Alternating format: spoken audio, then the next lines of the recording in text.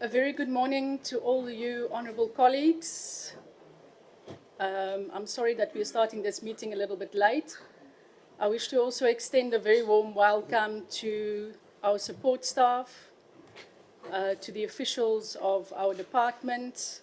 You are all very welcome. We start the work this morning, the very important work of interviewing or identifying candidates that will serve on the next NYDA board. We know that youth unemployment in South Africa is a national crisis, and therefore this public entity is one of the most important entities that need to look after the interests of young people. And so the work that we are commencing this morning is very important because we need to identify the most suitable, the most qualified, most patriotic, most passionate young South Africans to serve on the next NYDA board. And that is really the mandate of this committee this morning and for the rest of the week going into next week. So, honourable members, I wish you well as you engage with the candidates.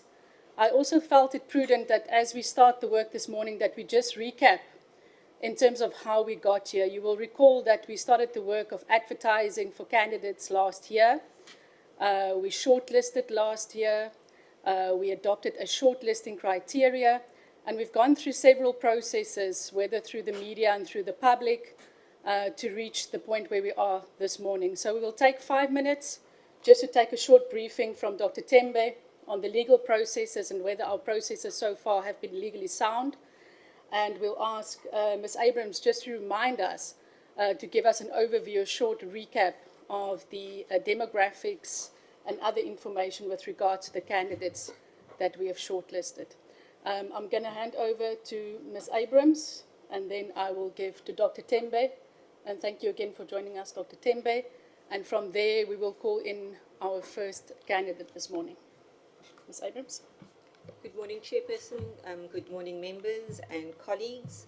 As Chairperson's indicated, just to recap in terms of the 20 persons that the committee had shortlisted with respect to the demographics from Gauteng, there were 8 persons from the Western Cape 3, Eastern Cape 2, KwaZulu-Natal 6, and Mpumalanga 1. With respect to race, in terms of Black African, there were 16, 11 were males, 4 females, and 1 non-binary. With respect to coloured, 3 persons altogether, 1 male, 2 females, and in terms of Indian Asian, 1 male. And there were also 2 persons with disabilities. Chairperson, that's just an overview in terms of the provinces, race, disability, and I've spoken to gender as well. Thank you. Thanks, Chair, and good morning, honourable members and colleagues. That is, my task is very simple. It's just to recap on the shortlisting criteria, but at a high level.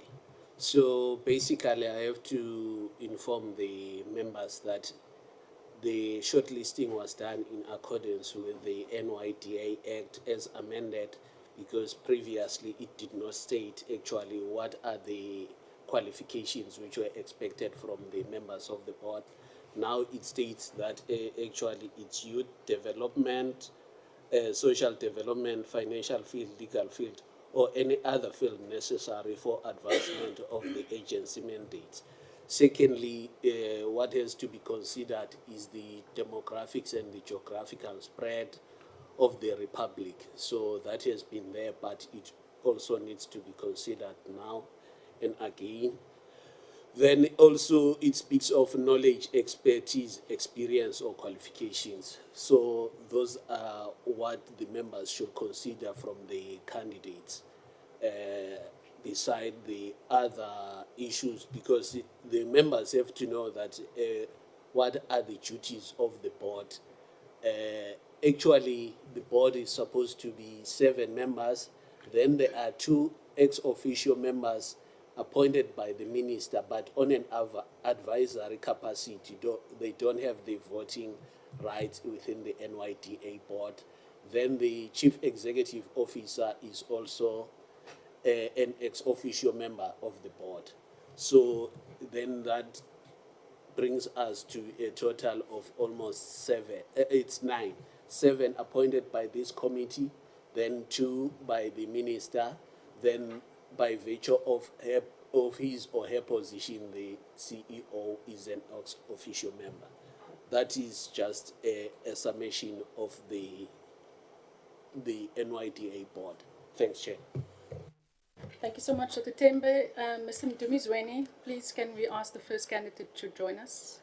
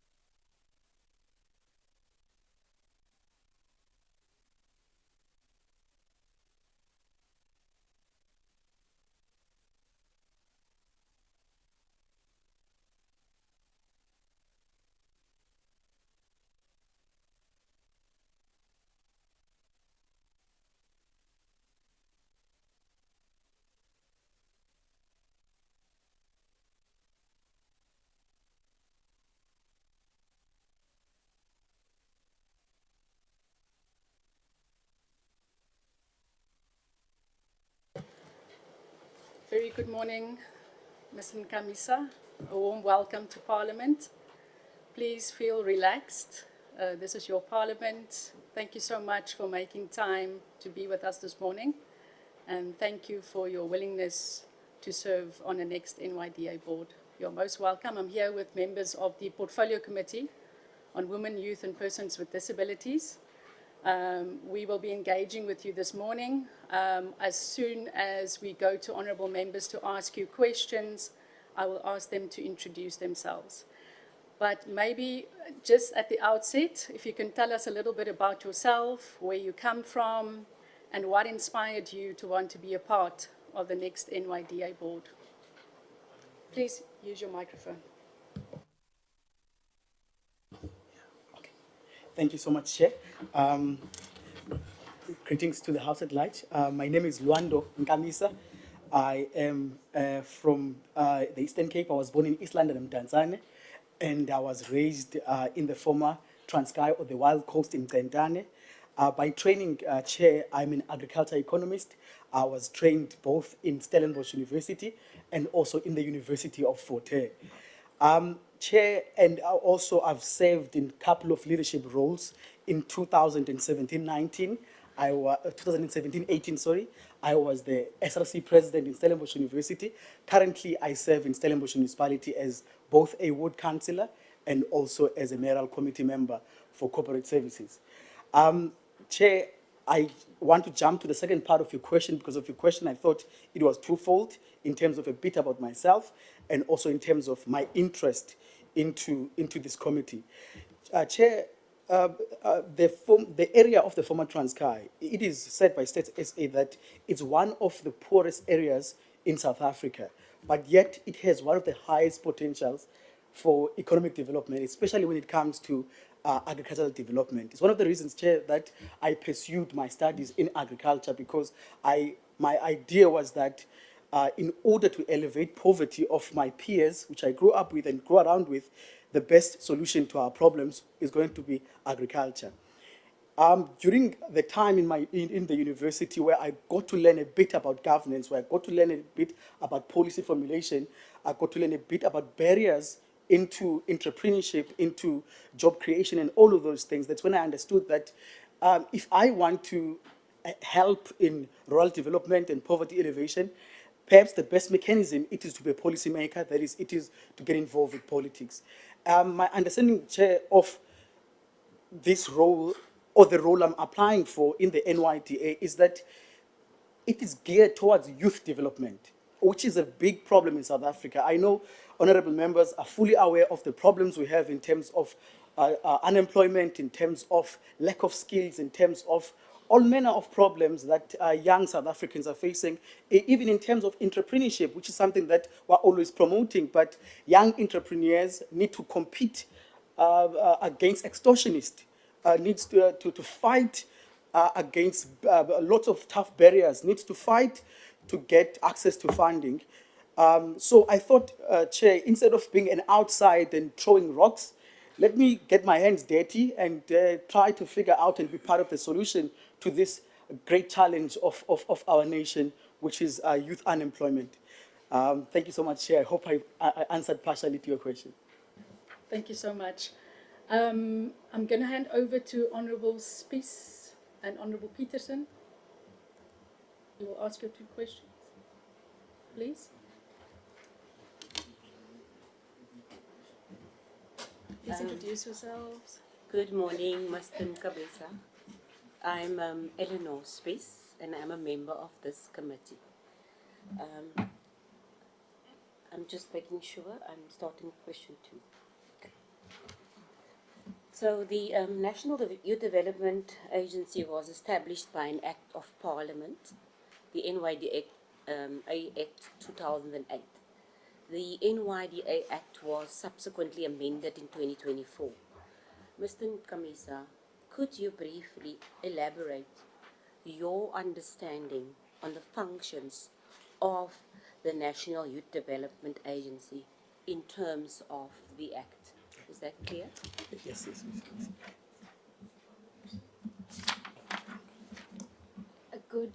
Thank you so much, Chair. Good morning, colleagues, and welcome, Luando. I'm Jasmine Peterson, and I'm your youngest member of Parliament. I'm also part of this committee. The Act provides primarily for the NYDA as a, how can I put it? What strategies, right, would you devise to ensure the agency effectively implements youth development programs?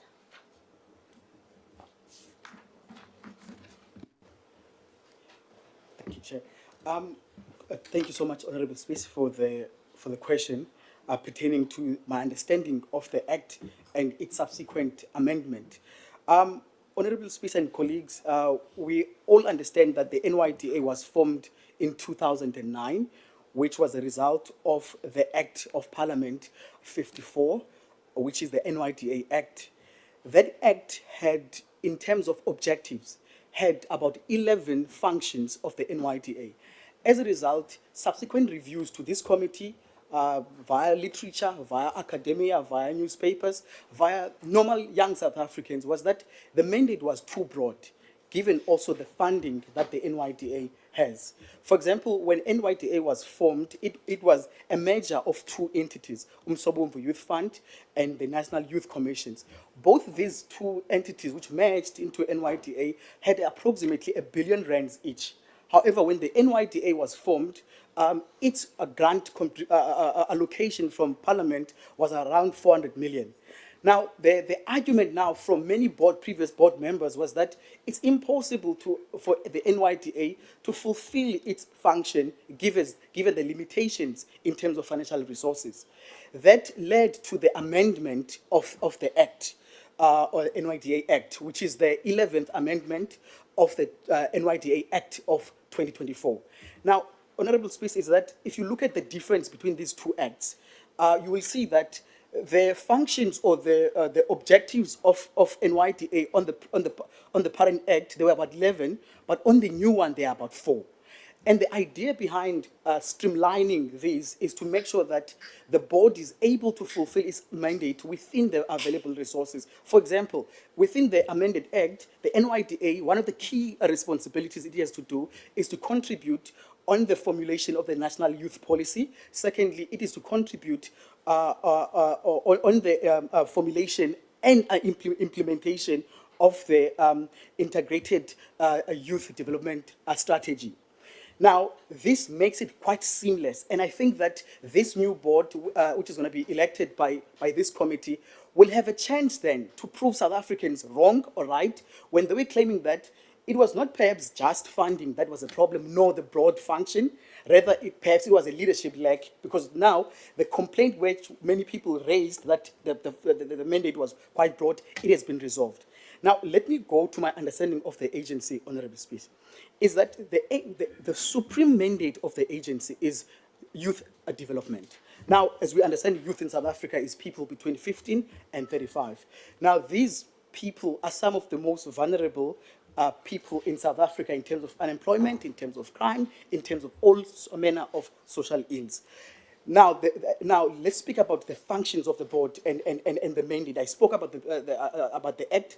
Now let's go into what does then the board of directors do? What does then the agency do? The board of directors is a custodian of this vision, is a creator and provider of direction for this vision. Rather, Honorable Speaker, let me answer your question in this different way.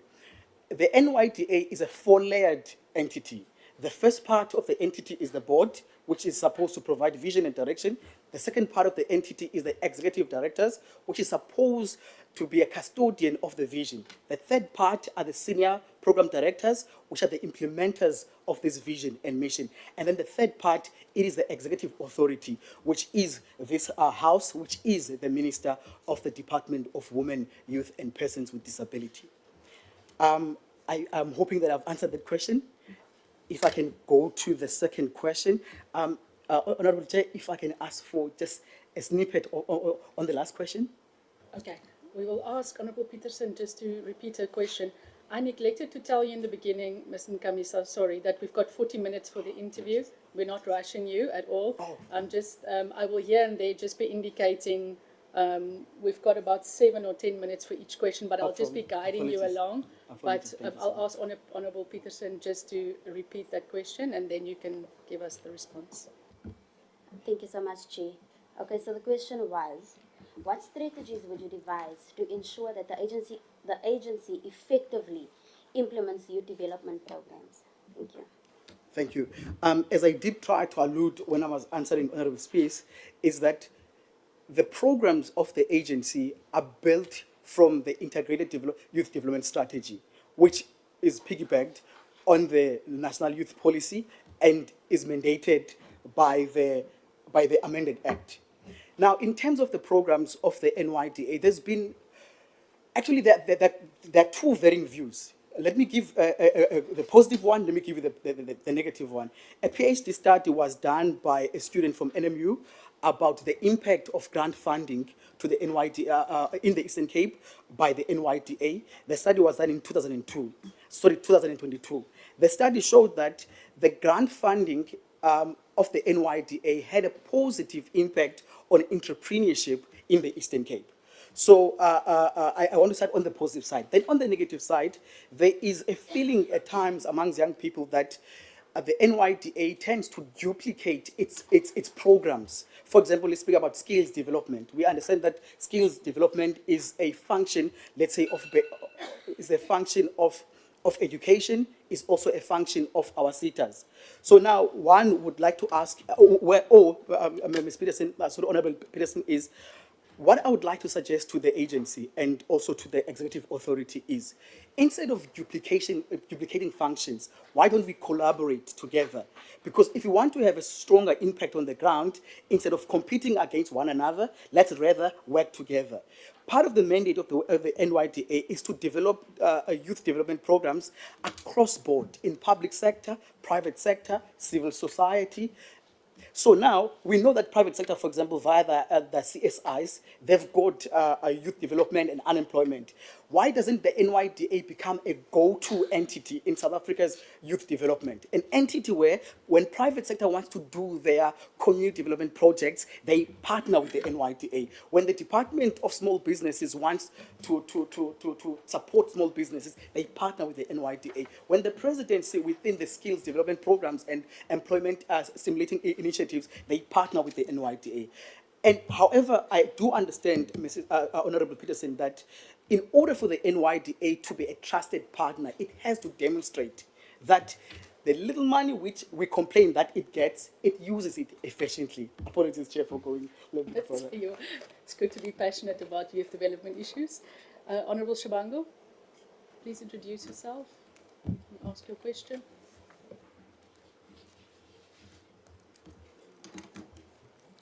Good morning and you're welcome. I'm Honorable Fusani Shabangu. I'm part of this committee. You can sip your water.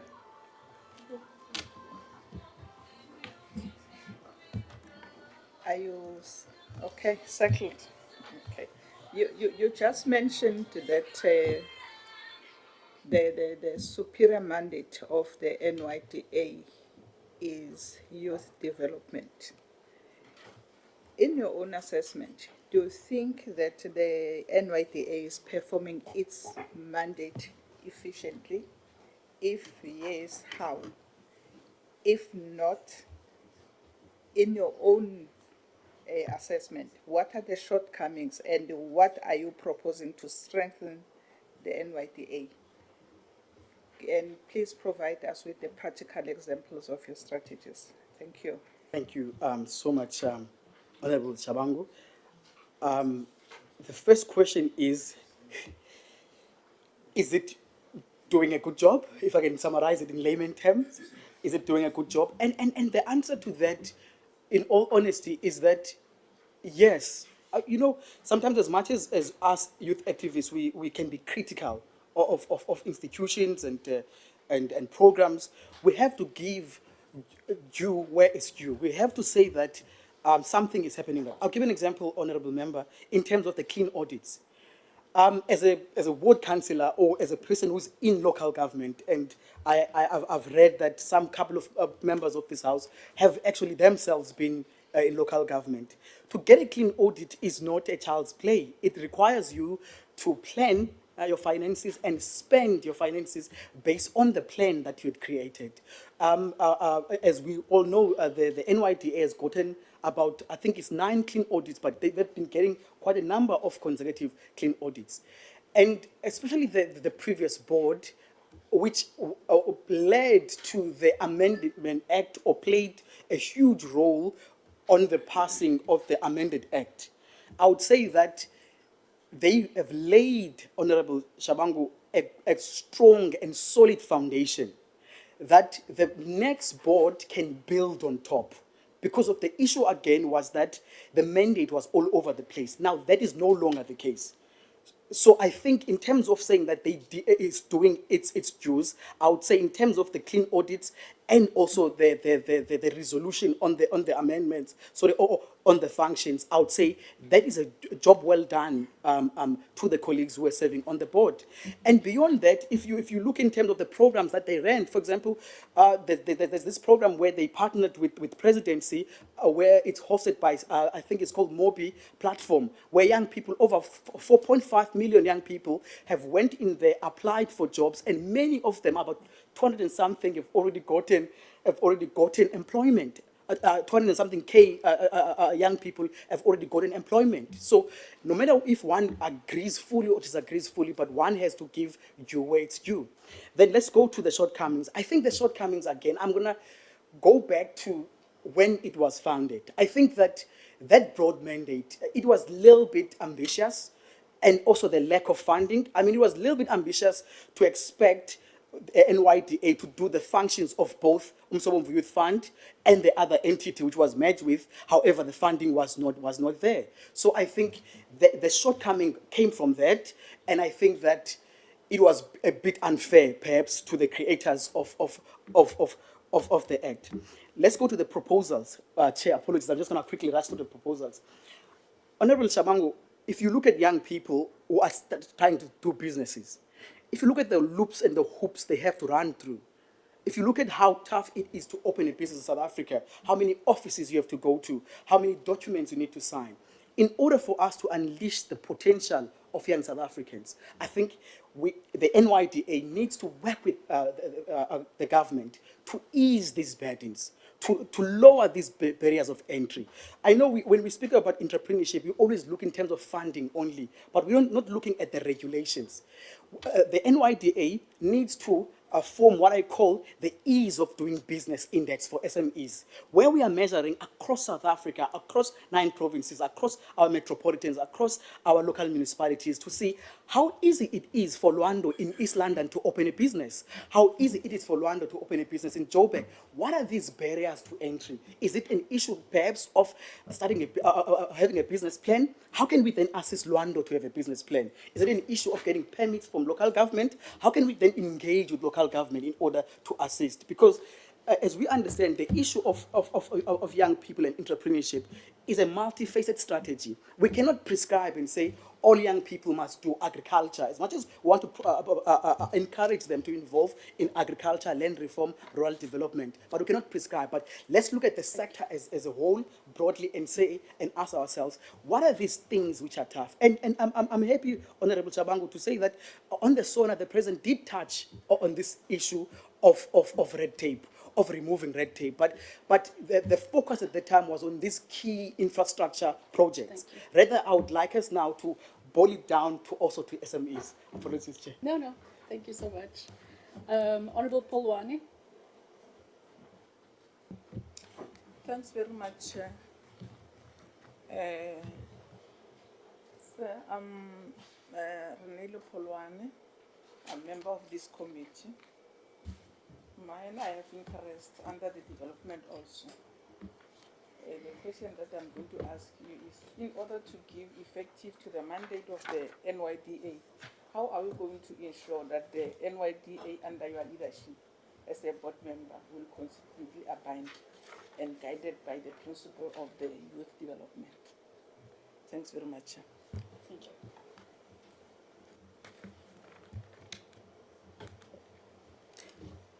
Thank you so much, Chair.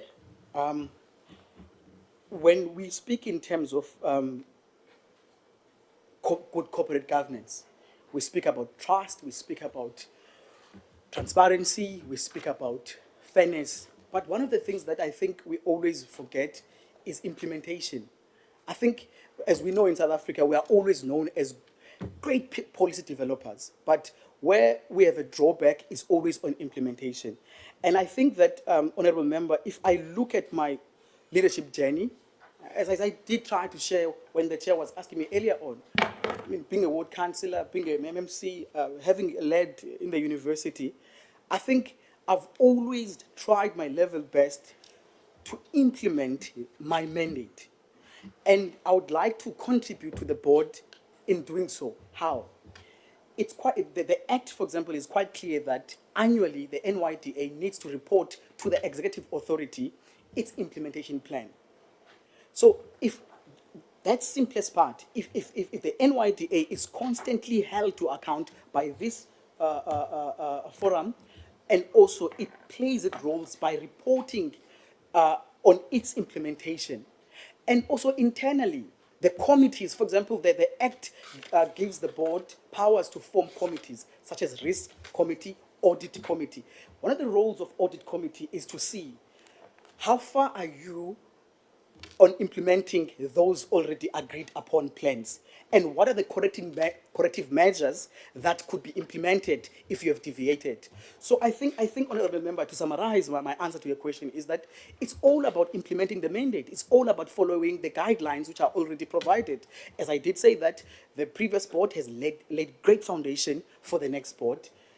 In terms of reporting, in terms of the constitution. So now it's only about implementing. No new ideas now in terms of reporting and implementation should be entertained. The only ideas this House and the executive authority should be asking is, how far are you in implementing the already agreed upon plans? Thank you, Honourable Member. Thank you, Mr. Nkamisa.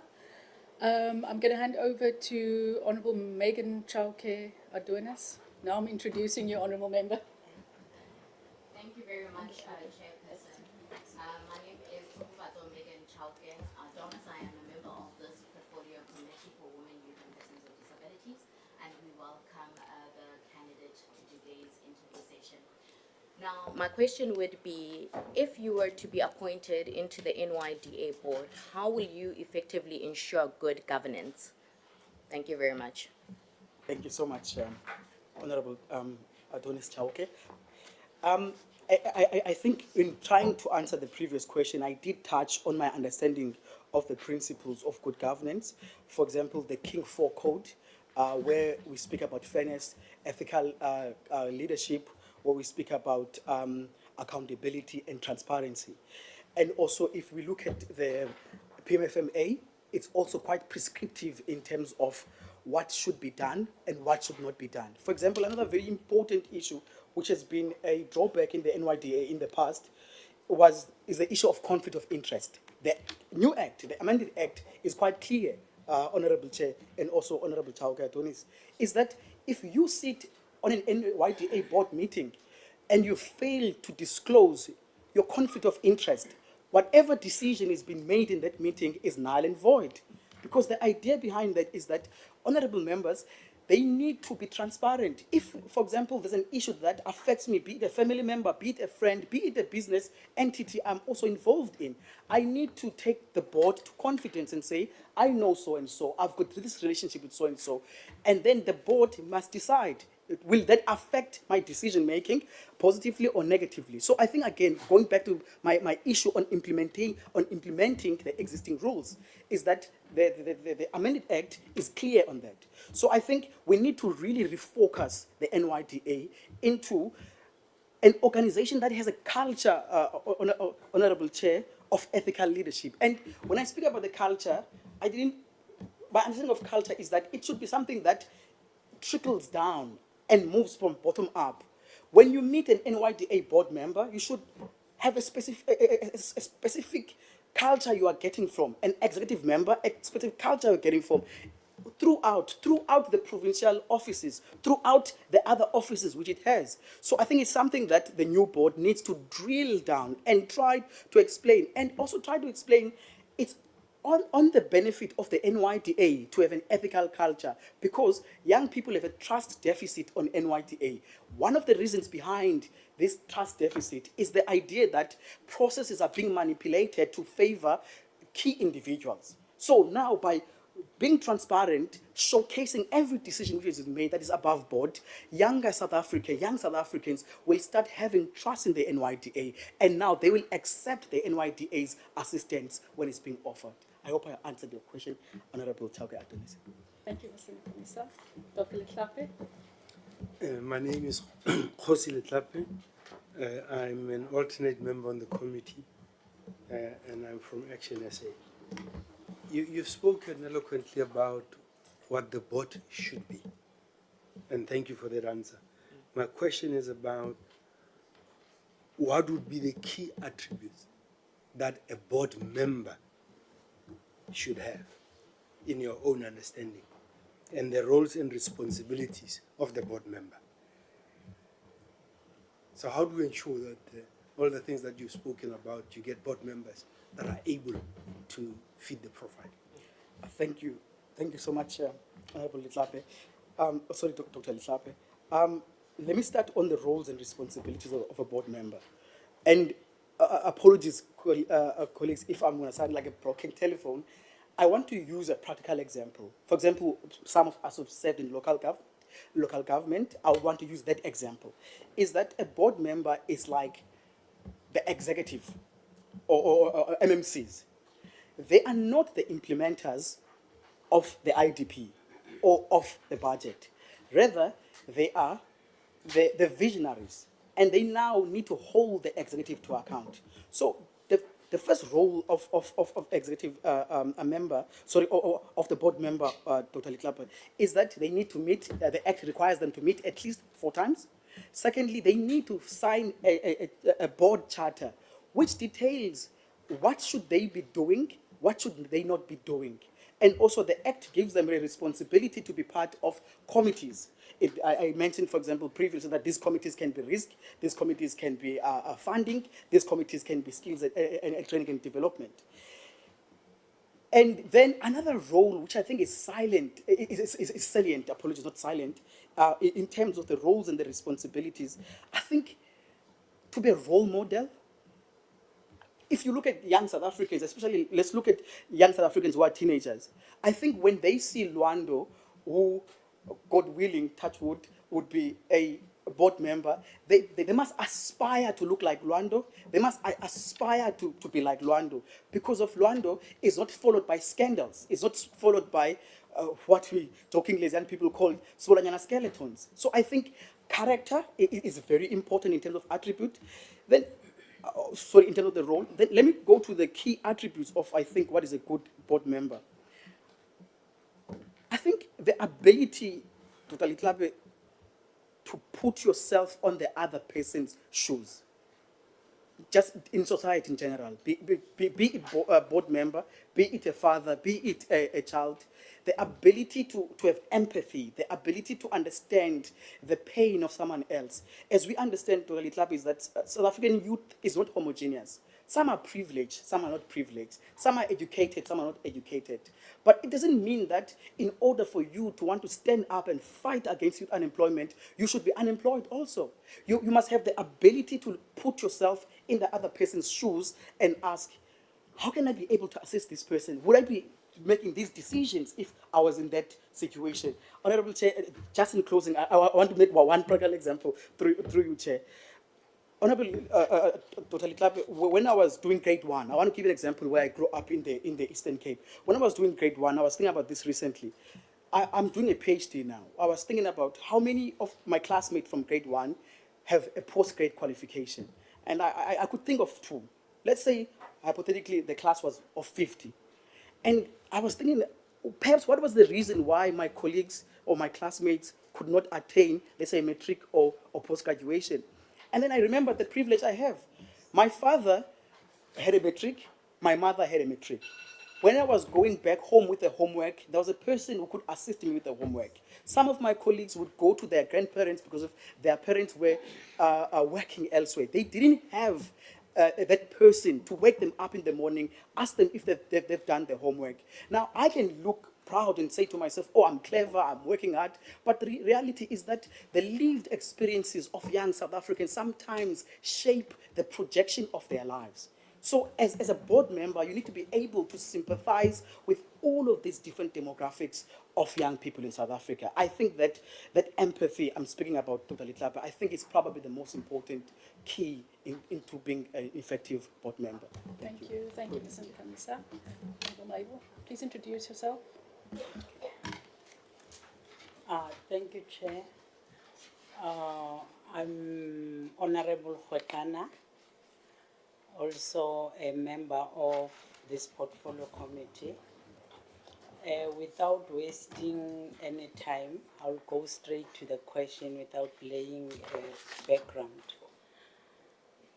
Mr. Nkamisa, can you share with us, can you share with the panel your understanding on the objectives of the National Youth Policy and how the board could aid with its implementation?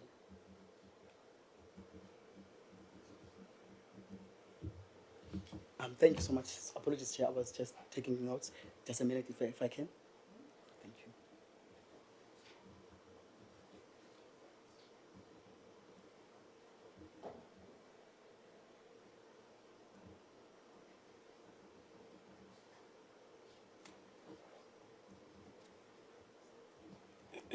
Thank you so much. Apologies for that silence.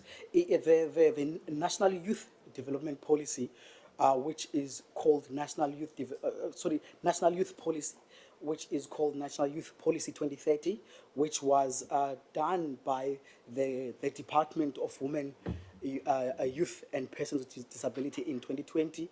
It's a broad and comprehensive policy that seeks to bring in all different parties into this issue I've been speaking about of youth development. It speaks about undoing the injustices of the past.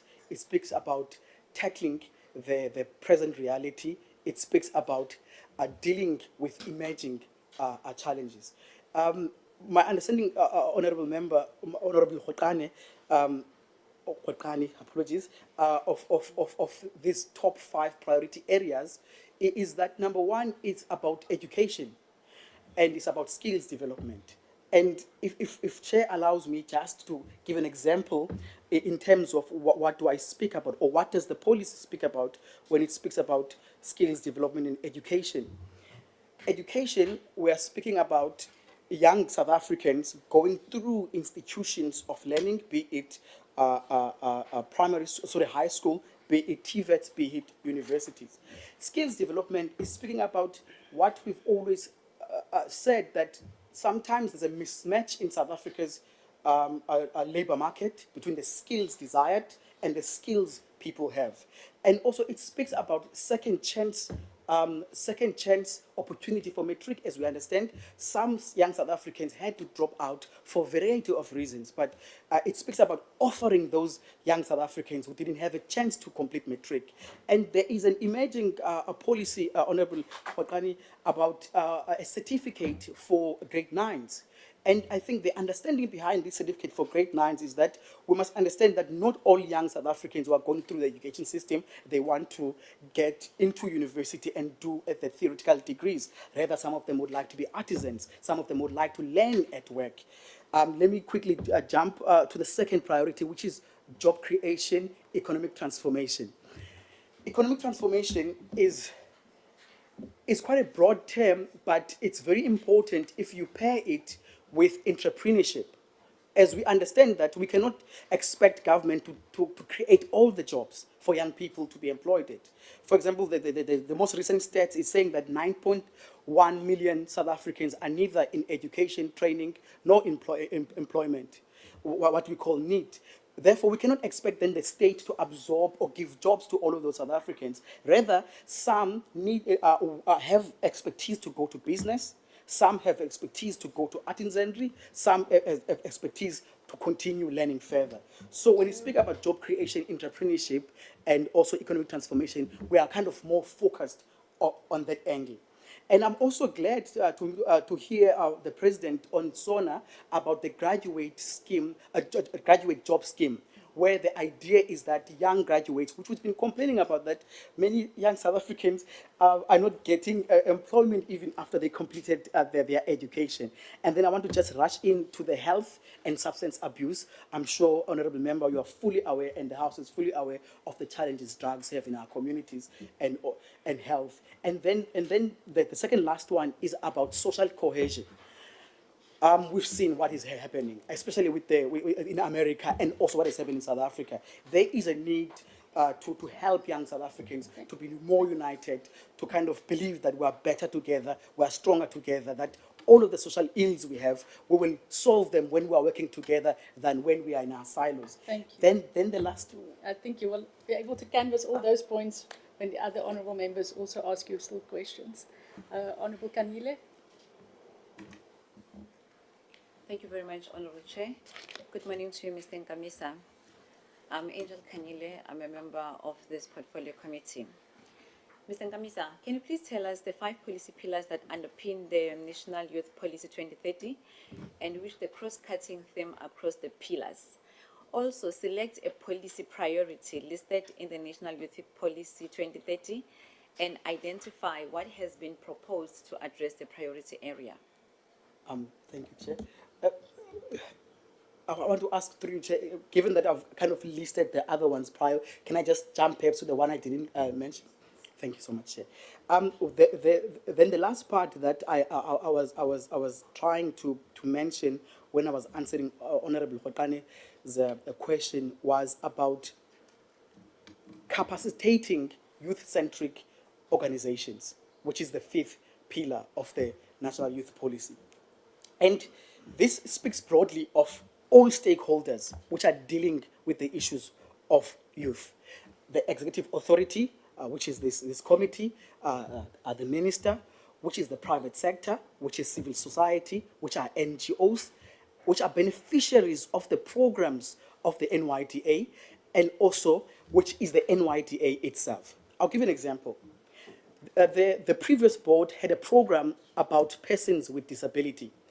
They mentioned in the beginning of their vision that they will focus on this program area because, number one, they said they want to ensure full participation of persons living with disability within all NYDA programs. They even mentioned that they will, as they're saying that charity begins at home, they will also evaluate the accessibility of their own offices, the accessibility of their own buildings, in order to demonstrate this need of universal access. So when I'm speaking about that last point or last priority area in terms of good governance, in terms of strengthening these youth-centric agencies, I'm speaking more in terms of such programs such as the one I mentioned now about the previous board as program. And I think, honorable members, is that whoever's going to be elected on the new board, I think it will be good to continue with such programs.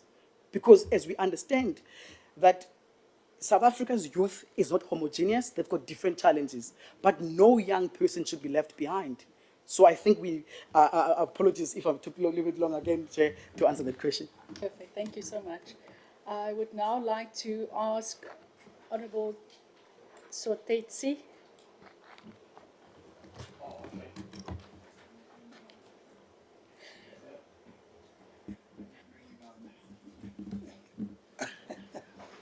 Okay, good morning. So my name is Tiamo Tsotetsi, a member of this board. Now I'm going to ask you a question that's relating to sexual and reproductive health. You would know that in the recent years, there has been reports on the resurgence of HIV infections, which is obviously going to also include the STIs and unwanted pregnancies and so forth. Now, in your understanding, what support services have been put in place to support young people against such diseases? How have the NYDA influenced the creation of such support services? And what do you think can be done to improve on those support services? Thank you very much. Thank you so much, Honorable Sotetsi. It's an incredibly tough question to tackle. And I think the reason behind that, I want to mention an event I'm sure honorable members are aware.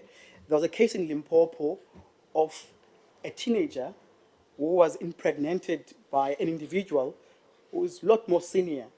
And I think it was the Premier of Limpopo who said that the rule of law should play its course. I understand, Honorable Toditi, that not all teenage pregnancies or disease infections are done in such context. However, I do think that the rule of law needs to play its hand so that would-be predators would be deterred from such activities. I don't want to go further on that because I understand it's quite a sensitive topic. And I want to speak about social workers. I'm not sure if it's done across South Africa, but there was a program or is a program where social workers are hired to work in high schools. Part of the responsibilities of these social workers is to assist the students to understand the challenges of life. Yes, we do have life orientation in our schools, but we fully understand that life orientation at times does not reach the objective we want it to reach. So in terms of the social workers which are placed in our schools, I think it's something that can assist, because this pandemic or this challenge requires education, requires coordination, requires also family. And by family, I don't mean only the nucleus family. It could be a neighbor, it could be a mentor, it could be anyone to kind of mentor younger people and explain the challenges, for example, of teenage pregnancies, and explain the challenges, for example, of an unhealthy sexual life, and explain the challenges associated with all of these issues, and also give examples on how young South Africans can express themselves sexually, but within healthy lifestyles. You asked Honorable Totetsi in terms of what programs has the NYDA done that I'm aware of that are dealing with this issue. And again, it would be as if I'm a praise singer of the previous board. It's not that. It's just that their report is one of the reports I enjoyed reading. There was a partnership between NYDA and the Department of Health, and it was specifically around this. There were a couple of events which were done, motivational events, and also events where young people were given an opportunity to express themselves, their beauty, their intellect, but in a space where they will be appreciated but will not be misused. So I think such events, Honorable Totetsi, are speaking about what, to the question you were asking. But to close, Chair, on that question, I think that here, Honorable Totetsi, we will need a whole society approach. As the saying goes, that it takes a village to raise a child. I think that one should not say that, but my own kids are behaving in a certain way, because we're not always there with your kids, but we need to try our level best to show young South Africans the best way and be role models to them by saying to us as ourselves that we are living a healthy lifestyle. We know our statuses. We regularly check our statuses. If we need medication, we take our medication, and so forth and so forth. I hope I've answered your question, Mrs. Todet. Thank you so much. I will hand over to Honorable Lonzi. No, thank you very much, Luando. We have got a very impressive CV, and I think it comforts us to see young people, in particular, black young youth that are coming from the townships and the villages, empower themselves educationally like this. My name is Sihle Lonzi, since the previous member said, from the Economic Freedom Fighters. Do you think the NYDA has been politicized in your assessment? And the reason I'm asking this is the public perception about the NYDA. And I'll give you a practical example. The former chairperson of the board of the NYDA would attend board meetings of the NYDA wearing party regalia. In other words, wearing regalia of the ANC, attending a board meeting of the NYDA, and even attending certain programs of the NYDA wearing party regalia. Now, what do you think that does for young people who may not belong to any organization, leave them belonging to opposing organization, who may not belong to any organization, but would want to seek help and development from an agency of this nature, when you've got people at that echelons of power almost boasting and displaying a chairperson, the organizations which they come from. So do you think the NYDA has been politicized, and how does that harm its impact and ability to deliver to all young people in South Africa, not only young people that belong to a particular organization? Thank you. Thank you so much. Just before we proceed, Honorable Lonzi, the candidate here is putting his name forward to serve on an NYDA board.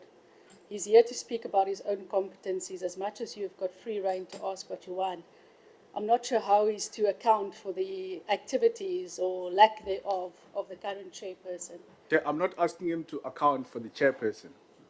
It's a scenario question because we want a board member to at least have some level of No, I don't want to enter ethical- into a debate. Yeah. I will allow him to I'm answer. not asking him to account. No. Yeah. We're not going to enter into Yeah. a debate. We're going to allow him to answer. Yeah. I'm just saying he's here to speak about him as a candidate. I understand your question, Honourable Chaka Adonis. I'm going to allow him to answer, and then we will continue. Thank you so much, Honourable Lindsay, for that question. And I think you are asking a pertinent question that has been raised a lot in the past. And I must do confess, Honourable Lindsay, that, for example, the example we are giving, I'm not aware of. However, I think it should be a principle that the NYDA should be for all young South Africans. I don't think it should matter if you like the red color, you like the yellow color, you like the blue color, or the green color. I think all young South Africans should have the comfortability of approaching you if you're a board member. And I think that board members, Chair, should also carry themselves in a way that it will allow young South Africans from all crosses of life to be able to engage with them, to be able to seek assistance to them. However, at the same time, Honourable Lonzi, is that we are in a democratic South Africa. Everyone has the right of association. I do understand that there are limits, perhaps, where that political association should be used. And perhaps using your scenario, which I'm not aware of, Honourable Chair, perhaps one needs to be a little bit careful. Perhaps on your own capacity, when you are in your own constituency, your political party constituencies, you should probably be happy and showcase your colors. However, when we are doing the business of the NYDA, I am of the view, Honourable Lotzi, that you should try your level best to be as neutral as possible so that you are able to be approached. I'm not saying that if you are wearing a red color, for example, a person from a yellow color will not approach you, but I think it also provides a deterrent. Maybe a person will be a little bit scared to approach you if they are of the view that they don't belong to your political party. I hope I've answered the question, Mr. Lotzi. You've answered it brilliantly, my brother. Thank you so much, Mr. Nkamisa. Is there anything else that you would like to comment on or ask any further questions from your side, possibly? Is there anything else that you want to say or ask? Honourable Chair, I must confess that I don't have much to ask, but just to thank you and the committee for giving us such an opportunity to come present our views here. It's not every day that people of our nature or of our births or our circumstances get a chance to come to Parliament and see people that usually you see them on TV or read about them, and you see them in person. Indeed, it's nerve-wracking, I must confess. I was telling Mr. Tomes when we were outside, I was telling him that being the first one is quite nerve-wracking, but there was a sense of excitement also, I must confess. I think it was just the idea of sitting in this Augusta's house and sharing my ideas, not only with you, but perhaps even with young South Africans. And I want to really, really thank you, and I wish you all the best. I know it's going to be a little bit long hours. I think there are 2 more days still left. So all the best for the rest of the panel interviews. Thank you so much, Mr. Nkamisa. I want to share the sentiments raised by Honourable Lonzi that it was good to interact with you this morning. You definitely have got a lot of passion for youth development, and we thank you for that. And please continue the good work that you are doing in your community. And we wish you well, safe travels, and thank you so much for being with us this morning. Thank you so much. Thank you so much.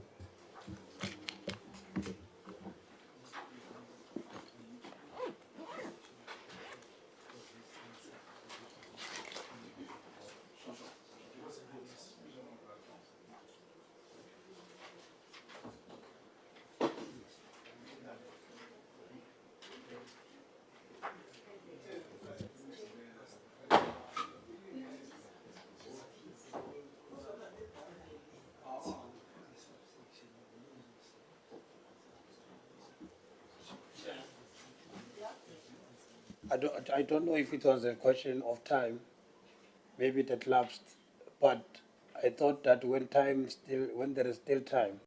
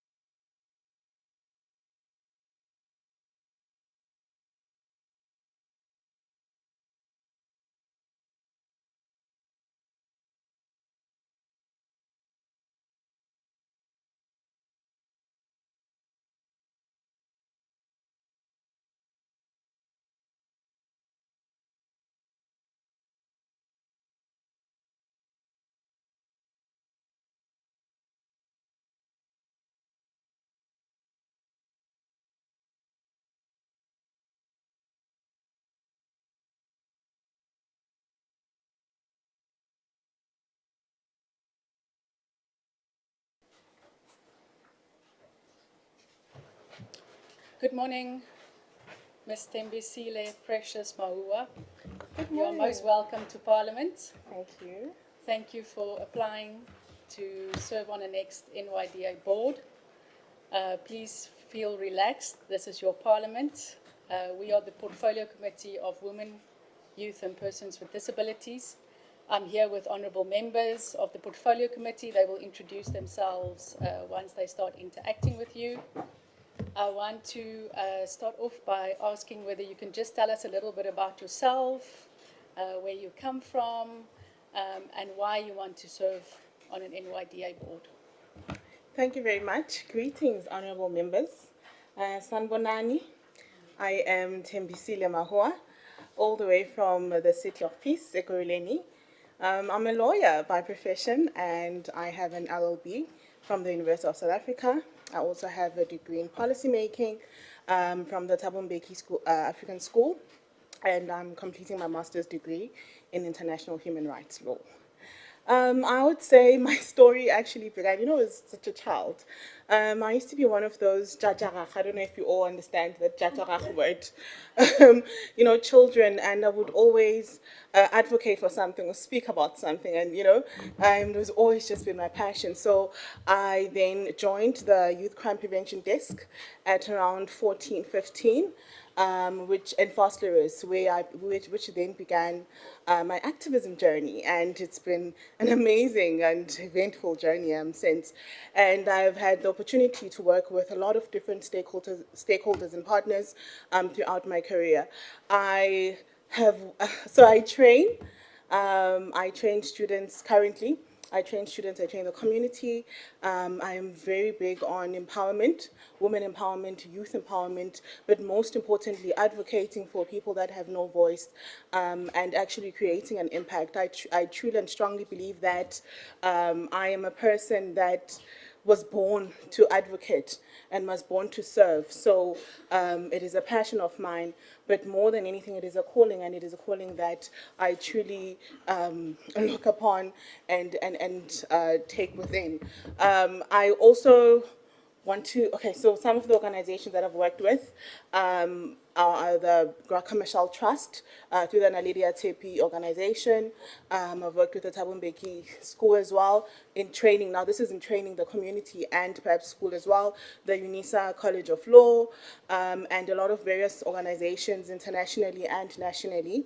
I have worked with the UNISA Law Clinic as a candidate attorney, and it is at the Law Clinic we provide free legal services to the indigent and people that cannot afford legal services. And through that journey, I've been able to, in the 2 years in that position, I have 100% of my cases in favor of my clients, which are people that without the assistance of the UNISA Law Clinic would not have received adequate legal representation in court or otherwise.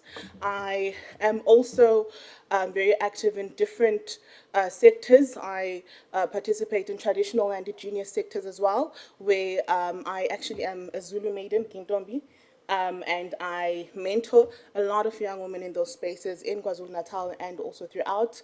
And it is where I ensure my participation in women empowerment and in youth empowerment broadens up and reaches the people that really need it the most.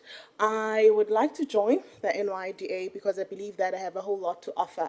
I believe that the young people of South Africa deserve a leader that can actually take them forward and that can actually put plans to motion. I believe, one of my favorite quotes is that, don't tell me what you can do, show me, because we talk too much and there's not a lot of action, and I'm an action lady, or I'm an action girl, and I believe in action, and I believe in actually seeing the change that you're advocating for within the people that you see. And I think that my track record, not only in the legal industry, but as well as in the community, speaks exactly to that. Thank you so much. I forgot to say at the beginning, you've got 40 minutes for the interview, so it will allow you about 3 minutes to answer a question from an honourable member. Each honourable member will interact with you. We will start with Honourable Lonzi and then go to Honourable Tsotseti. No, thank you very much, Tembisile. It's very good to see young, bright, black females pursue institutions of this nature that must contribute to changing the lives of young people in South Africa in all corners. My name is Sihlelonzi, Member of Parliament from the Economic Freedom Fighters. There's a trust deficit about the NYDA in as far as the majority of young people in South Africa are concerned. And one would come up with various reasons as to where that trust deficit would come.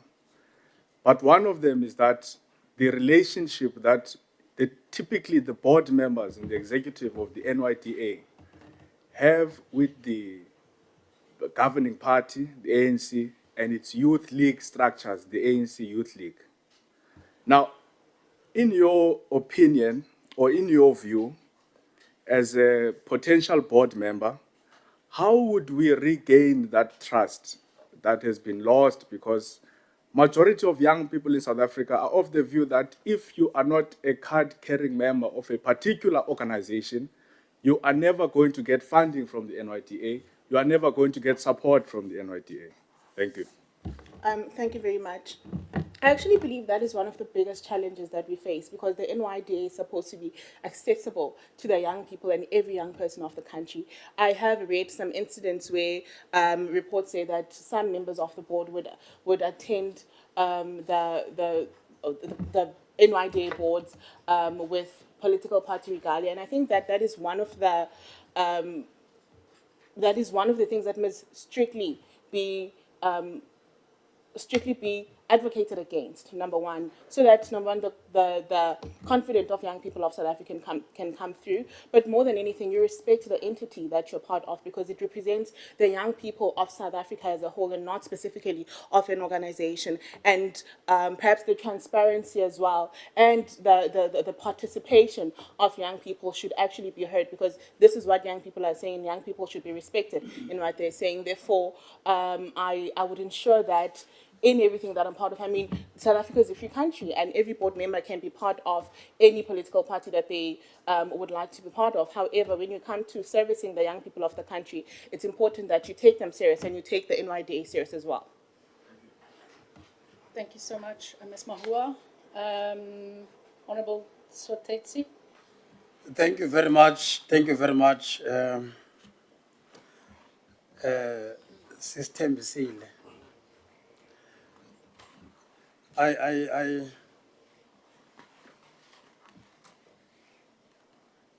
I'm not going to ask you anything that is untested.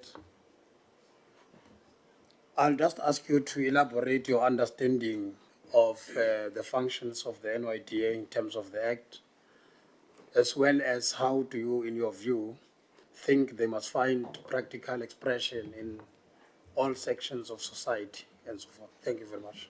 Thank you very much for a question. I like that question. And I don't want to answer it as a lawyer, and start quoting sections here and there. But the NYDA is a creature of statute, and in accordance to Section 2 of the NYDA Act, 2008, as amended in 2024, speaks of the objections of the NYDA, which speaks to an NYDA, my apologies, that is going to implement, monitor, design and initiate programs that are going to advance the youth of this country. It also speaks to the NYDA that will ensure that it consults and it brings together stakeholders that are going to partner in ensuring the development of young people in this country. Your second question was, how do I practice it, if I'm not mistaken, or put it to practice within the NYDA. So what I would then do is, I'm a big stakeholder relations. I think in my introduction, I did point out the different and various stakeholders that I've worked with and I've partnered with. And in ensuring the objectives of the NYDA are properly executed, I would consult the most important people, the young people of the country, consult the department as per the Act as well as consult several stakeholders as well within the stipulated Act, and perhaps also beyond, in order to ascertain and to develop programs that are going to be youth-centered. Thank you. Thank you so much. Dr. Leklape.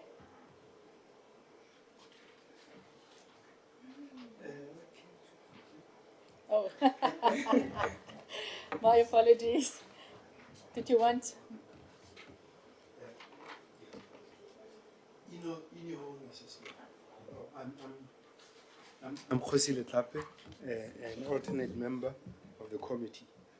In your own assessment, do you think the NYDA performs its mandate efficiently? If yes, how so? If not, what are the shortcomings and what are you proposing to strengthen them? And please provide practical examples. Thank you very much, and that's a very good question. I would say no. The NYDA does not fulfill its mandate to its full potential.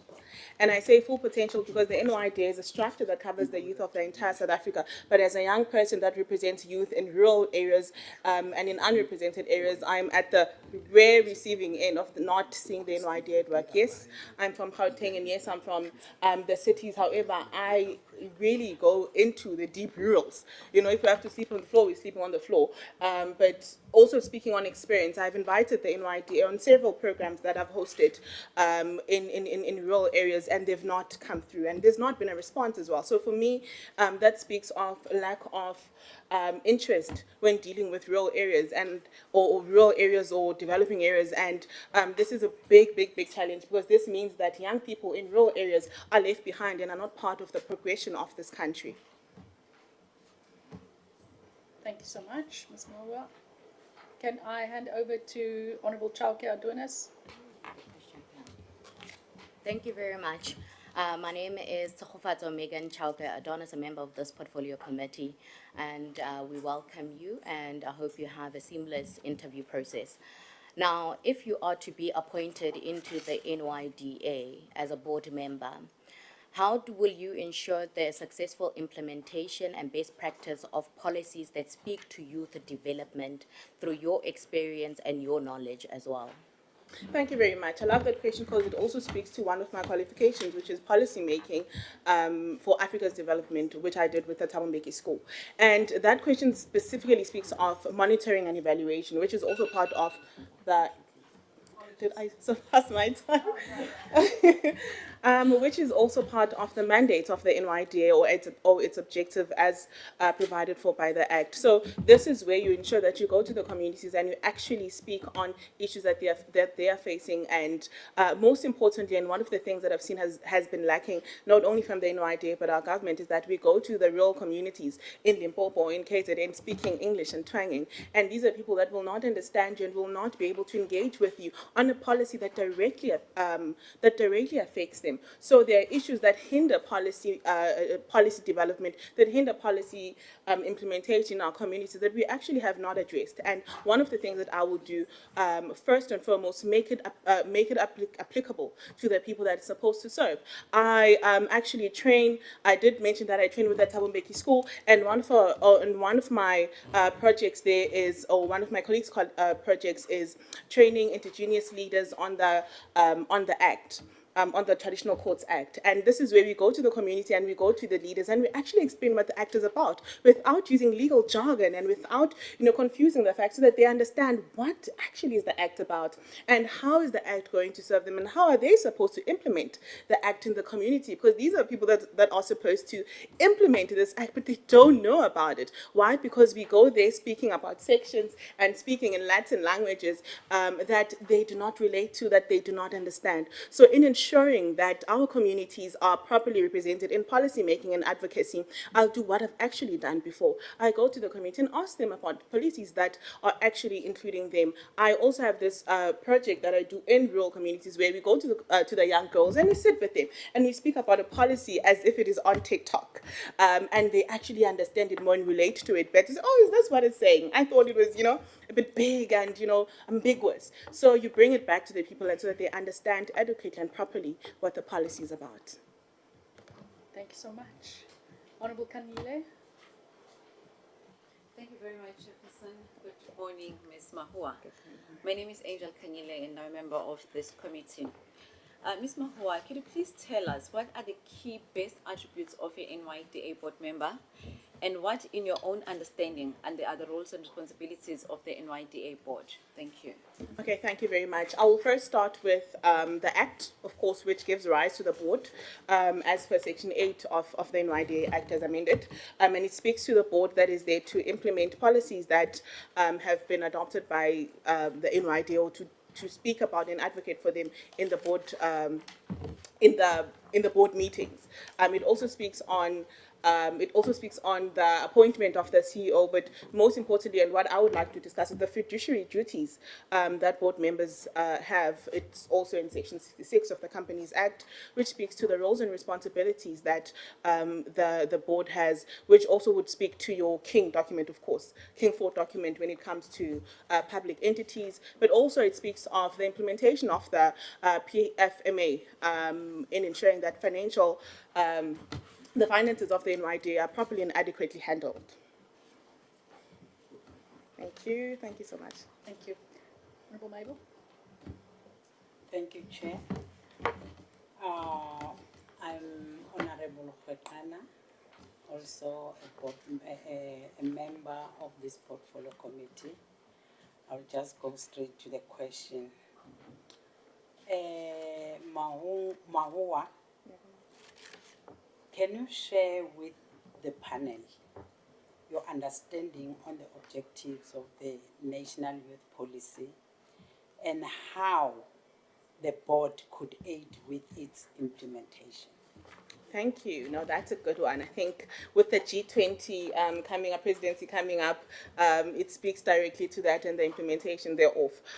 So when we speak of the implementation of the NYDA duties, perhaps we speak of, sorry, my apologies. May you please repeat the last part of your question? Can you share with the panel your understanding on the objectives of the National Youth Policy and how the board could aid with its implementation? Thank you. My apologies for that. So the National Youth Policy is a framework that speaks on youth development within the country. So it has a 2030 agenda, which speaks to the economic empowerment of young people. It speaks to their educational skills, to education and skills development within young people. It also speaks to the mental health, or the health rather, and then I like to focus on mental health, as this is one of the aspects that is really and strongly speaking towards the young people of this generation and currently, and how I would ensure the implementation of the strategy. Perhaps also it's part of the NYDA,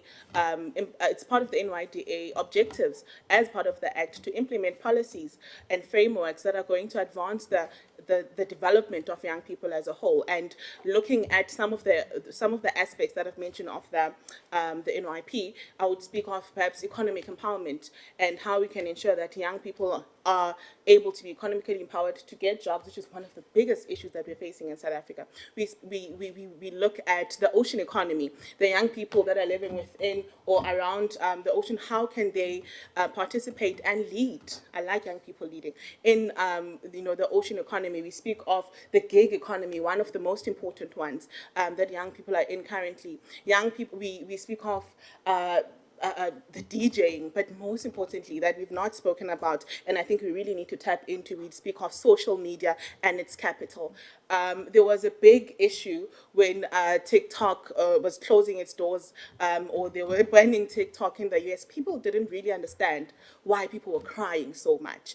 This is because TikTok is an employment mechanism to the people in the USA, because it actually pays them. And content creators in the USA are able to pay for their fees, to pay for their houses and everything, mortgages and everything, because they have content and they market themselves in that way. But when you look at the African landscape, TikTok is not paying the content creators in Africa, and I believe that this is one aspect that the NYDA can lead, not only nationally but internationally, in advocating for the young people. I mean, it's not only young people, but in advocating for the young people economically, and to be able to be economically empowered. Thank you.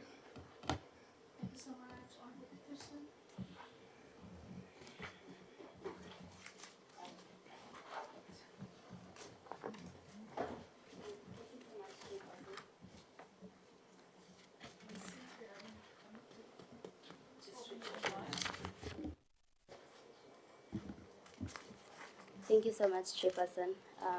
Welcome. My name is Jasmine Peterson, and I'm a member of this committee. My question would be, what are the 5 policy pillars that underpin the NYP 2030, and which the cross-cutting theme across the pillars now select a policy priority listed in the NYP 2030 and identify what has been proposed to address the priority area. Thank you. Thank you very much. Now that's a bit of a difficult one to identify only one when the issues are really of paramount importance in the country. But it's some of the ones that I've actually mentioned before, which speaks to empowerment, economic empowerment and job creation, and speaks to mental health. So it's basically what I've just answered. But getting into the second part of your question, I would perhaps take the job creation and economic empowerment. And this is because some of the issues that we're speaking about, including mental health, derive from young people not being able to pay, rent, from young students not being able to pay their fees. It derives from young people that are not able to study at home because there's load reduction or there's load shedding. So it's practical issues that the young people are facing of this country. Of this country, my apologies. I think I was loud enough.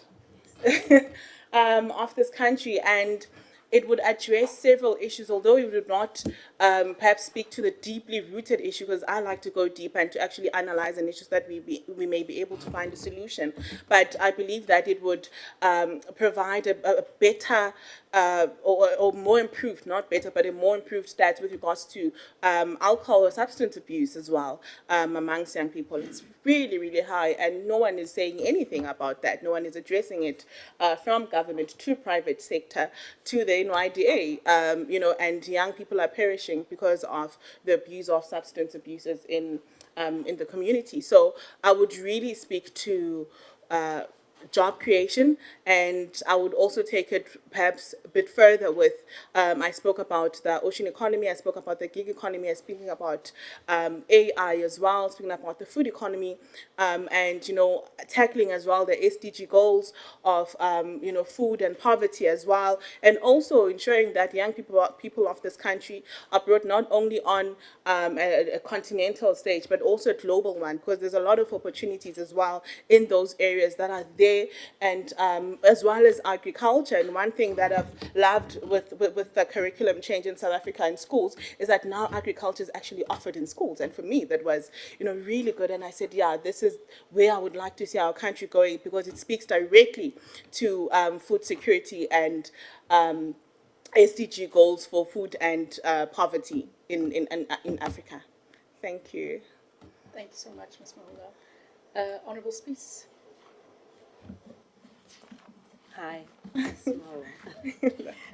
I'm Eleanor Spees, and I'm a member of this committee. You've spoken quite elaborately on a number of issues and have given us great insight. And you very well know that young people face a lot of challenges. One such challenge is the issue of sexual and reproductive health. So my question to you is, what are the key sexual and reproductive health challenges faced by young South Africans? Thank you very much for that question, and I'll be very practical about it as well. I mentioned that I am part of, I'm a Zulu maiden, and if you can actually check the stats, teenagers and young people in KZN are the ones teenage pregnancy in KZN is still at its highest compared to the country. And you ask yourself, but these practices such as these, why is there continuous rise of teenage pregnancies? And I will not even touch the rise of HIV and AIDS in this day and age. I still think that there's so many programs that have been implemented by government, by private sectors, by NGOs, that speak directly to these issues, but I still don't understand. Perhaps we need to be very intensive in our advocacy, and maybe we are not reaching the people, and perhaps it will also speak to that issue of language as well, to say what is actually the barrier. It speaks to monitoring and evaluation of the policies that we have. What is the barrier that we have that is actually keeping people from perhaps receiving the information that is actually out there from departments and from all these different stakeholders? But one thing to address it as well, I believe that NYDA is the foundation of youth advancement and youth empowerment in this country. And if we're able to see the NYDA as a foundation, we will be able to see that everything will then come in, and the NYDA is the focal point of advocacy for young people in skills development, in all the issues in unemployment and in the issues that young people are facing. So speaking to the sexual reproductive health of young girls, I said I'm going to be very specific, of young girls as I mentor them. I'm also part of the Adolescent Girls program with the Graka Marshall Trust, the NYDA organization, and this is where we speak directly on that. And it's part of the solutions and enterprises that I'm actually part of currently that are dealing with sexual reproduction and health. Another issue that I've found to be are the illegal abortions, and this is due to various concerns. It can be from the inaccessibility of free clinics and free hospitals, because when young people go to the hospitals, even though the law speaks on them being rightfully there, they're still berated and they still talked, they are shamed, or they are going to be shamed into the processes perhaps of abortion, or of deciding on their reproductive health. And this is one of the biggest issues that we have. And perhaps upskilling and training the nurses is an important, the nurses and the hospital staff. I can't just place it on one person. The hospital staff and the community as a whole, in knowing that this is an issue for all of us. And it's an issue facing young people, but it's an issue for all of us, because young people are in the homes of the elderly. And sometimes when you speak of sexual reproduction health, it's frowned upon. There are communities that you can't even openly say sexual reproductive, because you're teaching our child wrong things. So it's the advocacy and perhaps the way within which you negotiate or you communicate, your advocacy. I think we need to also teach ourselves, and as institutions that are community-based, to know how to approach certain members of community and how to navigate around ensuring that our message is sent to the people that truly need it. Thank you very much, honourable members. Thank you so much. Honourable Shalongo.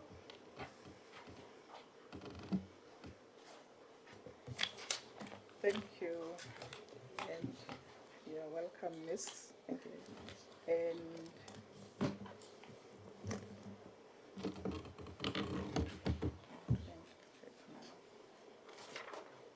okay, I'm Honorable Fisani Shavangu. Yeah, you can take your water. Thank you. Thank you. Thank you very much. You spoke about the sexual reproduction of the young people in South Africa, but how can the sexual and reproductive health education be improved for young people in South Africa? According to your knowledge, what support services are available? I know you touch on some, but what more that is available for young people in South Africa to address the sexual reproductive health needs? Thank you very much. So I'll speak about a practical example as well, another one. One of the projects that I'm very much passionate about is bullying in schools.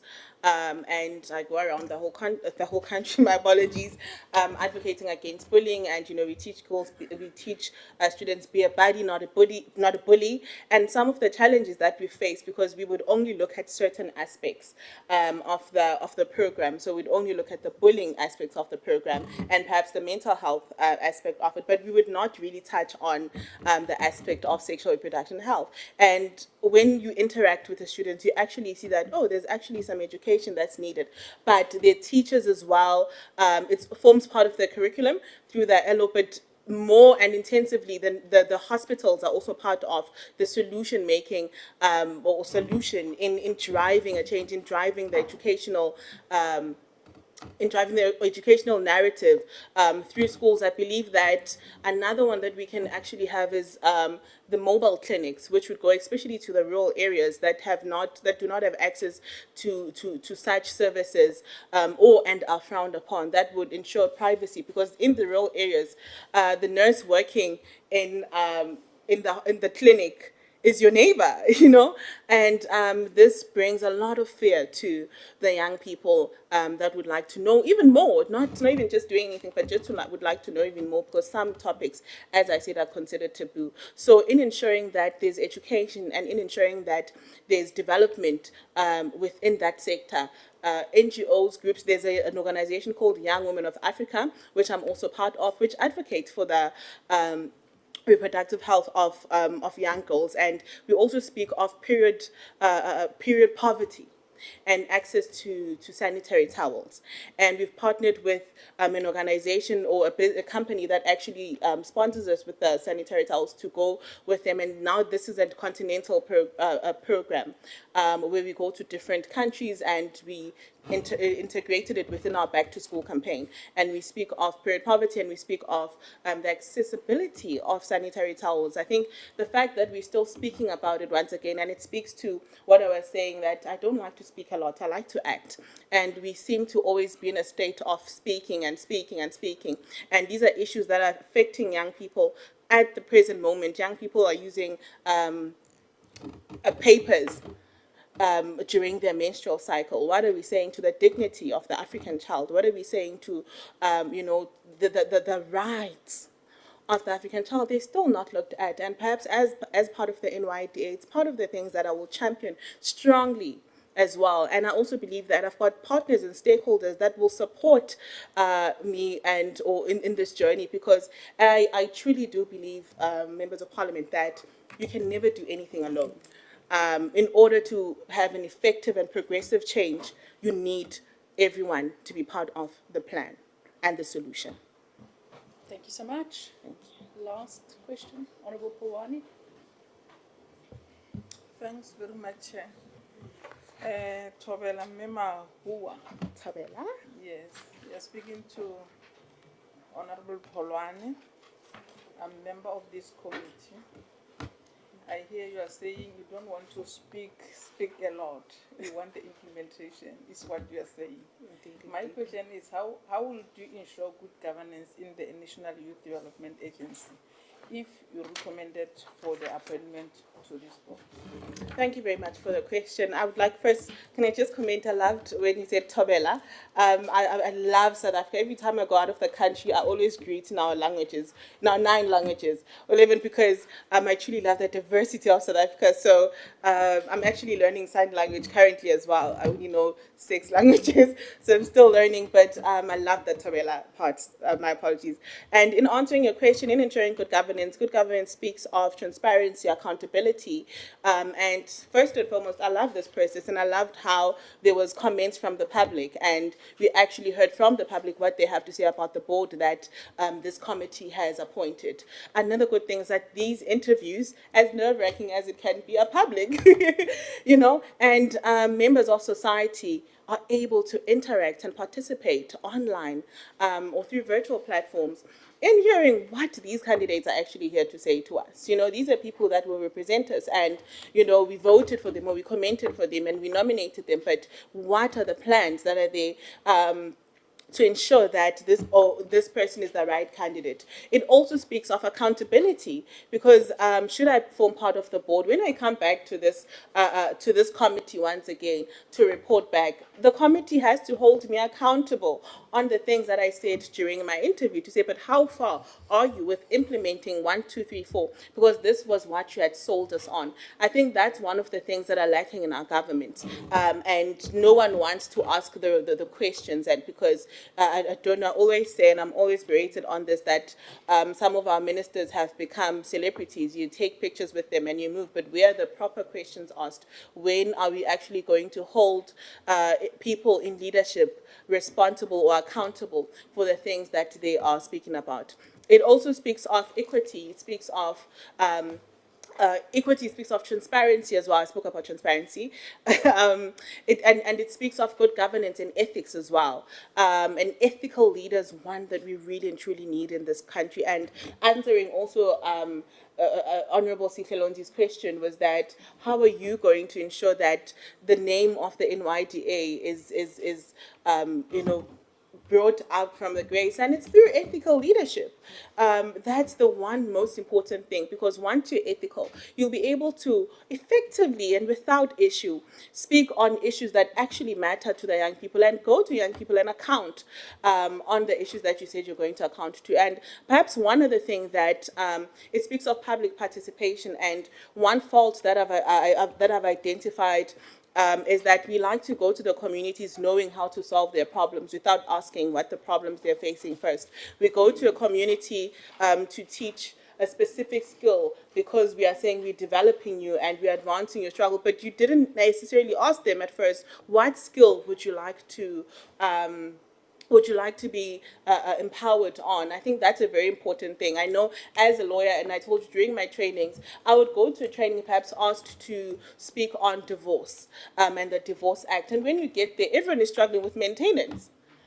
So how is the Divorce Act going to be applicable to people that are struggling with maintenance? So when it comes to good governance, when we speak of actually consulting people, we need to consult people and know what they are saying and know what their solutions are. People that are living in that community definitely know the solutions to their problems, and I think we need to respect that and observe that. Thank you so much. Thank you. Thank you, Ms. Mahua. Is there anything else that you would like to comment on, or perhaps ask us any questions before we bid you farewell? I'd like to perhaps comment. Thank you so much for the opportunity. My interview was actually scheduled to be later today, and then there was just a change. And I say this because there's a young community in KZN, there's a young school, and young girls and boys that I've mentored that actually wanted to tune in and wanted to stay after school to actually watch the proceedings, because this to them it's no. When young girls and boys in the community still are happy because they see umlung, you must understand the magnitude of me being in this parliament here today and addressing you. So they'll definitely watch the recording, but I am eternally grateful for the opportunity. I'm thankful for shortlisting me and seeing me capable to be part of this I almost said the panel. To be part of this shortlist, and I truly appreciate it. And not just for me, I speak for every person that I represent, from student in university to the young person in the rural areas that does not have access, because they would not be watching this on their phones. They're watching it through the principal's laptop and his network, because they do not have access. So thank you so much for this opportunity. I'm truly grateful. The work that you do is quite important, and I wish you all the best. Thank you so much. Thank you so much, Ms. Mahua. Thank you for your time. Thank you for allowing us to interview you earlier today. And please do make that allowance for those learners to be able to watch your interview. Really, thank you so much for your time and your passion, and for the work that you do in your community, and in particular for the empowerment of young girls and women. We are eternally grateful, and thank you for coming to Parliament this morning, and we hope that you'll have safe travels home. Thank you so much. Thank you, Ngiyabonga. Ngiyabonga kakhulu. Honourable members, a 5-minute break.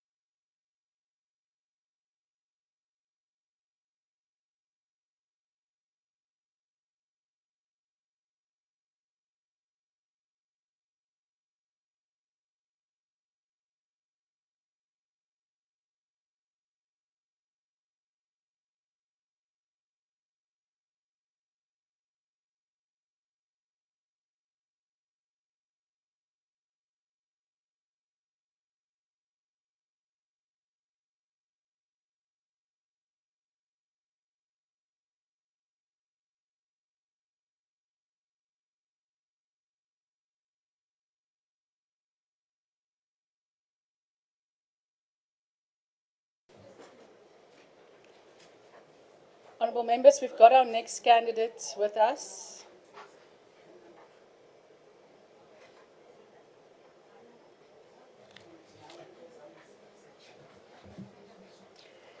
Good morning, Francis Celeste, or is it Francis Celeste Foster?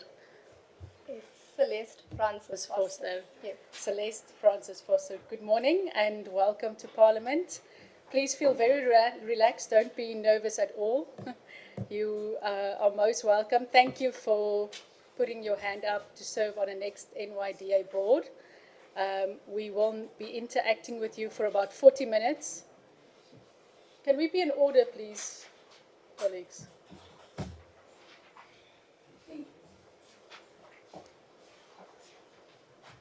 Thank you so much for your time. Thank you for applying to serve on the next NYDA board. Please don't be nervous at all.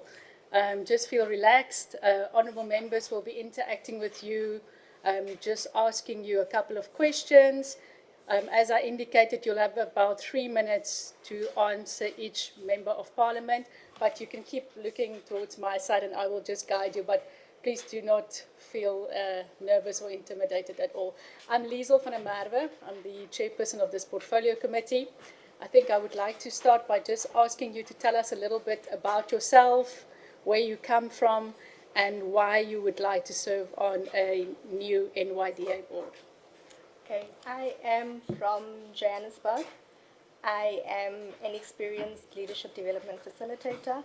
I am passionate about youth and youth development, and I would like to serve on the board of the NYDA because I would like to empower more young people. I would like to see young people become more successful, and I would like to tackle the social ills that young people are currently facing in our country. I will hand over to Honourable Spies, and she will introduce herself, and then, Honourable Shaba, sorry, colleagues.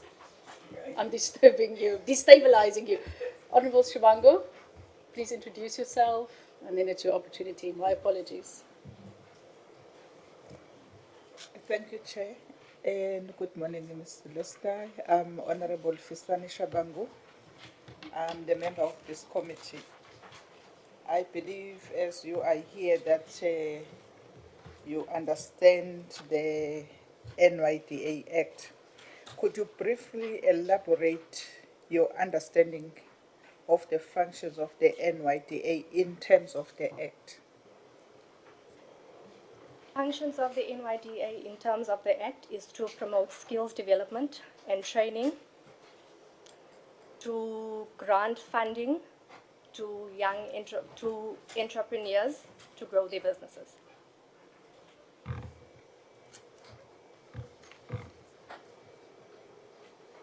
Honourable Pulwani. Thanks very much, Goeiedag, madam. My question is, what strategy would you devise to ensure the agency's effective implementation of youth development program? Could you please repeat your question, ma'am? What strategy would you devise to ensure the agency effectively implements youth development program? Youth development program, Yes. What strategy? What years? I would first go back into our different communities or sectors. You would do, or I would do a needs analysis to see where the youth is lacking, and then based on that, I would formulate a strategy with the collective group to see how we could address the issues that our youth are facing. Thank you so much. Thank you very much, Chair. I'm Honorable Bakana, a member of this portfolio committee. I'll go straight to the question. Tell me, in your own assessment, do you think the NYDA performs its mandate efficiently? If yes, how so, and if not, what are the shortcomings and what are you proposing to strengthen them, those shortcomings? Provide practical examples.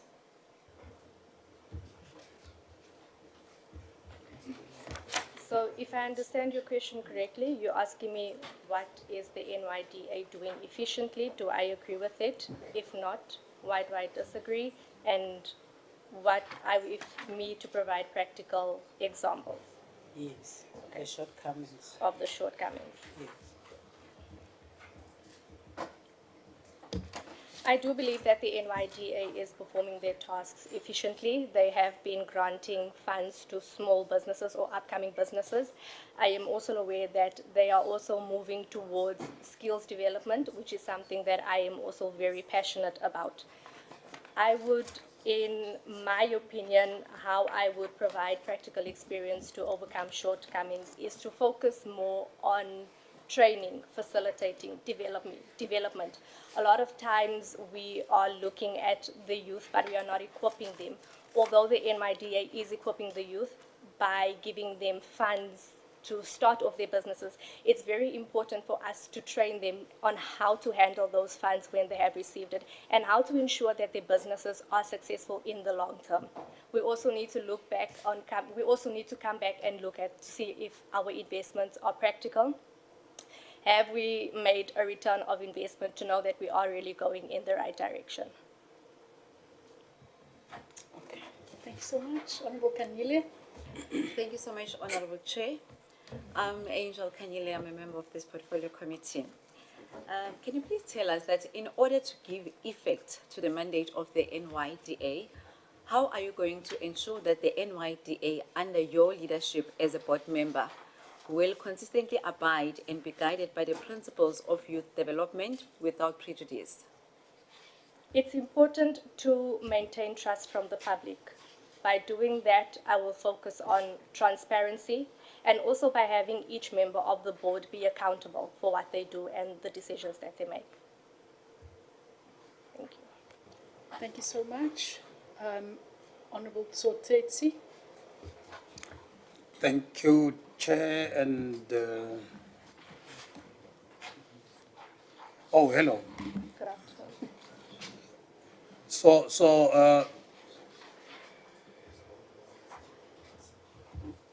in terms of your understanding, what do you think the key attributes are for NYDA board member? And what do you think or understand their roles to be in the board of the NYDA? Key attributes for a board member. I think one of the key attributes for the board member is you need to be strong in strategic planning and implementation of any projects that you come up with. You need to have very strong decision-making skills, and you also need to have good discernment based on the decisions that you are making. Could you please repeat the second part of your question? What role do I think I will play? My role would be to lead and to guide the board members along with myself in making impactful decisions that would uplift the development of the youth in our country. Thank you. Thank you. Honorable Onsi. No, thank you very much, Francis. Thank you for availing yourself to serve in the NYDA board.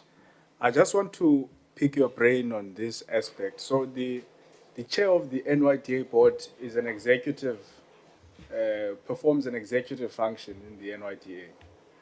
And typically when you consider boards, the boards wouldn't perform executive functions because that would typically be left to the managerial part of the NYDA. So that if you've got an executive team that, you know, maybe errs or does an error somewhere, it must be able to account somewhere to the board, which plays a fiduciary responsibility, doesn't meet all the time, not in the office every day, but must come in and reel in the executive management.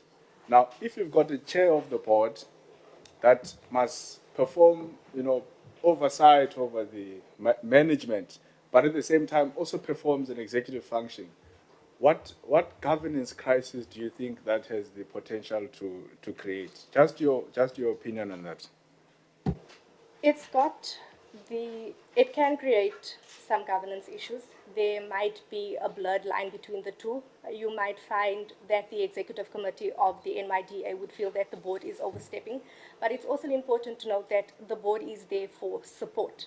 But in the event where you do see that your executive committee is stepping out of line and they are not making decisions that is in line or relevant to policies and procedures, you would then need to step up and bring some corrective action, because as you noted out, there is some sort of accountability that the board member and the chairperson does have. So ultimately, if you allow for the executive committee to function on their own without offering support and bringing them back in line, the accountability or the responsibility of the failure lies solely on you. Thank you so much, Honourable Megan Chalke-Adonis. Thank you very much, Chairperson, and welcome to our candidate. Wishing you a successful process in this interview. My name is Megan Chalke-Adonis, a member of this portfolio committee in the WYPD. My question to you, which is very greatly important, is centered around policy. Now, with your understanding and your interpretation of the youth development policy, how can being part of the board or the board itself of the NYDA ensure its successful implementation? The NYDA or board of the NYDA, we need to work very closely with our integrated strategies. We need to ensure that any policies that we come up with or devise is strictly aligned to the policies and the goals that the government has set for youth in our country. Thank you so much, Dr. Leklape. Okay. Now in terms of I'm Jose Leklape, I'm a member of the committee. In terms of the national youth policy, what are the 5 pillars that underpin the National Youth Policy 2030, and which the cross-cutting theme across the pillars? What is the cross-cutting theme across the 5 pillars? And after you provided the answer, select a policy priority listed and identify what has been proposed to address that priority. Sure, that is a very specific question. May I please ask you to repeat the question so that I can just make my notes again? The question is that the new National Youth Policy has 5 pillars. What is the cross-cutting theme across the 5 pillars? Having done that, just select a policy priority amongst those 5 and identify what has been proposed to address that specific priority.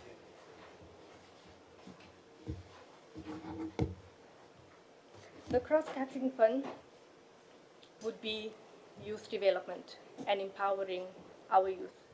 How we propose to address that is through skills development training and facilitation. Please ask the photographer if he can send the photos to us before he posts.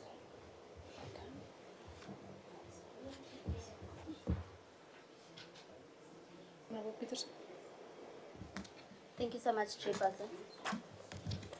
Thank you so much, Chairperson. Welcome, Ms. Foster.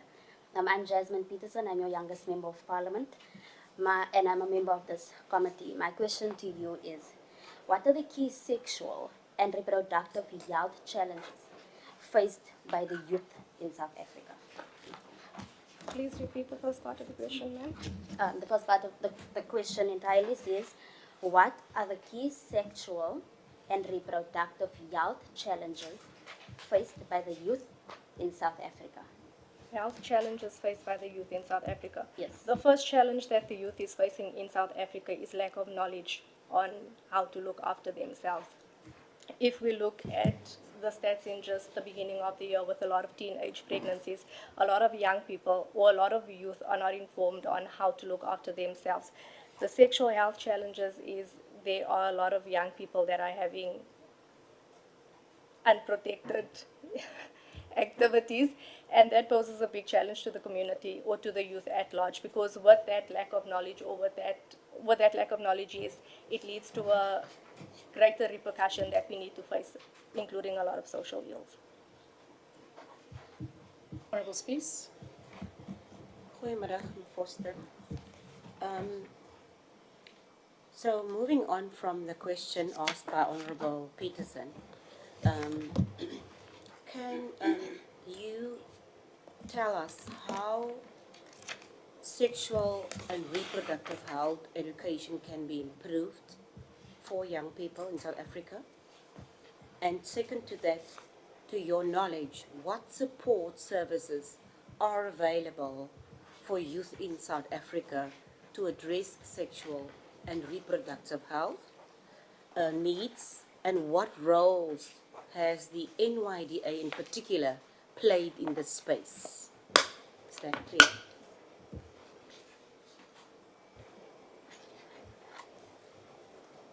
May I ask you to please? So here I go again. How can sexual and reproductive health education be improved for young South Africans? To your knowledge, what support services are available for young people in South Africa to address their sexual and reproductive health needs? And what role in particular has the NYDA played in this space? In my opinion, sexual education can be improved by meeting the different levels of youth at their level. I think that the approach that we're taking is very broad and it doesn't solely address the different levels. Going back to my point where we state that we've seen a lot of minors falling pregnant. We need to meet them at their need of understanding and comprehending on how to abstain or how to be safe in the activities that they do. Support services that address our health needs, to my knowledge, I know that we've got the counseling sessions that young people can go to, but I think we need to open it up more to having workshops with the young people, where over and above workshops, but just creating a safe space for our young people to come in, where they can openly speak about health challenges and issues that they are facing. The role that the NYDA has played in that, I don't think that the NYDA has played much of a big role in it, but going forward, it is an issue that is imminent and that is rising, and the role can be, or the presence can be more felt in addressing this need. Thank you so much, Ms. Foster. Can I ask if anybody else would like to pose a follow-up question? No? Ms. Chalkia Doris? Thank you very much, Chairperson. Perhaps one would want to also just get a sense of what is some of your experience and background when it comes to addressing systematic barriers or issues faced by young people. How have you contributed in your community? Okay, in my community in particular, our youth really do face a lot of issues. They face unemployment and they also face the normal social ills. In my competency or in my capacity, I have really gone in and I've tried to see where the needs is in my community, and where the need is, I've really tried to place the young people either by developing their CVs or training them, equipping them, getting them work ready. So that is the role that I've played in my community in equipping the young people for success. Honourable Swatsetsi? Thank you. So the young people in social media are asking us to pose this question to you. To say, how do you think, or what do you think the NYDA can do in order to ensure that its services are accessed across the country, that is accessible to young people in various municipalities? How do you think it can expand its reach even better? That's what young people are saying. We must ask you in social media. In how to expand their reach. I think we need the NYDA, or we need to go back to basics. We need to understand that a lot of the young people are faced with different challenges. Not everyone has got access to social media or transport money or flights. We need to go back to our rural areas, our areas that are challenged, and we need to expose them to the opportunities that they have. Instead of expecting the young people to come to the NYDA for whatever it is that they need, we need to take the NYDA to the young people and show them this is the offering that we have, to show them that it's available to everyone. Honourable Shivanga. Thank you, Chair. As a young person interested in this NYDA, which is to deal with the young people, have you ever been involved in any project that deals with the youth or people with disability? If you were, what were your successes or challenges, and how did you handle your challenges or successes to make sure that you keep abreast with maintaining that project? I have been involved in a project that deals with persons with disability, where I was actually their facilitator. So it was, again, a skills development program that they were partaking in. So I dealt very closely with them, understanding their needs and how they struggle to fit into society. The big challenge that they faced is that it was fitting in to society. And although we are unable to invent the wheel, we need to find ways of allowing people with disability to fit into our society by making a lot of things more accessible to them. It's not something that can be done overnight, but even now we are still currently struggling to ensure that they are fully integrated in society. Thank you so much to all the honourable members for those questions. Thank you, Ms. Foster, for your time this morning. Thank you for travelling to Parliament.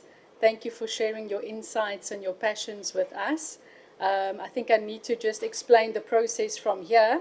The Portfolio Committee will, for the next 2 days, be interviewing candidates, whereafter next week we will deliberate on the candidates, and finally we will be taking to the National Assembly a report with with our recommendation of candidates to serve on the next NYDA board, and that report will then go to the President of the country. So we will be seized with this process for the next 2 weeks, but thank you again for your time. Please travel back safely, and we wish you all the best in your endeavours.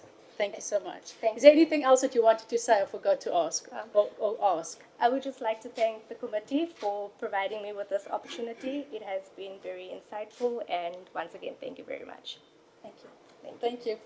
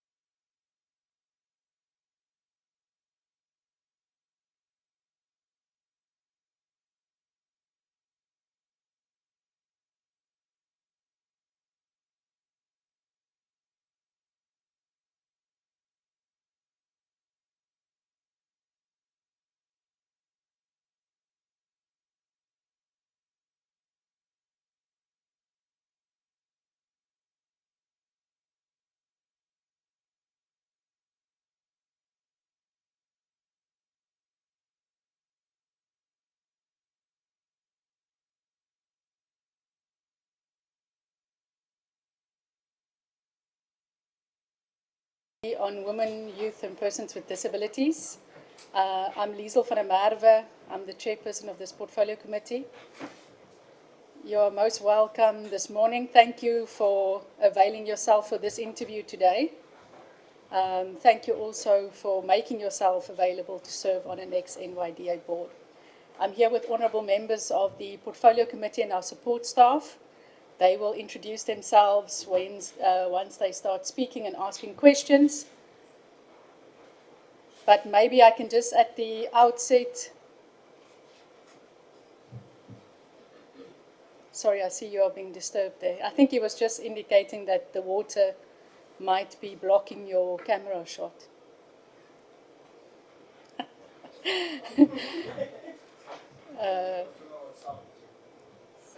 Oh. No, but he's not speaking yet. He will. Okay. Oh, okay. Thank you.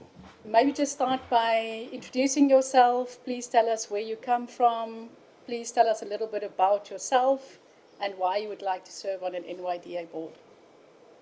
Thank you so much, Chairperson. Good afternoon to the honorable members of the very important House of South Africa. My name is Avuile Tabatia from Patawet in a village called Zakweki under the chieftains of Ngosutume. I'm a science student who is a product of a community-built school. That was a mud school then, but now government has built a school called Ngajani in Mkomanzi in Patawet. I studied there until grade 7. I went to Libode village to do my grade 8 and grade 9. From there, I went to St. John's College, where I did science studies and with combination of history. Because from my grade 6 studies, there was a teacher who liked social sciences, mostly group areas act, and that's where the conscience started to start about where the history of South Africa is coming from and where we are going.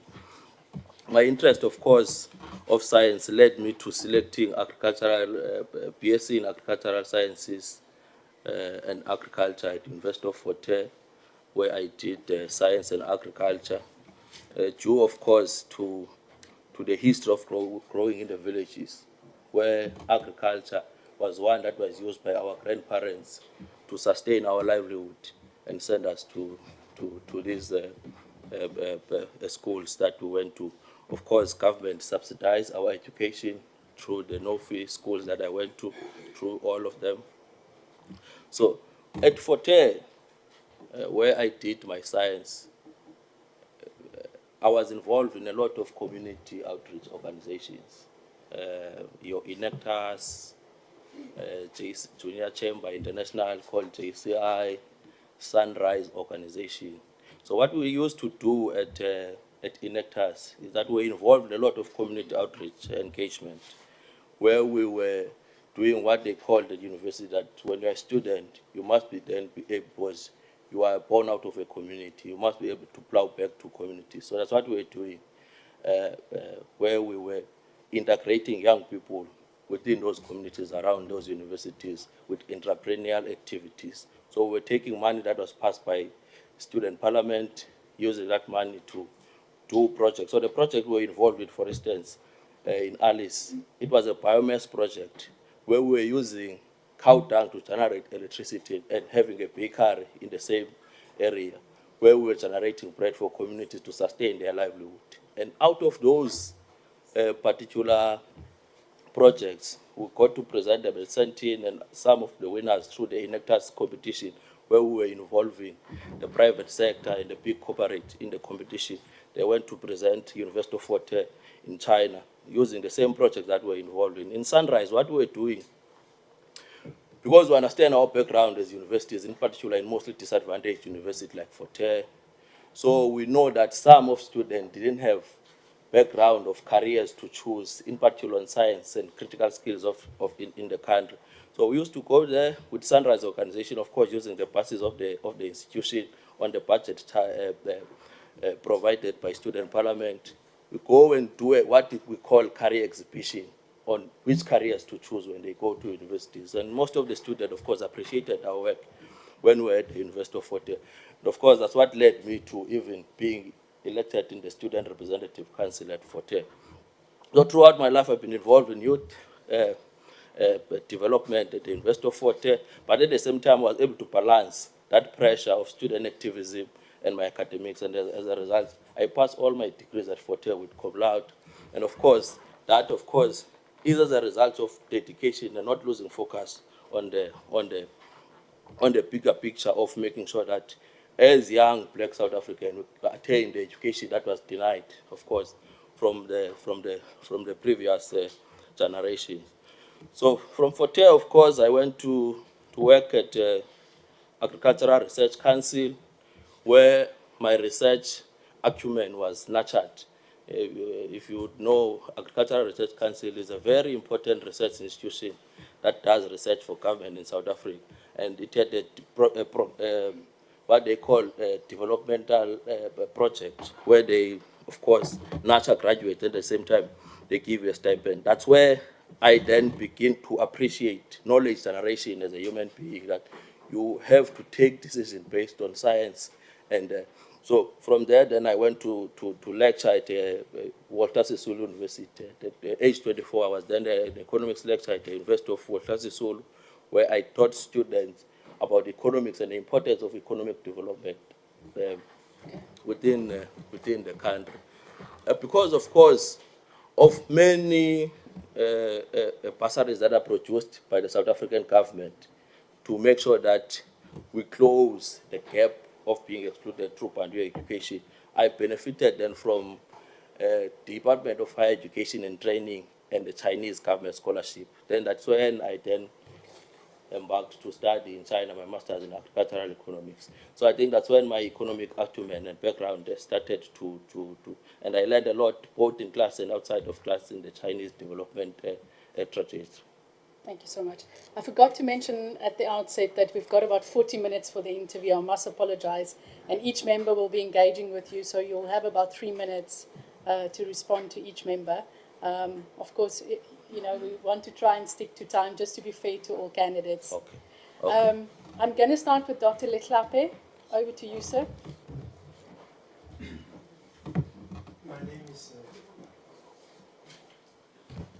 My name is Khosi Letlape. I'm a member of the committee. My question is, could you briefly elaborate on your understanding on the functions of the NYDA in terms of the act that establishes the NYDA? Thank you so much, Doc. Well, of course, the NYDA is a parliamentary act, Act 54 of the National Youth Development Agency, with its mandate, of course, which is to integrate, compile, and make sure that it mainstream all youth-related challenges within the South African economy, both socially, economically, and all challenges that are facing young people. You would know, Doc, that young people in South Africa are facing a lot of challenges, and those challenges, the mandate of the NYDA seeks to respond to those challenges. And one of the mandates, of course, is to develop an integrated development youth strategy, which then strategy seeks to implement the policy, which is the policy of government that seeks to address youth challenges in South Africa, which is the youth policy.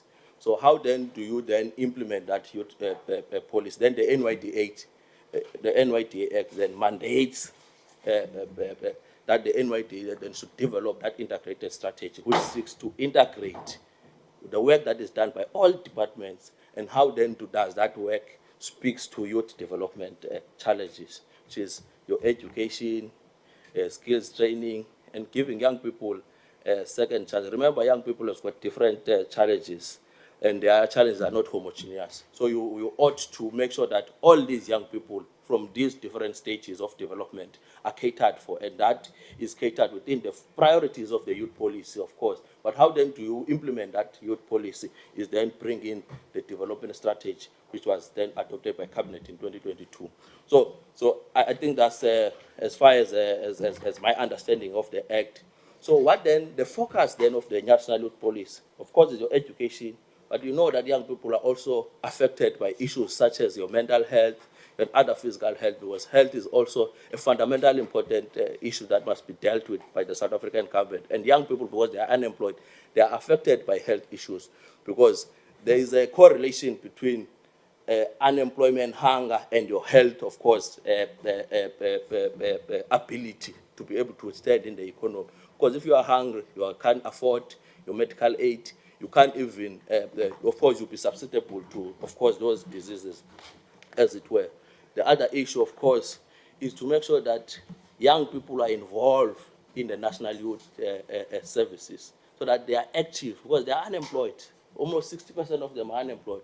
So how do you keep them working as government?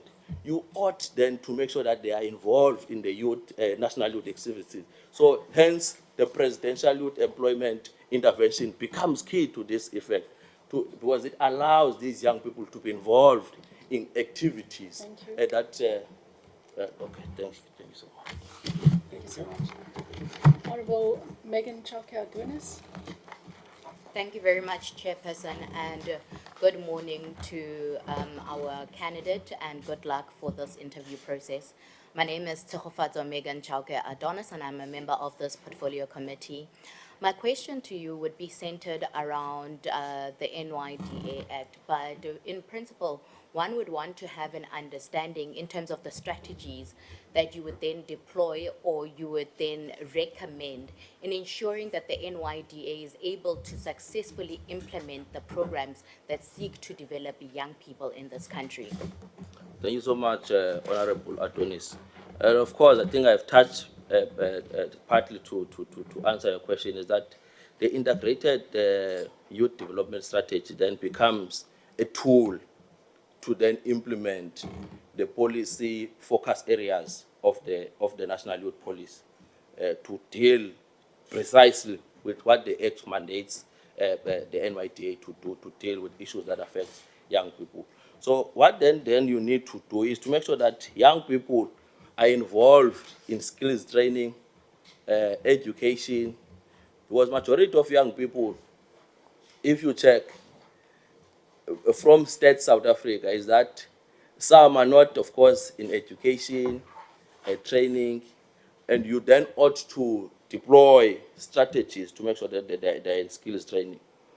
And how then do you do that? You make sure that NYDA in its work integrates and collaborates with other departments in terms of partnership, and you do that by continuing with what they have been doing. Because continuing with what has been working, you don't have to reinvent the wheel, because what the NYDA has been doing in terms of making sure that they partner with your sitters, they partner with National Skill Funds, for instance, on the Job Boost program, in partnership, of course, with the project management officer within the presidency. They are trying to deal with the matter of skills training. Then how then do you also deal with another question of economic transformation, of course, and jobs creation? You also making sure you continue with the employment stimulus programs, because they keep young people active while you deal with the issues of dealing decisively with the economic growth of the country. How then do we deal with the economic growth of the country? Is that the programs or the offerings of NYDA then should speak to the future industries, meaning your oceans economy must feature your artificial intelligence and agriculture, because agriculture is at the center, because you will deal with the issue of food security when you deal with agriculture. And then you must focus on, of course, on the coastal provinces, which is your Eastern Cape, your KZN in these things, so that you drive NYDA skills offering and even the entrepreneurial offerings to SMMEs of young people towards those particular skills. Then when you do that, when you make sure that young people are venturing in entrepreneurs to be on the oceans economy, your oil and gas subsector and gas subsector to deal with the just transition, then you are making sure that young people are ready for the economies of the future. How do you make sure that they integrate into the manufacturing of the green industries? You must make sure that you're offering as NYDA, because in the main, when you check NYDA, even on its the performance of the last quarter, you find that on the engineering skills, on the oceans economy, they don't have offerings. It tells you that they are not ready to feature in the skills of the future. You must close that gap. You can't have government that pronounces on the State of the Nation address that they want to deal with infrastructure projects, and then on your training offerings and your entrepreneur offerings, you don't have those as part and parcel of a training as a youth development agency. So you must deal with that, and then you'll be able to see the growth in the future, and your young people will be prepared for that particular economic activity. Thank you. Honorable Peterson.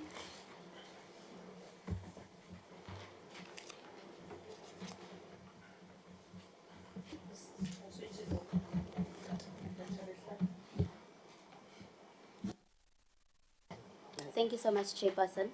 Welcome, Abuile. I'm Jasmine Peterson, and I'm a member of this committee.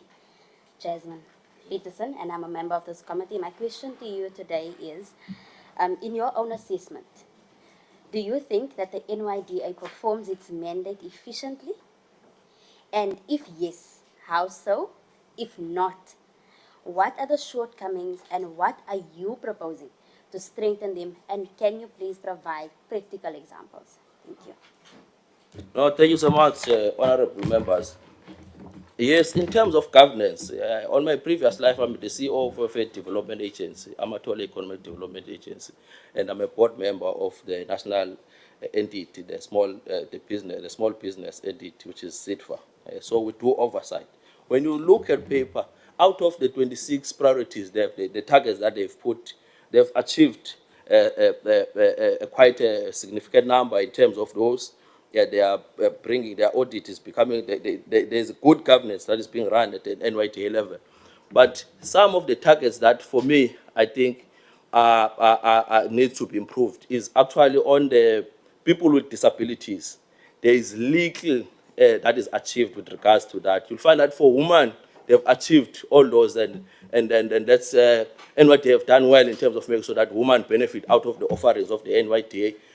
But when it comes to people with disabilities, there's a lot of work that needs to be done, because 4%, for instance, on procurement or supply chain of NYDA is very little. So you need to make sure that at least you up that target to cater for other groups, of course, within the, and also your people with your LGBTQI communities need to also be featured, because it's part and parcel of society. Remember, in the NYDA policy, you said NYDA must not be discriminatory, and NYDA must be able to feature for all young people within the society, whether culturally or whether from different political background and from different religious background. So in this case, I believe that we need to increase the level of offerings on the side of the people with disabilities, and we must make sure that our offerings, they are talking to the future economy activities.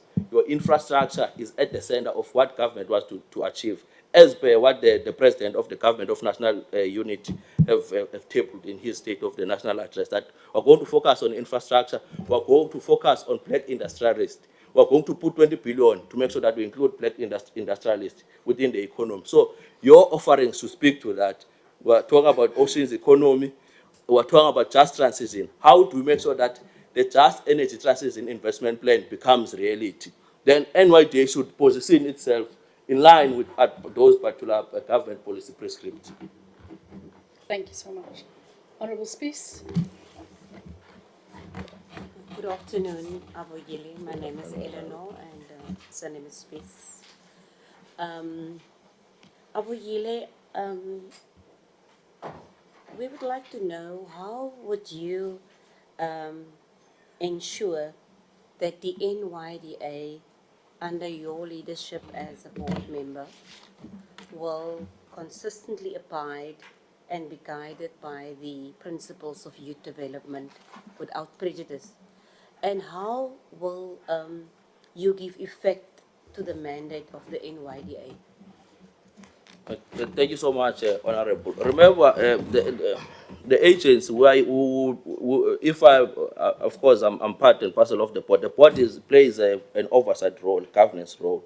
And at the center of that is governance principle, good governance principles. And they are enshrined, of course, in the King's 4, good governance, and you put in the systems that are efficient, and you make sure that all those systems are transparent and they actually adhere to the principles of good governance. corporate governance as enshrined by King's 4. So once you put all these systems and you make sure that there are committees, of course, that are reporting as per the prescript and the legislative prescript that governs your NYDA, your PFMAs are there to guide you on how then to make sure that a particular target is met and there's budget for it. And when there's a budget for that particular set target, and everyone involved must be able to meet that particular within the set time frames. And you report, of course, back to of course, in this case, because the new amended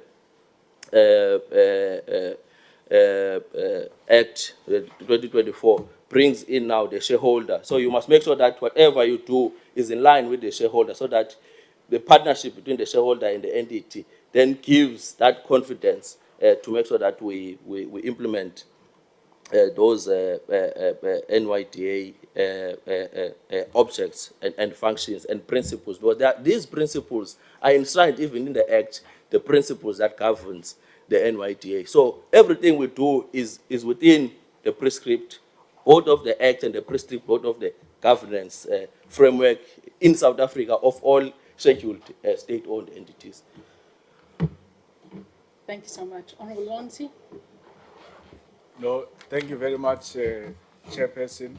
My name is Sihle Lonzi, and thank you, Avuyile, for availing yourself to serve in a very important structure which must empower the youth of South Africa in its entirety. Very quick question I'd want to ask, because I see that you've served in previous development agencies and also boards in the Eastern Cape and in South Africa. Which schedule and part of the Public Finance Management Act governs the financial affairs of the NYDA? And perhaps go to town for us about the spirit and the importance that is contemplated in that particular schedule in as far as the financial affairs of the NYDA are concerned. No, thank you so much, Honorable Lonzi, for that question. The PFMA, of course, has got.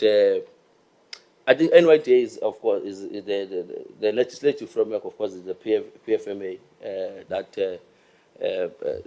is added because it's a national public entity and we are a scheduled entity. So there is an accounting officer that must report to the board, which is the CFO in this case. And Section 50 of the PFMA gives the roles and responsibility of what an accounting officer must do to account to the board. And of course, we as the board must make sure that the accounting officer, in this case, which is the CEO, and also there's another one, the financial accounting officer, Section 75, Section 78, Section 75, 6, 7, 8. It deals with how the CFO then, which is another accounting officer, that deals in particular with the financial affairs of the department. So you'll find that the PFMA gives roles of different accounting officers and how they must then report to the board, and how then we as the board must then fulfill our fiduciary duties to make sure that then we report to other governance structures, which is in this case the portfolio committee, and of course the shareholder, which is the executive authority, which is the Department of Youth, Women, and People with Disabilities.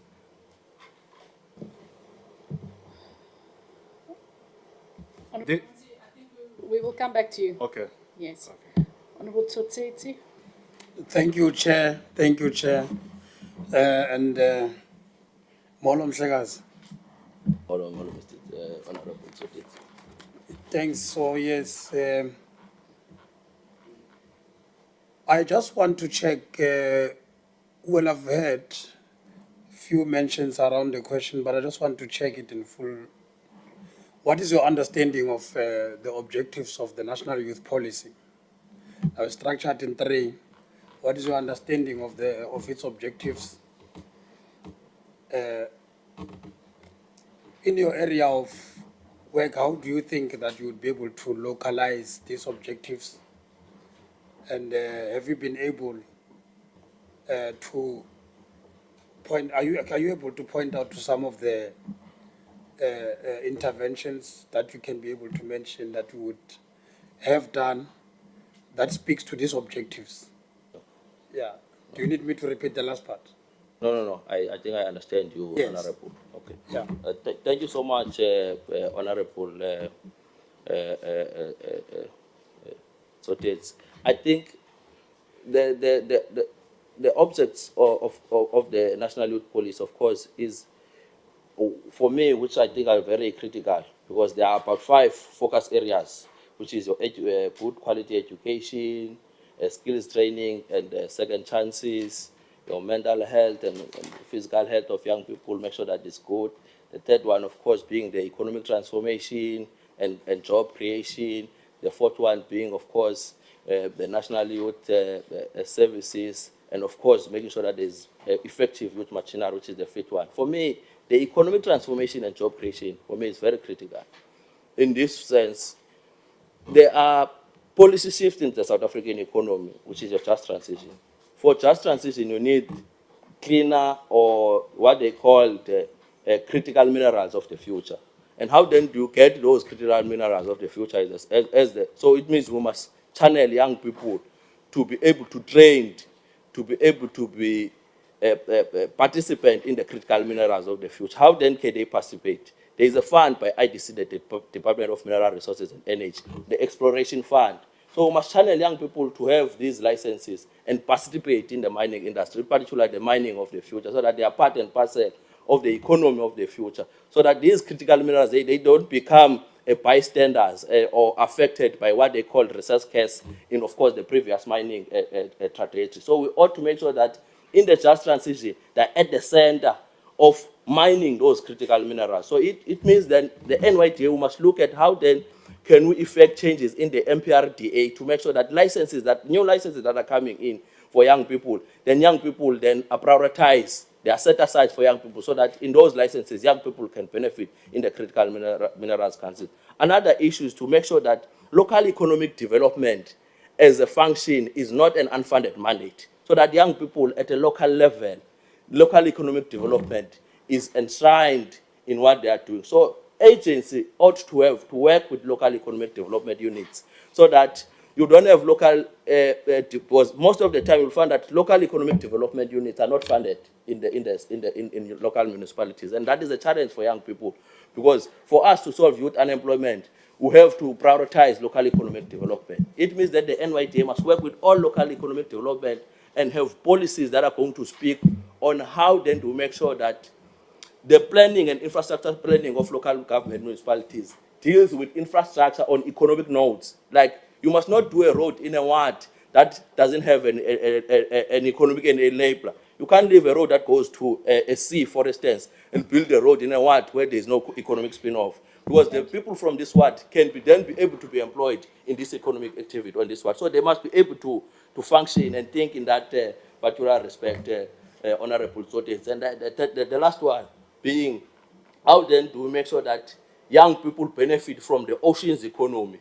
The oceans economy is too broad. There is marine transport there, there's fisheries there, there's oil and gas activities there. How then do we make sure that young people forms small fishery activities, and then we fund them to buy those boats, and then they are economic active.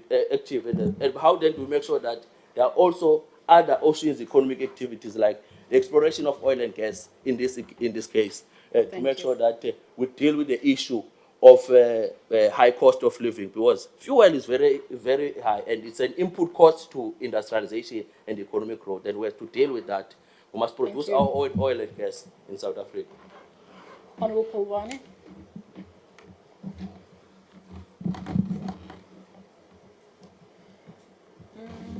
Thanks very much, Mr. Zabu Kabati. Kabati. Oh, Mr. Kabati. Yes, Honorable. Yes. Thanks very much. My question, I'll go straight to the question. My question is, what are the key best attributes on the NYDA board member, and what, in your own understanding, are the role and responsibility of the NYDA board? Thank you so much, Honorable. I think I've touched on this to that, of course, is to play the oversight and make sure that you achieve all the objects as enshrined in the Act.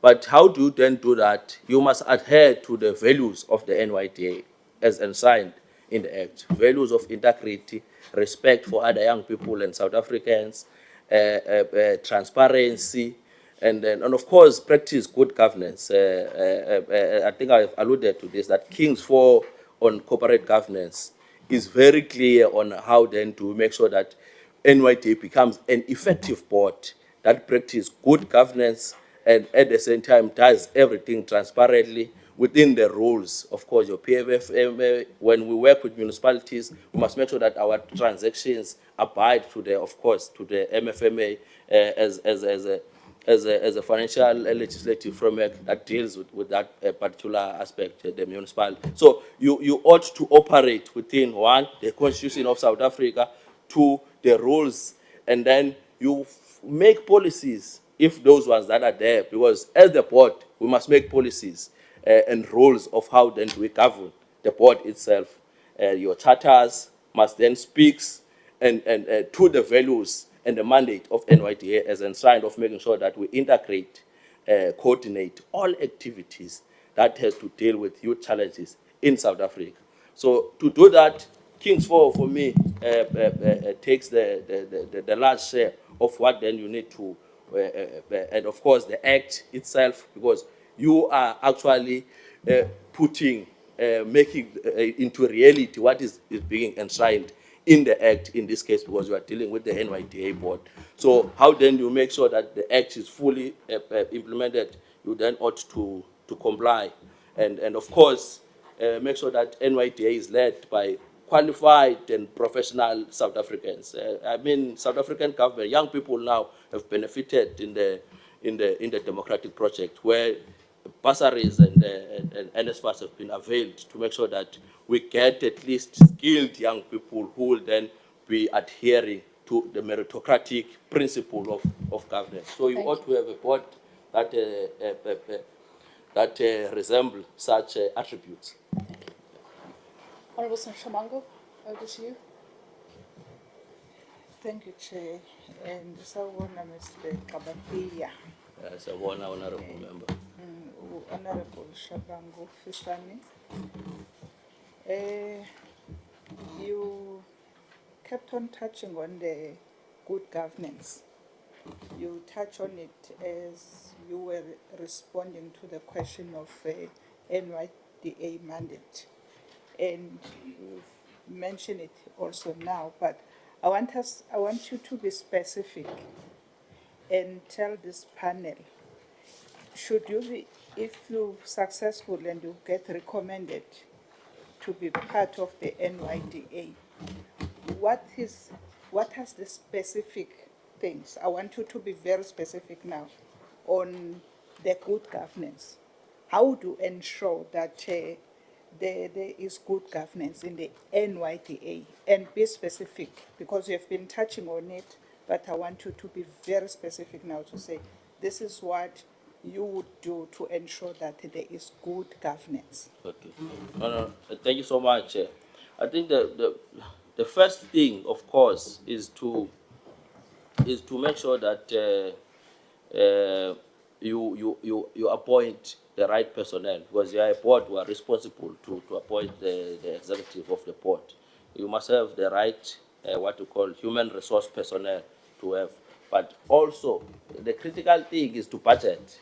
You know, when you are a board, there must be strategic sessions where you budget, and you must have committees for different the board work. You must have your HR committee, you must have your business development committee, and all different management committee, and all committees that then will report to the board, and then will process the day-to-day activities of the board. And in those committees, that's when then different work streams that seeks to implement all the 5 objects I talked about of the National Youth Policy, and of course the integrated development strategy, then will feature in. If, for instance, I'll make an example, if we are working on the presidential employment youth stimulus, how then do you track that project? There should be a committee that deals with project within the NYDA that will report to us how is their work between, of course, the project management office on that program within the presidency and the NYDA, because the NYDA in this effect is the implementing agents. So I'm saying that is very important. Complying with the PFMA in terms of reporting to all the structures where we are reporting, which is, in this case, we are reporting quarterly to the shareholder, which is the executive authority, the Department of Women and Youth, and also reporting to the portfolio committee, as it were. So all those are legislated mandates, and for you to run then good governance, you must comply with them, plan, budget, execute, and then you evaluate and monitor based on that planning and execution. And then you'll be audited, and then the auditor will say you ran a very good governance after that. Thank you so much. Honorable Kanyile. Thank you very much, Chairperson. Good afternoon to you, Mr. Klabadia. Mr. Klabadia, while answering one of the questions that were posed by my colleagues, you did mention some of the policy underpinned by the NYP 2030.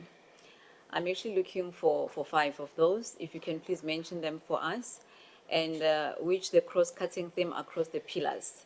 And also, while you're still on the same question, we'll need you to select a policy priority listed in the NYP 2030 and identify what has been proposed to address the priority area. Thank you. So can you repeat that question again? I didn't hear proper. Okay. I mentioned that while you were answering one of the questions that was posed by my colleagues, you did mention some of the policy pillars that are in the NYP 2030. But here today we are looking for 5 of them. So we need you to indicate to us what are the 5 policy pillars that underpin the NYP 2030 and which the cross-cutting theme across the pillars. And also select a policy priority listed in the NYP 2030 and identify what has been proposed to address the priority area. Okay. Thank you. No, thank you so much, Honorable. So the first one, of course, is good quality education for young people. Training, skills training, and of course give other young people second chances because they are dropouts. There are reports, a number of young people, they drop out in particular from standard 10, grade 10 and grade 11. So you must also deal with that. The second one, of course, will be how then do you deal with the health issues of young people, whether be it mental, whether be it physical health, and all the paramedics professions that young people should endeavor into. The third one, of course, is economic transformation and then job creation, because most young people are unemployed. The fourth one, of course, is how to make sure that young people are engaged in the National Youth Service. They are active. They are not sitting and sleeping at home and depressed. How do you make sure that they are active through the National Youth Police? Because the fifth one, in this case being, how then do you, as the NYDA, have a integrated and a robust youth machinery in South Africa, which is all young formations across. How then do you make sure that they are at that youth machinery? So I think that's the fifth one. Then, of course, the integrating theme in this case is good quality education, skills, and economic transformation. Why that is important? Because you ought to have used to chase that misery of young people who are unemployed by training them so that they come into the economy becoming a very energetic human resource personnel to fuel the economic transformation in the country. The economy that has not been growing, the economy has been growing less than 1% over the past 5 years. The president, in his State of the Nation address, talks about the ambition to have the economy growing at around 3%. What then do you need to have that? You need a very educated, trained youth personnel so that you drive that economy. How then do you do that? the government responds with the national, the presidential youth employment economic initiative. Just 1 minute left. So there you deal with what they call national initiatives, where there's management pathways, where the industry and the private sector, they work together to make sure that young people get, they get experience with the private sector. What they call jobs funds now, for me, I think is very critical because it gives resources to companies that absorb these young people for a sustainable livelihood. It's very critical to give them skills training and you offer them a lifetime opportunity to have the skills, in particular on the productive sectors and the sectors of the future, as I mentioned in the previous interactions. Thank you so much, sir. Our last question, Honourable Mabel. Thank you, Chair. I'm Honourable Khwekana. Thanks, Honourable. Also a member of this portfolio committee. I'll go direct to the question. Mr. Kabadia, how can sexual and productive health education be improved for young people in South Africa? To your knowledge, what support services are available for youth in South Africa to address sexual and productive health needs? And what role has the NYDA played in the space? Did you understand? Do you understand the question? I understood the question. Look, Honourable, I think at the center of it, as I mentioned, the second policy that deals with health comes to mind. And remember, NYDA, one of its mandates is to be an advocate and to work hand in hand with other departments that deal with issues of health. In this case, the NYDA should advocate for and be a good vocal advocate. How then do you ensure that you equip young people to have that information on those health issues? Is to use, of course, the digital technology, the artificial intelligence, and market those awareness programs. Have those awareness programs in schools, in communities, working with kids in our communities. I think the mic was off when I was speaking. Can I start afresh? Yeah. Oh, okay, thank you. So I'm saying that using the digital technology, in this case, then what the NYDA will do is to advocate, of course, for the accessibility and connectivity of these young people, so that when we disseminate that particular information, it gets to reach these young people about these health issues. But we must also target schools in our villages, work with the rural, your chiefs in this case, the chieftaincies across the country, so that we have those interactions with young people from the village, in township, using community halls and schools where you'll find young people, so that they are able to see that particular work not as a taboo, but something that they interact with, and of course at home, it must be something that even parents are able to talk about such for in their kids, so that everyone is aware of what needs to be done with regards to that particular aspect. Thank you so much, Mr. Trabadia.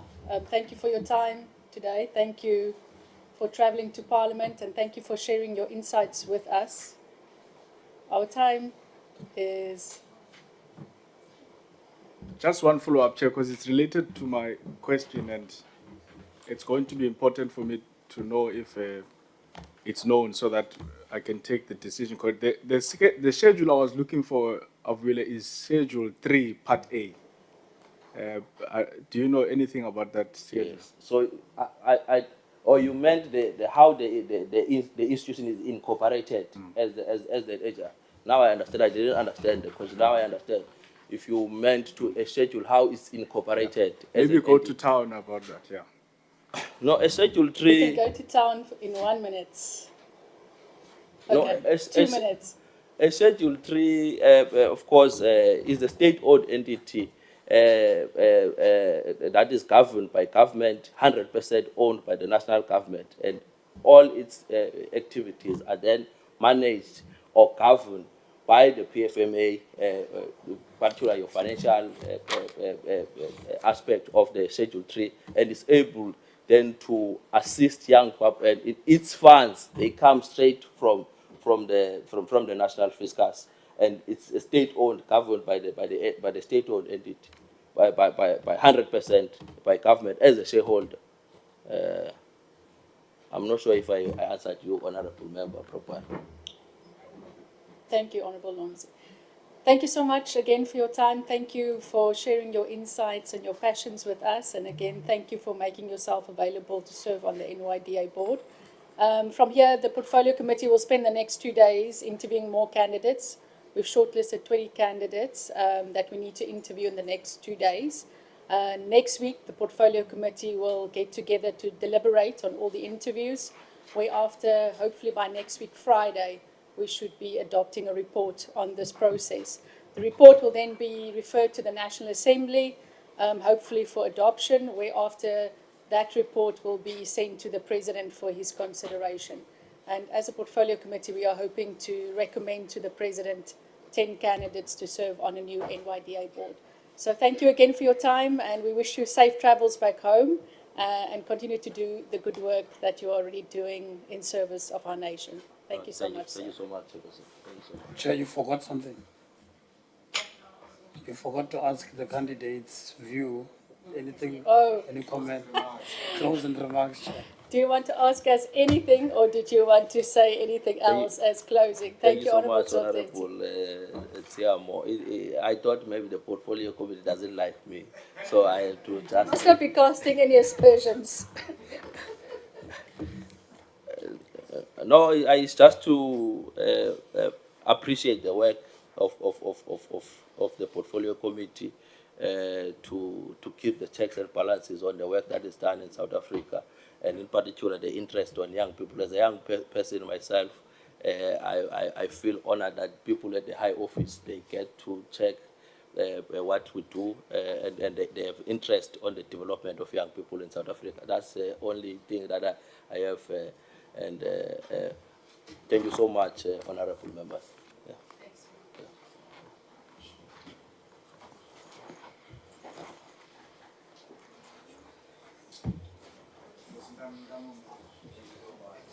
Honourable members, we will now break for lunch.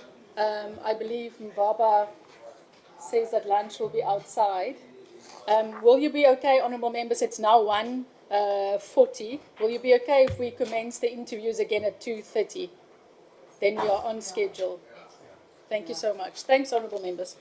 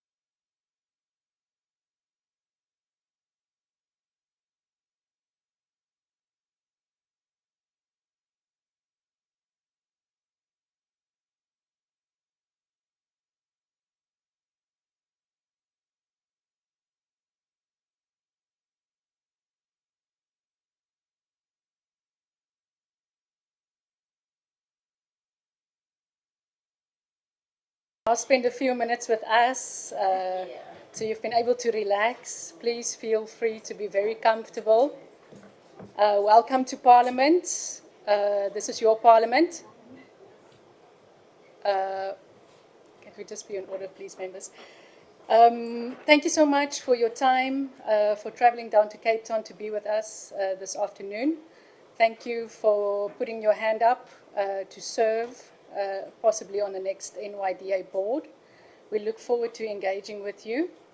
Honourable members, before I ask Mr. Mahlangu to talk to us a little bit about himself, I just wanted to I know that the public at large are following these proceedings today on social media.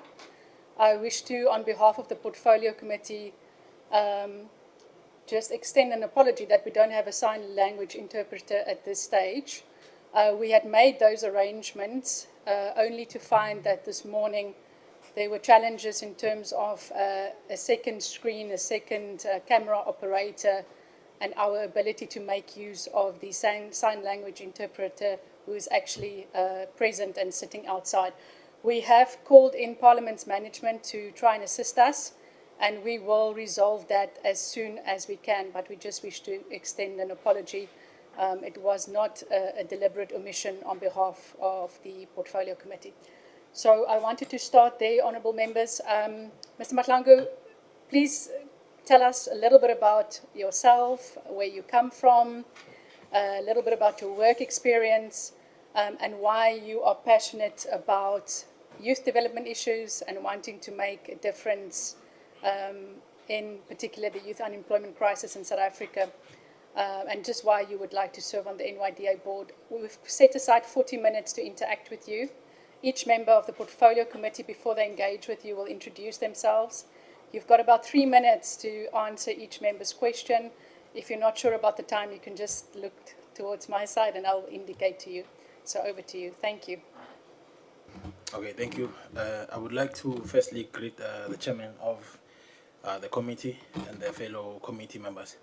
My name is Thamsanqa Thulani Mahlangu. I was born and bred at the rural area of Winterveld, which is the outskirts of Pretoria, northwest of Pretoria. I am a multi-award-winning student leader and a vet alumnus. So I'm very much honored to receive an invitation from you guys. So thank you for that. I will briefly get into I will touch on the activities that I'm involved in that are pertaining to the youth. So I have founded a multi-award-winning organization called Ndebele Students Association, which is functional at both university and college level with over 15 branches nationwide. The objective of the organization is to ukugqugquzela abantwana who are at the tertiary institution to know that within our communities we are supposed to play a role. So the cardinal pillars that we subscribe to is self-sufficiency, cultural identity, and institution building. So essentially with what we are doing is bridging the gap between umntwana who just gets enrolled in the basic education sector into the tertiary education and into corporate, or those who want to venture into business. So I am the founder and the president. So my role, or rather my responsibilities, have been establishing a relationship with different stakeholders whom we are able to partner with in ensuring that we are rolling out programs that are beneficiary to the general public. So one of the stakeholders that I am responsible for maintaining relationships for is the SABC. We've done work with the SABC. We've enrolled, we have rolled out programs which are specifically for ukuthuthukisa the indigenous languages across divides, which we roll out programs that are around the spelling bee and debate competition. We have rolled out what we call a virtual poetry and musical competition, which was supported by ISONI, which we were I was essentially responsible for that. We've done work with UNESCO. I was overseeing the project that we were heading with the Secretary General, Mr. Mkwebo, in ensuring that we are preserving the indigenous languages and different cultures and costumes that are within the Republic of South Africa. My interest, well, before I can get into that, I also have work experience. In the work experience, I work as an internal auditor. I was overseeing a group company which has over 19 subsidiaries, of which I was responsible for ensuring that they are compliant. If the resources that are allocated are they being used efficiently, which procedures do we need to revise, ensuring that we are obviously saving costs, but also obtaining the optimal level of any of our objectives. So my interest to actually get, or rather apply for this role to potentially be a board member of the NYDA is on the basis that I am a patriot of the Republic of South Africa. I have benefited from programs that are rolled out by the government. Since I started school, I have never paid for any of my education from primary to tertiary, which I feel that with my experience in the things that I've done already, I owe it to the Republic that I also have to use my skills to repay and others to benefit from that. In terms of the other programs that I think speak on the National Development Plan that our organization rolls out, it would be that we have work readiness programs, which we rolled out the last quarter of last year, and currently we are rolling out what we call a work experience accelerator program to ensure that once one of our members from the basic education sector starts their degree, those, I'll make an example with the ones who are studying communications, they are absorbed in our organization to ensure that they also contribute to that particular role, what they are studying for, to ensuring that by the time they are finishing their qualifications, they've gained enough experience. Thank you, Mr. Mkwanko. Thank you. Honorable Kanile, now is your opportunity. Thank you very much, Honorable Chair, and good afternoon to you, Mr. Mahlango. Good afternoon to you too. I'm Angel Kanyile, and I'm a member of this portfolio committee. Okay, I'm just going to go straight to my question then. Could you briefly elaborate your understanding on the functions of the NYDA in terms of the Act? Thank you. Okay, thank you. To be brief, the functions of NYDA is to essentially ensure that the youth is participating in the building of the economy of the country. So essentially, it's for the to educate the youth and the public, specifically the youth, to obviously form partnerships, or rather provide training for skills development within the youth, and essentially that will ensure that the youth are participating within the economy. The other function of the NYDA would be that it ensures that it plays a part of, it's an agency that implements the National Youth Plan. It's the agency that actions it, rather than to have it on a piece of paper, which is a policy that has been formed, but we are translating the policy into implementation. It's just an action plan of some sort. So essentially is to coordinate the youth development, to ensure that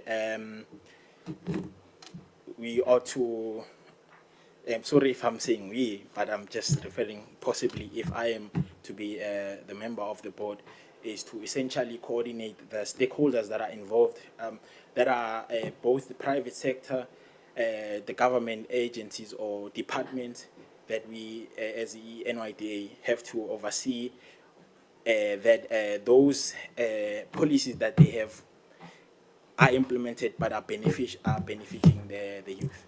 That's essentially the functions of the NYDA. Furthermore, I think the role that it plays that is very critical is bridging, obviously, the gap that exists between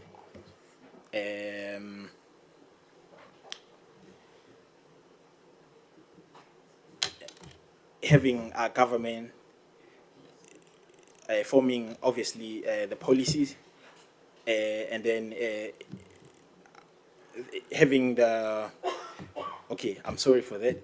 So basically, outside of the scope of training, the education that it forms, it also supports entrepreneurship to ensure that the economic participation of the youth is not only on having people just to go to school. Others are more functional outside of the borders of the school. So they need to, there are those who are interested in farming, in agriculture and things of that sort. So it essentially provides a grant to those candidates whom are qualified and are able to roll out their entrepreneurial journey.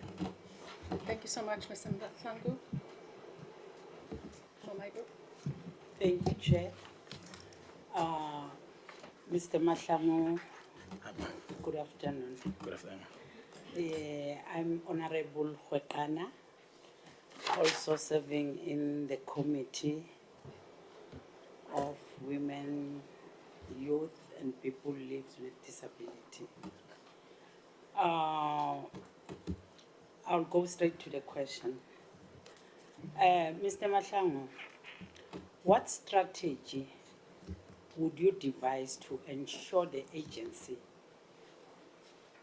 effectively implement youth development program?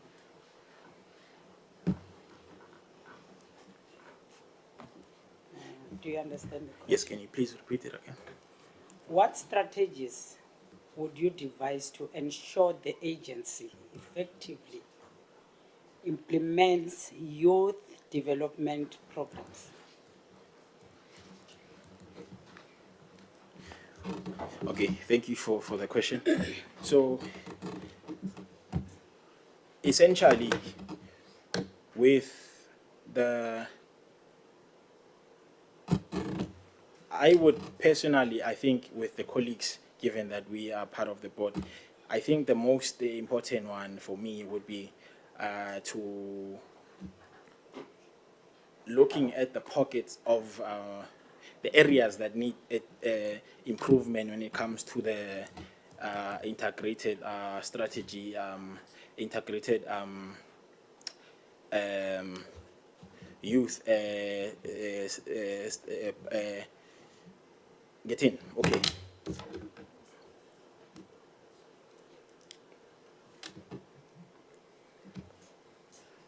To ensure that it's effective, I will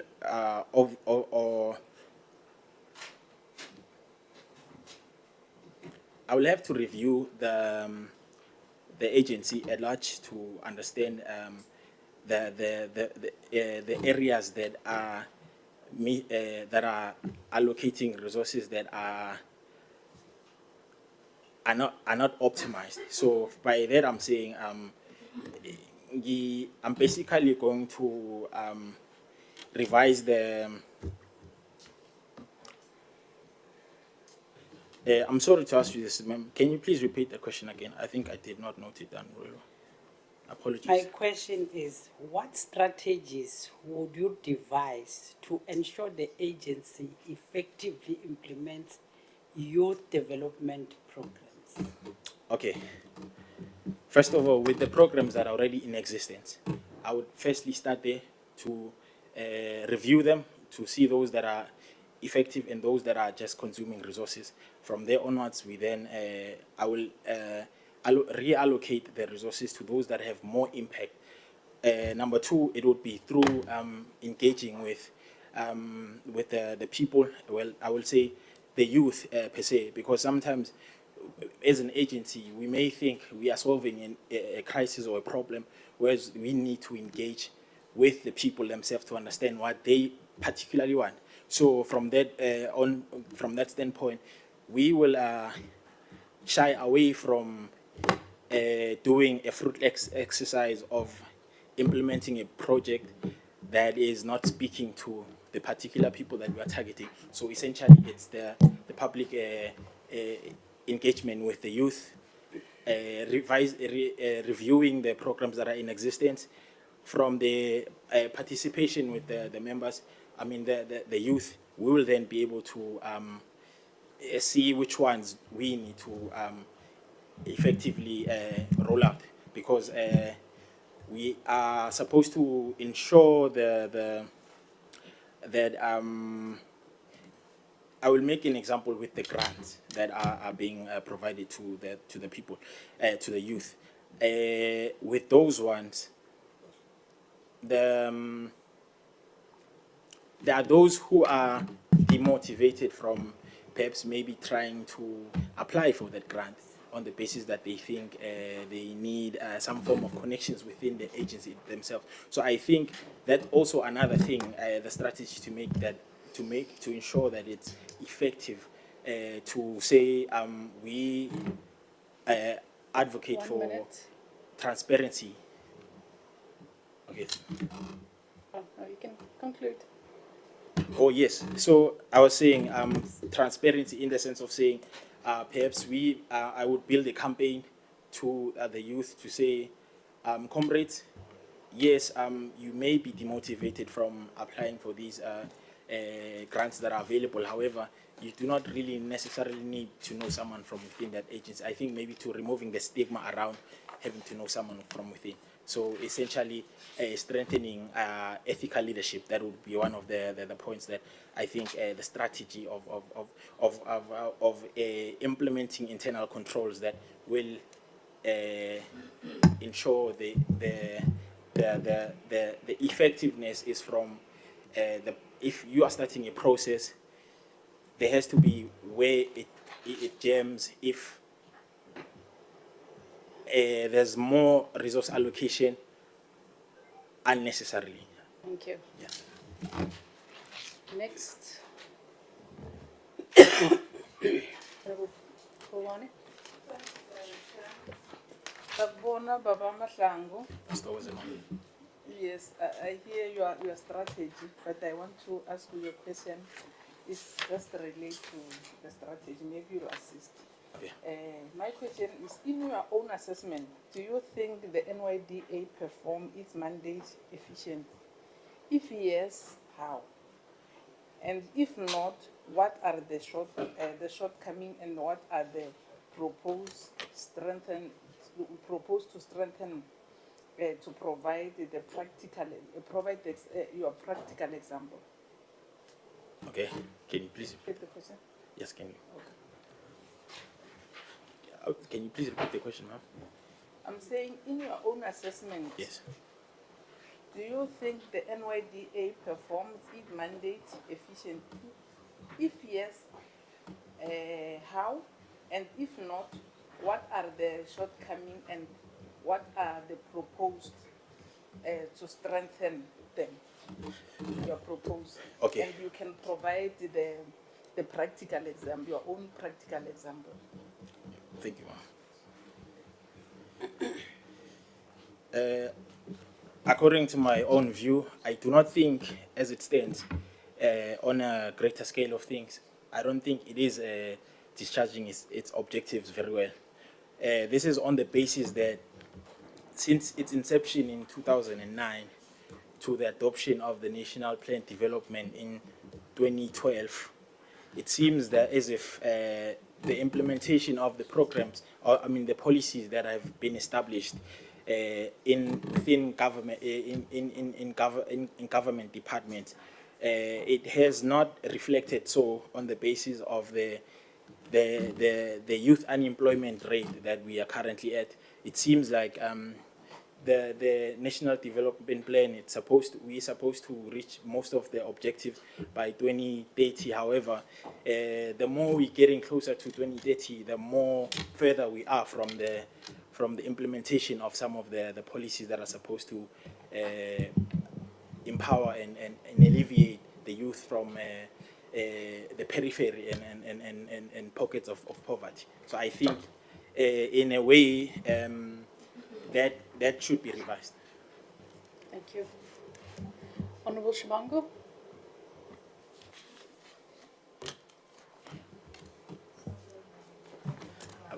I want to.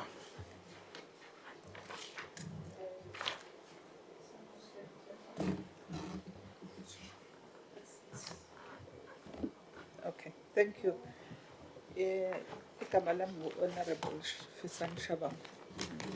I'm part of this portfolio committee.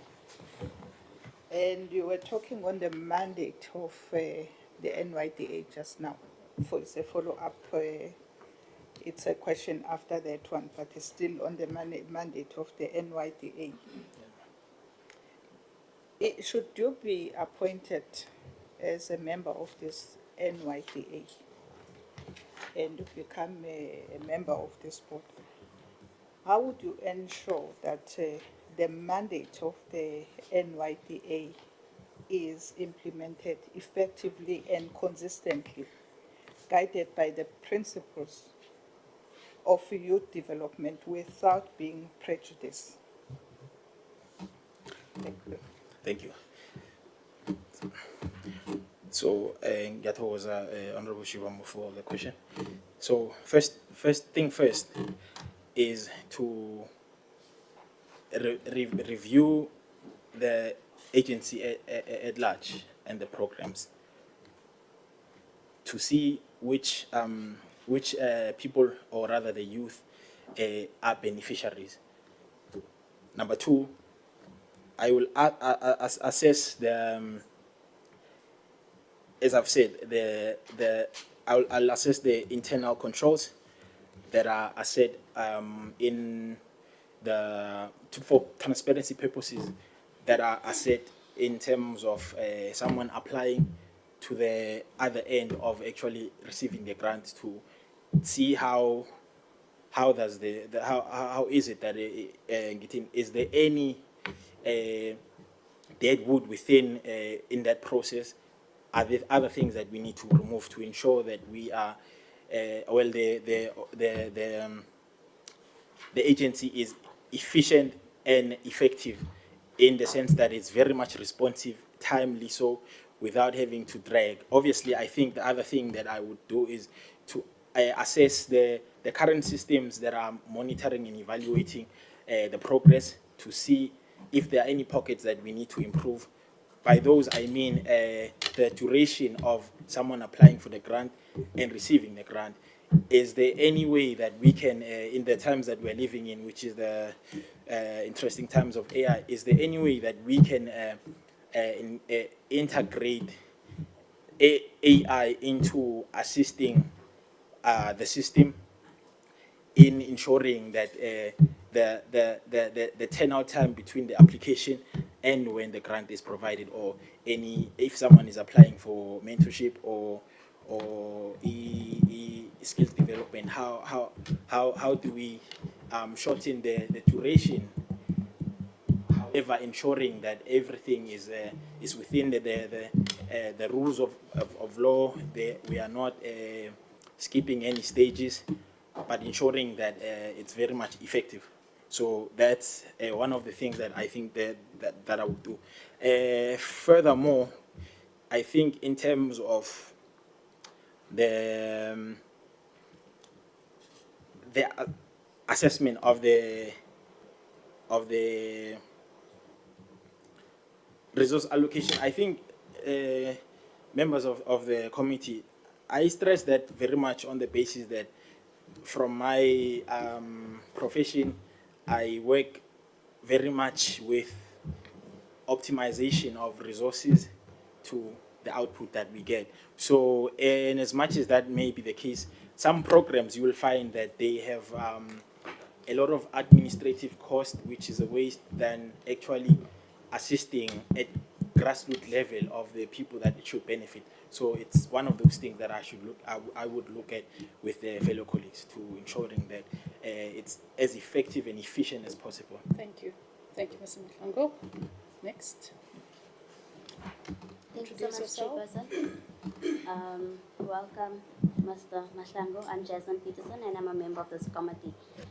My question to you today is, how would you ensure, when it comes to good governance, how would you ensure that good governance in the National Youth Development Agency, if recommended for appointment to the board?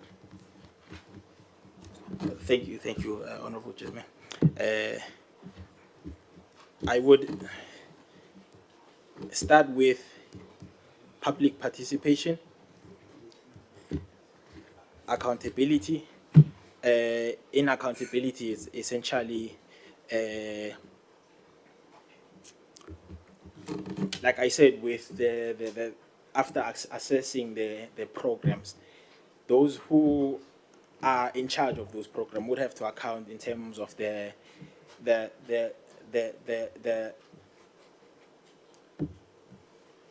dead wood that is within that, and how we figure out how to remove it from there. So with the public participation, we'll obviously want to speak, we want our programs to speak to the needs of the people. I will make an example. If we are going to talk about the rural areas, you cannot expect someone who grew up in the urban area to maybe understand the lifestyle of someone from a rural area. So to then understand their needs, you would have to engage them and understand what is actually needed from that. So obviously, like I said, with the other thing that is going to be very much important would be the rule of law. The internal controls will have to be checked, and also to check if whether the policies of the NYDA, or rather the programs that are rolled out, are they not neglecting a certain demographic? Because it's not only, if I understand we are a majority as a black people, however, there are other ethnic groups that may also need to partake in those things and benefit. So I think those sort of things to just check if whether is everyone benefiting from that. We will have to be transparent with the process. Obviously, I understand everyone is able to access the website of the NYDA to sign up for the grant and things of the sort. However, like I said, it would be very much important to removing the stigma that one needs to have connections within the agency itself. On number 5, I think I would very much focus on responsiveness. Responsiveness in a sense of responding to the calls that we need to have, also being proactive in seeing beforehand some issues that the youth may start to face. And I think as just to make a simple example with responsiveness in terms of being proactive also, as in the agency and having to implement some of the policies that exist, which I think the National Youth Plan having to speak on health and well-being. If the agency sees that the youth is consuming a lot of alcohol, is smoking a lot of hookahs and stuff of that nature, how do we then create campaigns that actually speak to say, you are the future of tomorrow of the country? We cannot afford to have parents who will be, having, as a country will have a crisis of people having respiratory problems, others having a stroke. So I think those sort of things, to responsive to the current needs of the youth, however, be proactive in intercepting the problems that may be faced, both those who will be adults and the youth to come. Thank you. Honourable Peterson will ask Honourable Spicer's question. Honourable Spicer to step out. Thank you so much, Chair. The next question, Mr. Mahlangu, would be, what are the key best attributes for a NYDA board member? And what, in your understanding, are the roles and responsibilities of the NYDA board? Thank you. Okay, thank you. The first one, I would say the board member will have to be proactive. A board member should not come to NYDA to just to be to just being there for the you need to be proactive, be in touch, in tune with the youth at grassroots level. The person would have had on their own accord and in the things that they've done within youth activities, they should have already been familiar with the national agenda to know what be a patriot, obviously, to saying I need to contribute to the country in the skills that you have. So I think in terms of the last question, which is what is the roles and responsibilities to provide oversight to the executive that is responsible for the operations of the agency, but also ensuring that there is no disconnect between the national development plan and the programs that are being rolled out, specifically the national youth policy plans, to saying within that specified period, these programs will definitely speak on those things. So to ensuring that there is no disconnect between the programs and what we have on paper. That's essentially one of those things. And the other thing would be 1 minute. okay. Sorry, Chair. The other thing would be to ensuring that you are able to have what we call a stakeholder management skills, being able to engage with international entities, the public sector ones, the private sector ones, in ensuring that you are coordinating a cohesive or rather an integrated plan of ensuring that all these stakeholders, you're bringing them together to say, no, this is the line of march that we are taking, rather than having different people saying they are pushing, they are for youth development. However, it's disconnected from the actual thing, the challenges that the youth faces. So I think you have to be able to have the stake to maintain the relationships with different entities in achieving the objectives and the mandate of the NYDA. Thank you so much, Mr. Mahlangu. Over to the next group. Dr. Hlape. Thank you very much, Chairperson, and welcome to our candidate. We are wishing you luck in this interview process. My name is Tsogofatso Migenshalke Adonis. I am a member of this portfolio committee.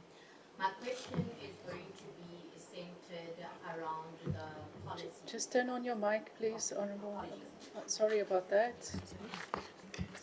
Okay, apologies for that. Thank you very much, Chairperson. My name is Tsogofatso Migenshalke Adonis, a member of this portfolio committee.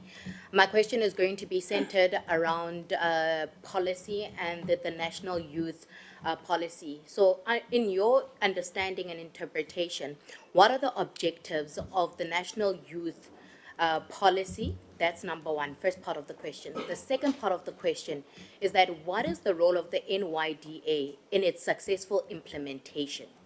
Thank you very much. Okay, thank you so much, Honourable Chaka, for the question. The national youth policy is a high level framework which has which is essentially an expression of the government for the vision for the youth, their commitment to the youth. That is the framework. And in terms of the role of the NYDA, NYDA goes to it's the follow up to what the integrated youth plan strategy, which essentially is the implementing agent to the national youth policy. The national youth policy is essentially setting the objectives of saying, look, we are going to need the economic participation of the youth. They have to be health and wellness. There has to be entrepreneurship within the youth. There has to be, we obviously eradicating unemployment and skills training that are relevant to the times that we are living in. So basically now what happens is NYDA then translates that into, it translates the policy into into an action plan. It becomes a thing of saying that NYDA has to then, when it's designing, developing, and implementing programs, to contrast if whether is this speaking to the National Youth Plan. So this is a implementing agency. This one is just a high-level framework. So that's essentially what I'm not sure if whether should I continue or I think that's sufficient. Honourable Megan, do you want more? No, if that is your answer, then it is sufficient. Okay. Dr. Leklape? Just to follow up on that, my name is Kosi Letlape. I'm an alternate member of the committee.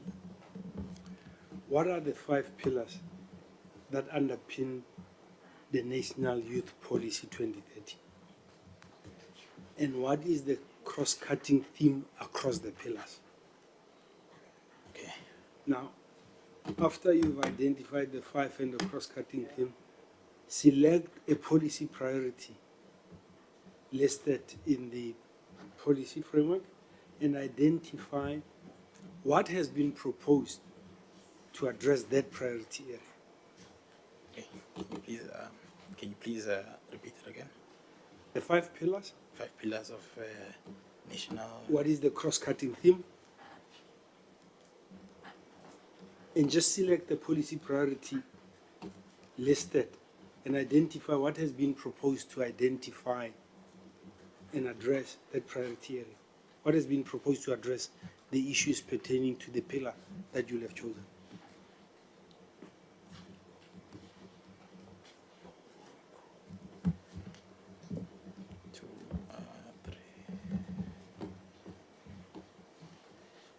Okay. The pillars of the National Youth Policy, like I've said to Honorable Chauke, is the first one. I said it's the economic participation of the youth. Economic participation of the youth, the health and wellness, the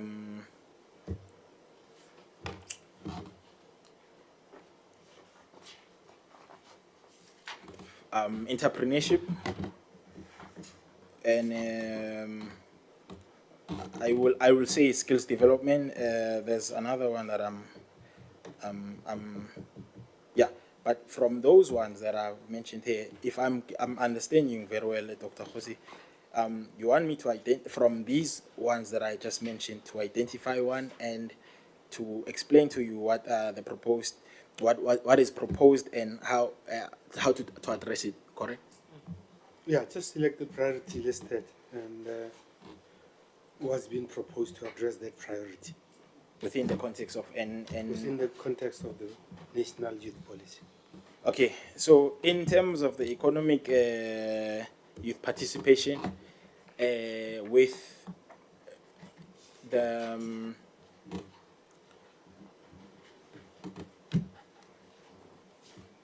what has been proposed is obviously to having the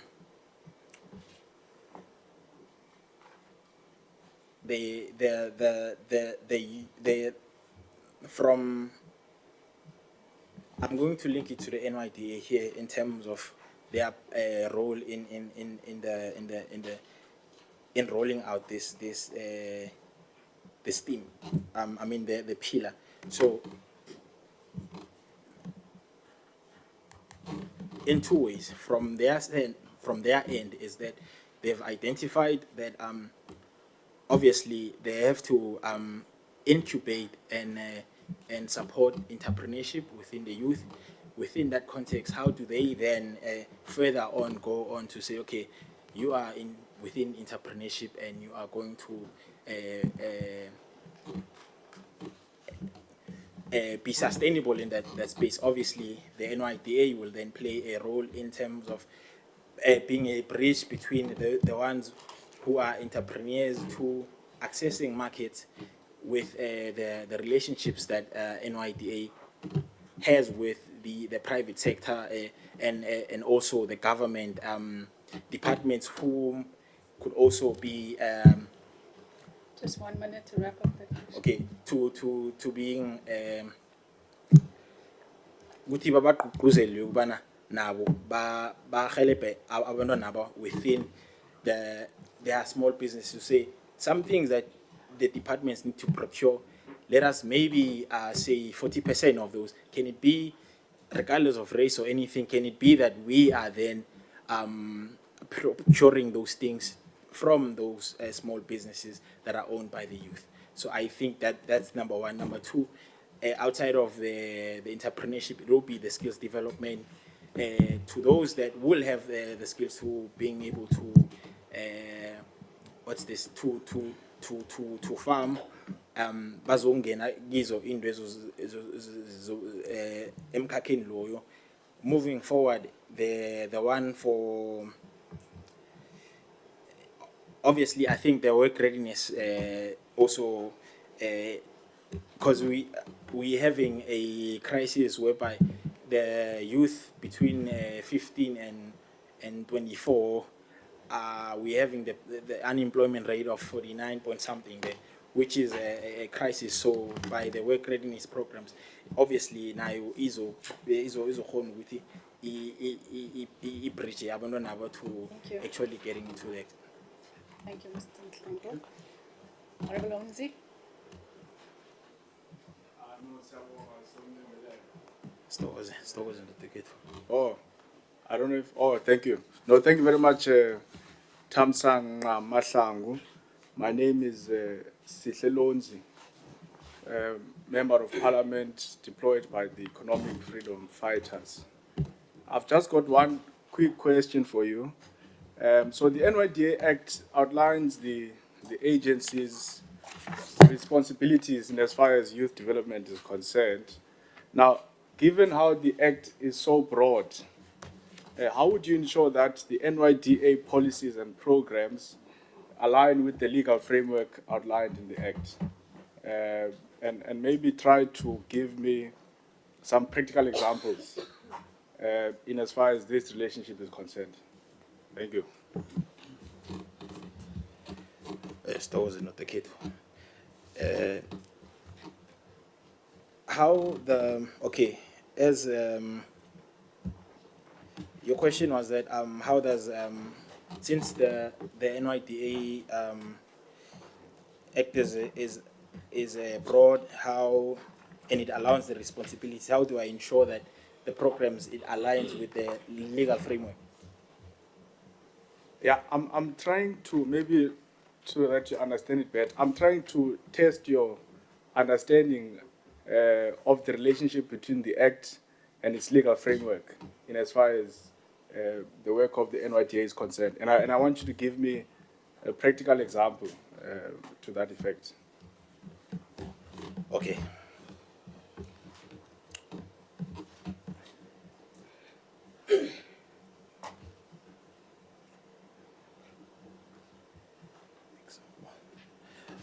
Stokoze, Honorable Sihle. And as far as the NYDA Act is concerned, especially with, I will firstly maybe take the route of its role in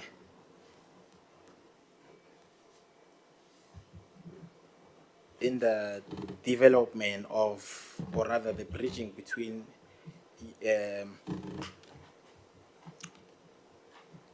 ensuring the rural communities participate, and since it's mandated by the national development plan to be the one an agency that incorporates it to ensure that it participates in that thing. So I think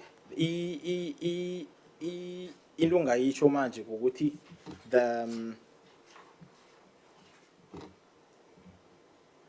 NYDA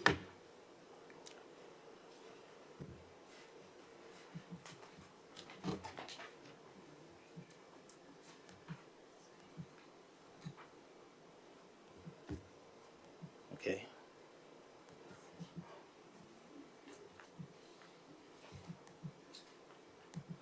Honorable Sihle, can you please repeat that again? I'm not sure if I'm understanding it well. From how I'm understanding it, I think it may be different from what you are saying. Can you please? Through you, Chair, if you'll allow. Oh, I'm trying to understand, my brother. Yes. If I'm just trying to find a simple way of explaining it to you. In as far as NYDA must fulfill its objectives, right? Yes. Youth development, the things that you would have mentioned here. Yes.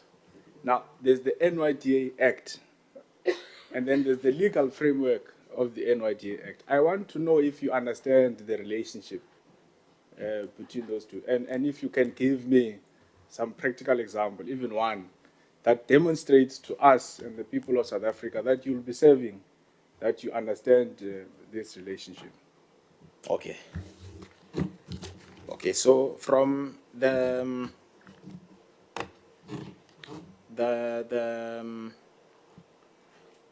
as NYDA is mandated to obviously do the youth development, for me to answer this question, I am going to use that example of the rural being integrated into the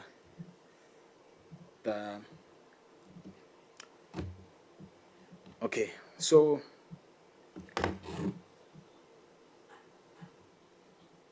the framework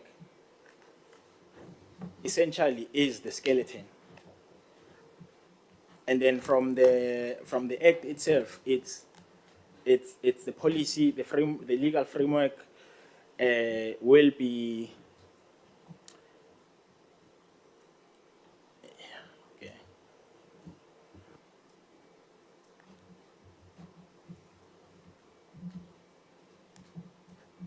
Okay, let me just give this one. So from the people who are in the rural areas. Okay, Chair. But 1 minute left for this question, unfortunately, sir. Okay.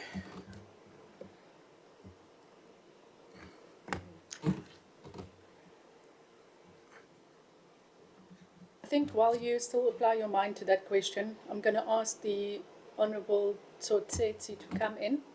Then maybe you can respond to both questions at the same time.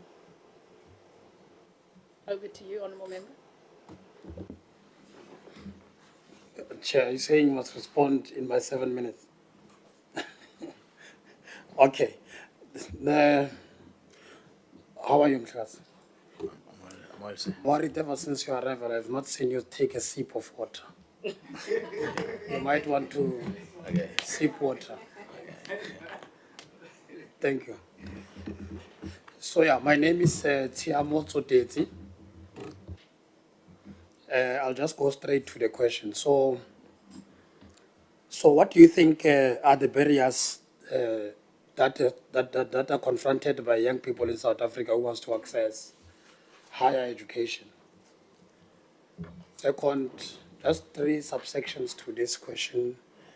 Second is who amongst the national demographics do you think is affected the most by those barriers?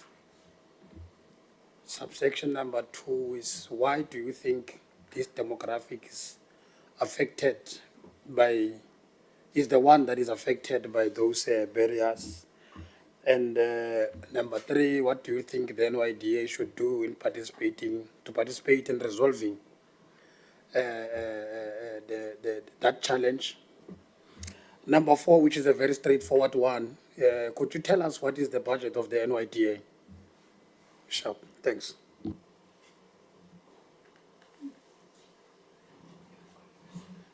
Thank you, Honorable Zoteti. So, first and foremost, the barriers that are hindering many people to access higher education. Number one, it would be, I have two. Obviously, the obvious one would be the finances. Number two, it would be that within our basic education sector, the pupils that are there, most of the ones that are in the public schools, suffer the most on the basis that the teachers, I apologize for saying anything, but I'm not, but the teachers are not as willing to go an extra mile for those pupils, which even with that, it's not their fault. It's because the system itself is disadvantaging the teachers in discharging their roles, in ensuring that most kids would be able to get into the education sector, because they have to pass with a bachelor's to be not only bachelor's, but obviously I'm saying if we are going to be very critical about it, for them to being able to get into courses that are going to ensure that they will have a line of employment in the future. So the demographic that is a disadvantage, or rather is in the periphery, and because of this is our people, black people. Most of our black people, I will make an example. Within in the basic education sector, there is a stigma around mathematics, and we are living in the times whereby most of the STEM qualifications are the ones that are mostly relevant in the times that we're living in. So part of the problems that these kids are facing is that you are in school learning mathematics, which is a language, but it's also being taught in English. So you are trying to understand English and also the language of mathematics, which now becomes complex, and we lose the kids within the system.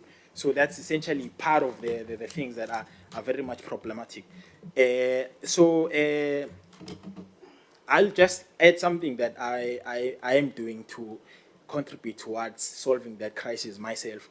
I'm part of the directors of an organization called Mthethomatics, which we go to basic education schools to ensuring that we make these kids understand every language has it's complex, but we teach the basics for them to being able to understand, and we also open a wide range of possible careers within that field for them to understand. So essentially, why do I think they are affected? I just explained.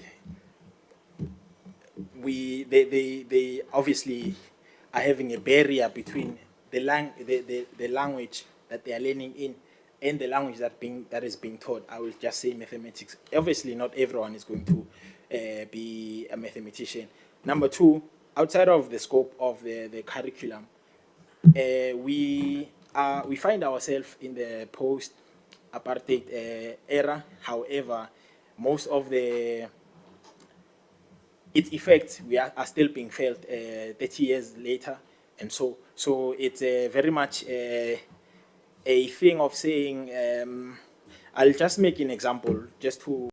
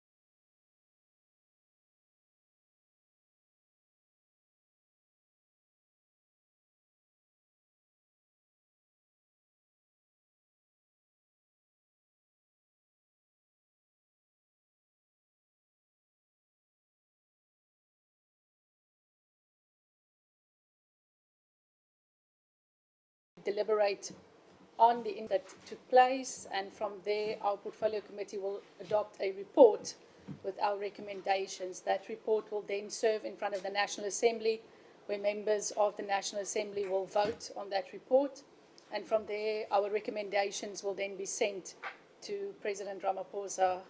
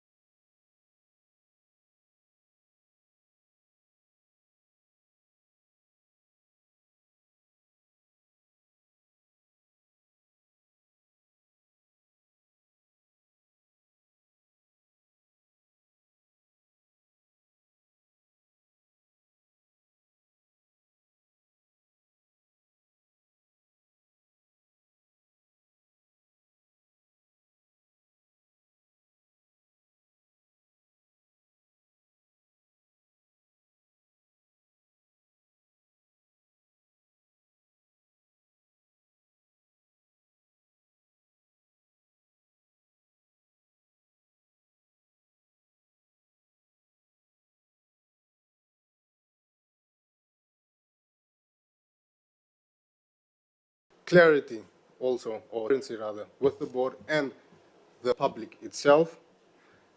More I can say on is, I would say, what was it? Providing services. That was the last one I wanted to actually mention. Providing services, and services being it basically anything, because the NYDA is supposed to be like a plug-and-play system, connecting youth with private sectors, public sectors, or government sectors, so that they can be unified and actually make something great out of it at the end of the day. So, yeah, hope that answers your question, Honorable. Thank you, Mr. Kroot. Dr. Leklape.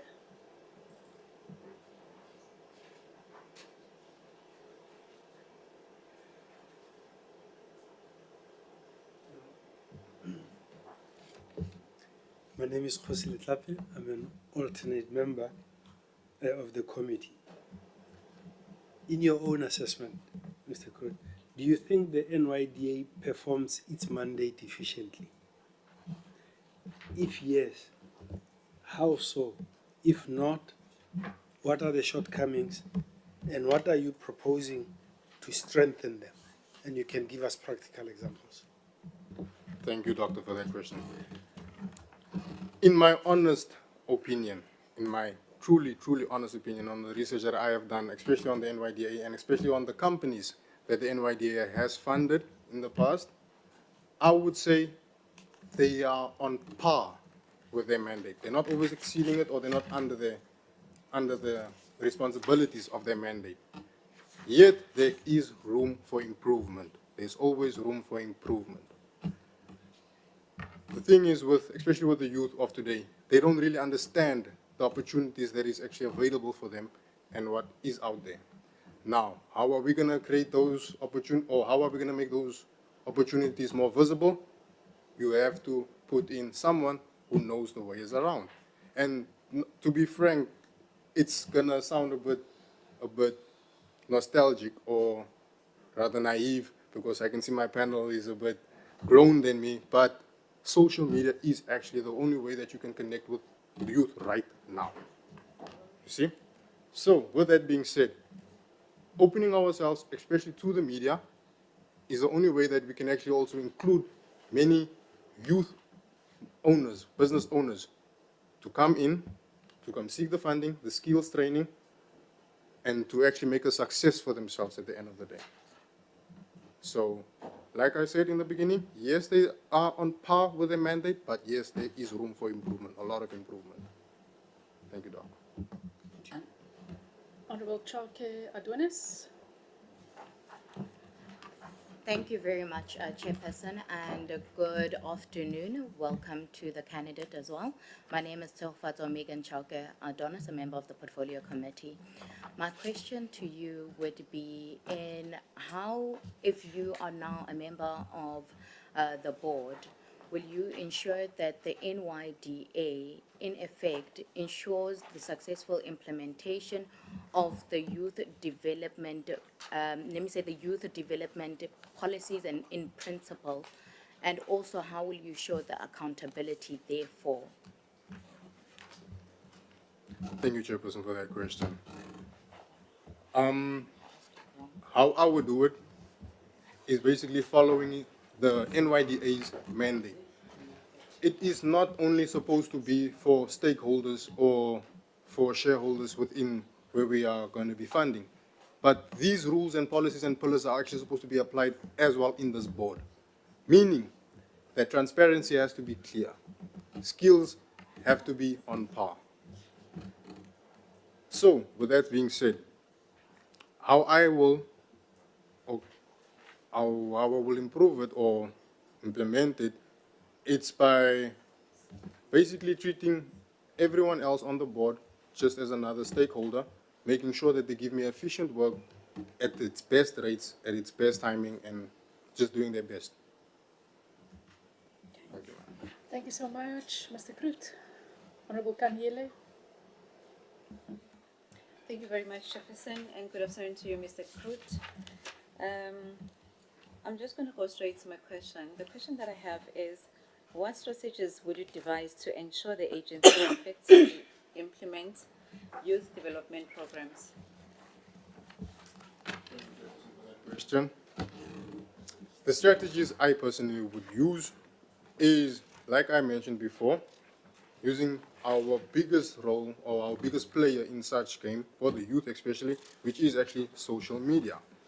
People are underlooking social media as just another platform where youth can be outspoken or just do what they want to. But yet at the end of the day, many businesses have thrived from social media. Many companies that were bankrupt through a simple social media post have thrived now just because of the media. Now, who runs the media? Us youth. So how are we gonna get into that? We take someone who is in that position of understands what the youth is going through, who has an opening or a door into the social media aspect, and you use them, you utilize them, you tell them, go out. Tell these people all the things that they need to know. Let them come. Let them create their businesses and make it successful at the end of the day. So that is the one strategy, the main strategy that I would use. But another strategy that I would use is also being very firm. Because with firmness, that is the only way you're going to get where you want to be in life. So thank you, Chairperson. Thank you so much. Over to you. Thank you very much. Thank you very much, Chair. Mr. Courtney, I'm Honorable Khwekana, also a member of this committee. I'll just go straight to the question. Tell us, what are the key best attributes of a NYDA board member, and what, in your own understanding, are the roles and responsibilities of the NYDA board? Thank you, Honorable Member, for that question. Okay. Roles and responsibilities of an NYDA board member.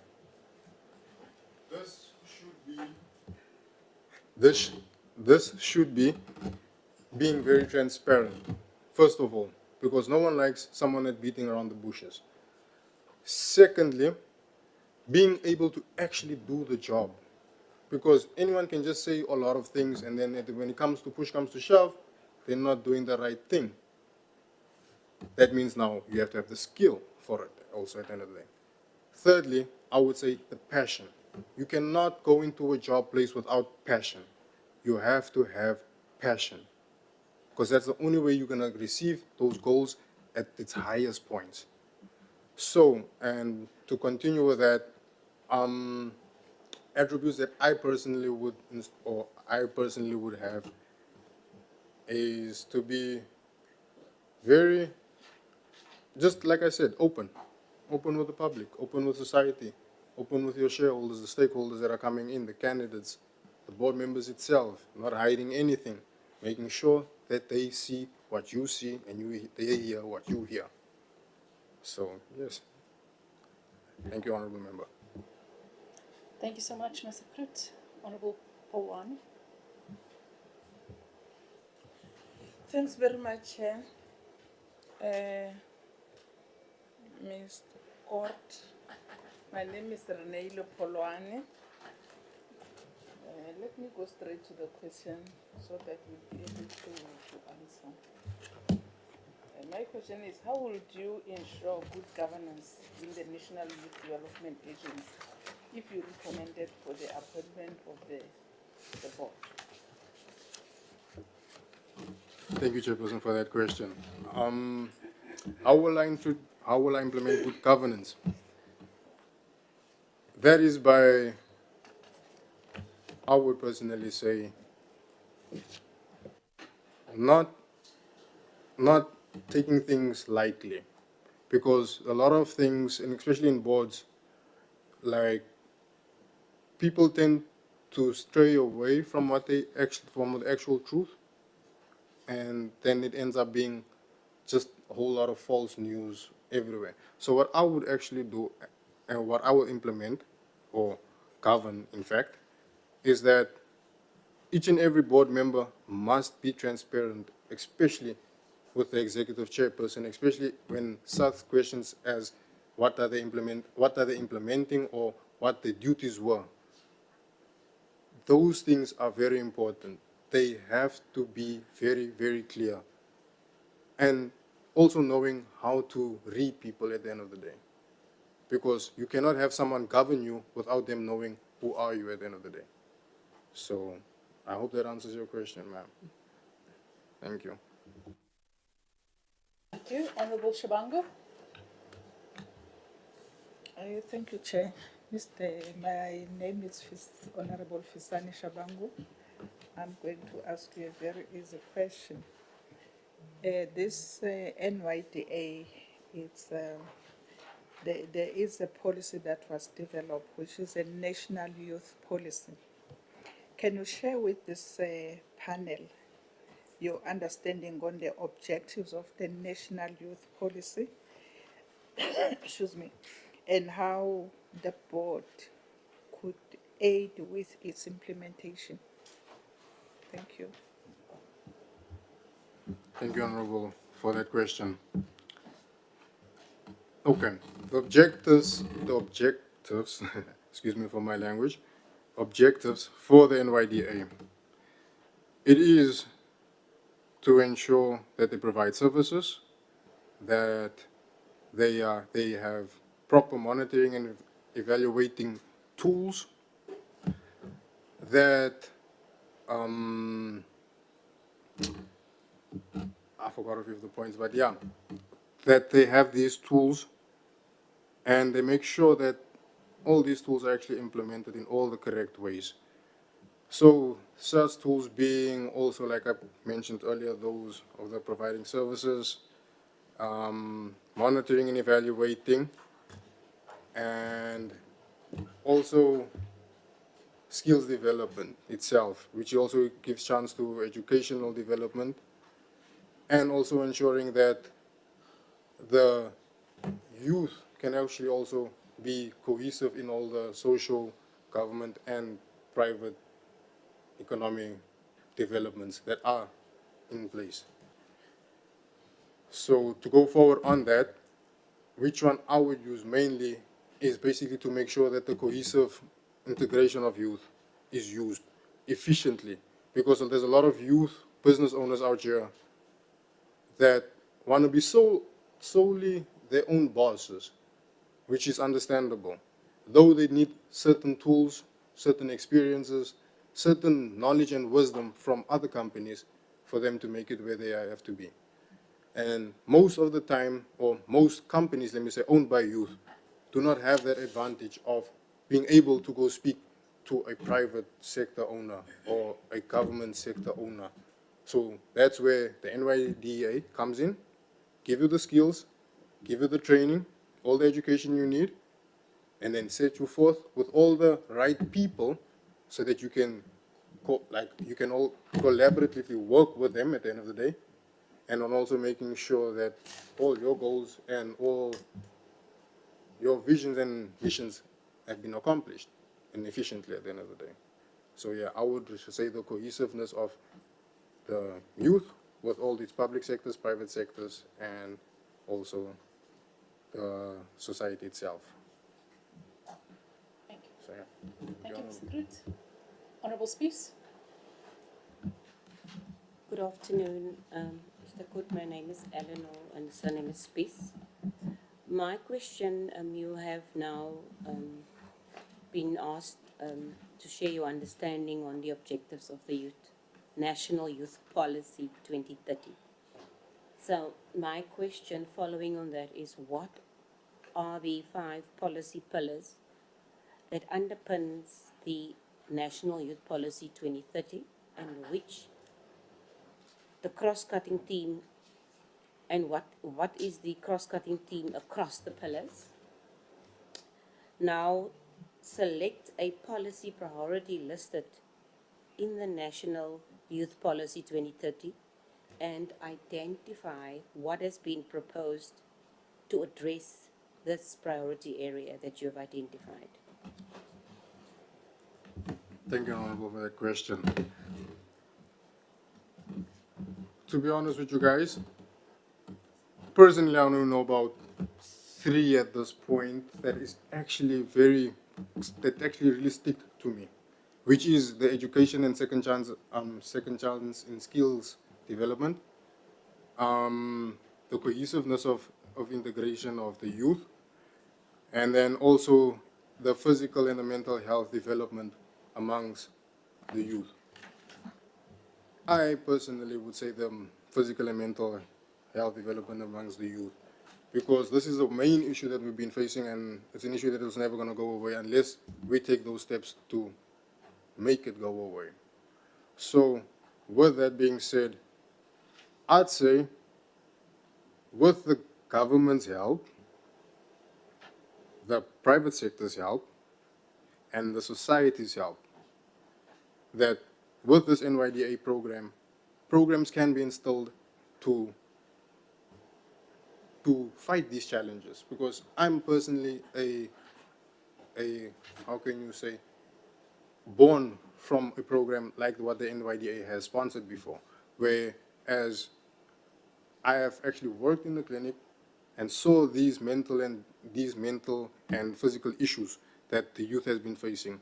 And honestly speaking, with that program that I was under in, it actually helped a lot of people around me. And I only noticed this after my contract was done. That's the only time I actually noticed this. Because why? The people gave me the correct training, they took me out, and they said, go speak to these people, go educate them, and teach them on the right things and the right ways to go about. So this is where that NYDA program will also step in, not only for funding, but also for actual difference in people's lives. Thank you, Honorable. Thank you so much, Mr. Groot. Thank you so much, Chairperson. Welcome, Mr. Groot. I'm Jasmine Peterson, and I'm a member of this committee. My question to you today is, what barriers do South African youth face when trying to access higher education? And how does the National Student Financial Aid Scheme support South African youth in accessing higher education? Thank you, Honorable, for that question. The barriers that they face, it's plain and simple access. Because reason being, we have so many people matriculated, yet they do not even know how to fill out a simple university or college FET application form. So where does that come now? Were they taught right in school? Or is there not someone to help them? So, with that being said, that barrier has to be broken. We have to make sure that kids actually know what to do after they matric. Because there's a lot of matrics out here that just going nowhere. They might be going studying, but after that, then what happens? They have no direction. They only got into a place because they actually just wanted to be there, but with no direction, with no actual vision, mission, or a goal at the end of the day. So that's where this program can actually come in, actually employ people or deploy people, let me rather say that, deploy people to set disadvantaged schools, especially with schools like they don't have computing or they don't know anything about computing, because computers is taking over the world right now, guys, and we all can attest to that. So we deploy people into these places, into these schools, teach them literally the essence of just using a simple computer and the internet. And I'm sure of it, I am very sure of it, this will change so many lives, because there are so many geniuses out here, but they do not have the opportunity to show it. So this is where we come in, to focus on the youth, develop the youth, make the youth great, so that our country can be great again in the future. Thank you, Honorable. Thank you so much, Mr. Groot. Is there anything else that you want to ask any of the members, or anything else that you would like to say in conclusion? Oh, sorry. I see there's a follow-up hand from Honorable Chauke Adwinis. Thank you very much, Chairperson. Perhaps in what I would then ask our candidate to speak on is some of your experience and contribution towards youth development, and perhaps what are some of the systematic challenges that you have identified, and how do you wish to address them once you are part of the NYDA board? Thank you so much for this question. I've actually been waiting for this said question, actually. Okay, a little bit of background from me. I worked in a school. After the school, I worked in a clinic. Programs instated by the NYDA. Right. I'm sure most of you don't even know about these programs, but these programs were instated by the NYDA, according to my research. So, the problem I faced in school, I worked in a high school disadvantage. They don't even have a computer room. Things get stolen in that place, left, right, and center. Reason being because of kids taking these things literally to go sell and to use drugs. When I came into that school, I saw something that could be changed. And I put my feet down and I worked so hard that even at this point, if you can even call that principal of the school, she will tell you that, hey, this boy is stricting them right. He's treating those kids right. So the boundaries or the challenges that I faced in the school was kids not knowing where they're going in life. Kids not having opportunity to make something of themselves in life. Kids not having actual fun in schools at the end of the day. Because in this school where I worked as well, the sports has been taken out. There is no form of any sports in the school. Literally. And that saddened me. So what I did was, I took the initiative upon my own, not being paid for it, not being asked for it. I took it upon my own. I started a soccer team. After the soccer team, a chess club. After the chess club, it went on, and now I've got athletes in that school. I've got actual soccer players that I'm so proud of in that school, and they're doing much, much better. One actually even got a scholarship to go to a different school because of his soccer, and that was just because of a trial that I sent him to, out of my own initiative. And then, when I come to the clinic now, this is where my heart broke, actually. So many young people are ill-advised on their health status out here. Like, in the school, especially the school, I think it was about at a percentage of 45% of the females were already pregnant at that time. Now, 45 is a big number, guys. 45 is a really, really big number. With that being said, if 45 are pregnant, what are the stats of it being, of those children actually being HIV positive, or them actually having an STI? Where does it come back down to? Not having the proper education or the proper person to actually speak to them and tell them about these things that are actually happening and that is destroying their lives, actually. So that's one of the challenges I faced in the clinic. I am actually sad to say that I have tried to teach them and to promote good health, especially. And at the end of the day, it's actually the person's choice. We cannot force them. We cannot drill it upon them. We can only be here to be a guide. And I did that. A few may have listened.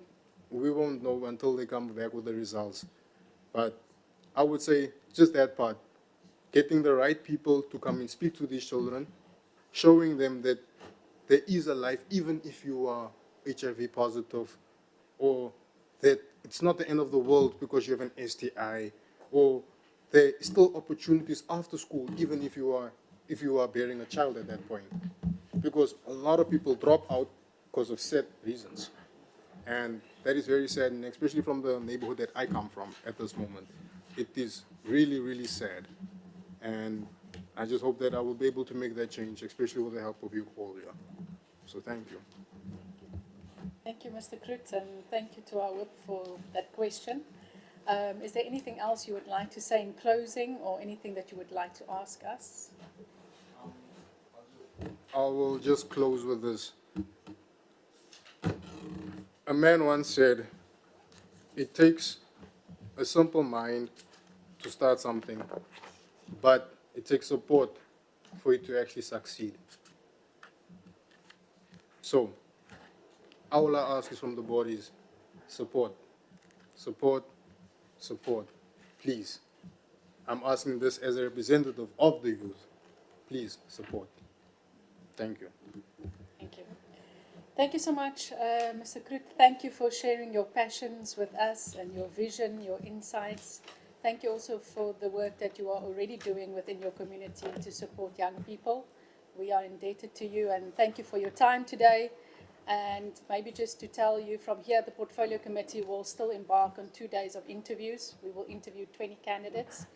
From there, our committee will next week deliberate on the candidates, and we will compile a report which will then serve in front of the National Assembly for adoption. And once that report is adopted, we will hopefully recommend 10 candidates to the President. The President will then exercise his prerogative and choose 7 new individuals to serve on a new NYDA board. But thank you once more for being here. Thank you for traveling and travel back home safely. And stay in touch. Thank you so much. Thank you. Thank you. Same to you.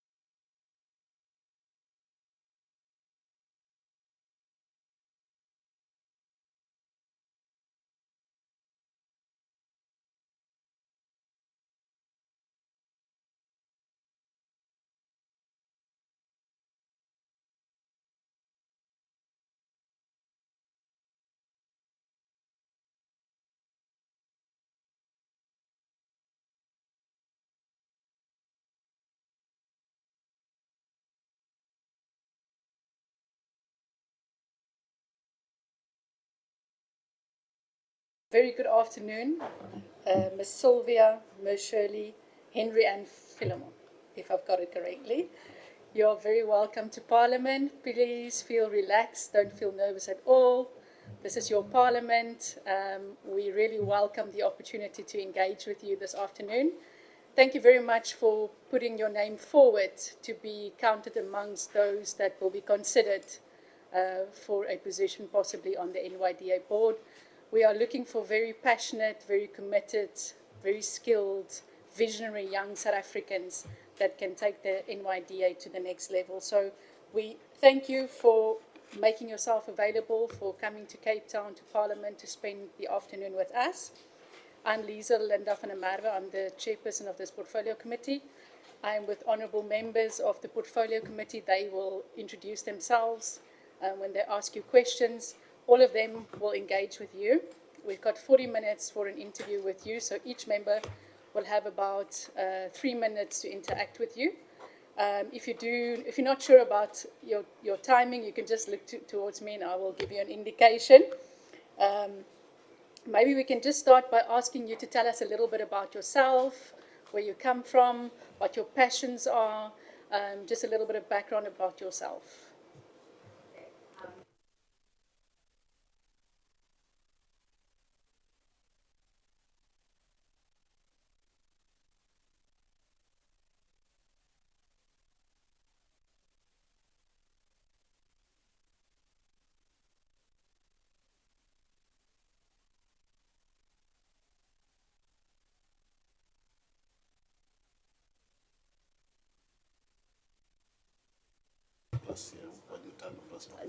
Okay, thank you. So I have my mother's name, and then the next name, my aunt was Marshally, I don't know where, and then my father said he cannot lose this battle. His name is Henry, that's why it's Henry N. So I have 3 names, and that's just me. My surname is Philemon. I feel very special because I have my mom's compassionate side, and then I have my dad's leadership side. I am raised in a Christian family. I actually did Sunday school, and that's where I got into the vibes of being a leader, working with kids, and initially that's how it started. So I definitely went for education. So now I'm a lecturer. I'm working with young people. So that is what I'm passionate about. I'm passionate about people. I am passionate about women, empowerment, uplifting one another. Young people, most definitely, because we need to be at the forefront of things. So that is basically me in a nutshell. Thank you. Thank you so much. Can I hand over to Honourable Spies? Or you want to go first, Honourable Shabango? No, it's fine. Honourable Shabango. It's our senior. Okay, thank you, Chair, and good afternoon, Sylvia. Honorable Fisani Shabangu, I'm a member of this portfolio committee. Can you briefly elaborate your understanding of the functions of the NYDA in terms of the NYDA Act? Thank you. Okay, I do understand that the NYDA, I'm already talking as if I'm in. We are there to initiate certain programs for youth development. We also have to collaborate, cooperate, evaluate, and also monitor these programs so that we can ensure that whatever is going out, we make sure that there's accountability for it and we have the results that we want to have. And this is obviously to bring change into the livelihoods of the young people, women, and people with disabilities. So I understand that the main aim is so that we can eradicate poverty, one of the things, unemployment, and increase our youth going in to the world and also accounting them or getting them to contribute positively to the economy. So I think that is what I understand about the NYDA, what it is about, and also that it's an act that it's aimed to alleviate poverty and unemployment. Thank you so much, Honorable Polwani. Thanks very much, Chair. My name is Renelo Polwane.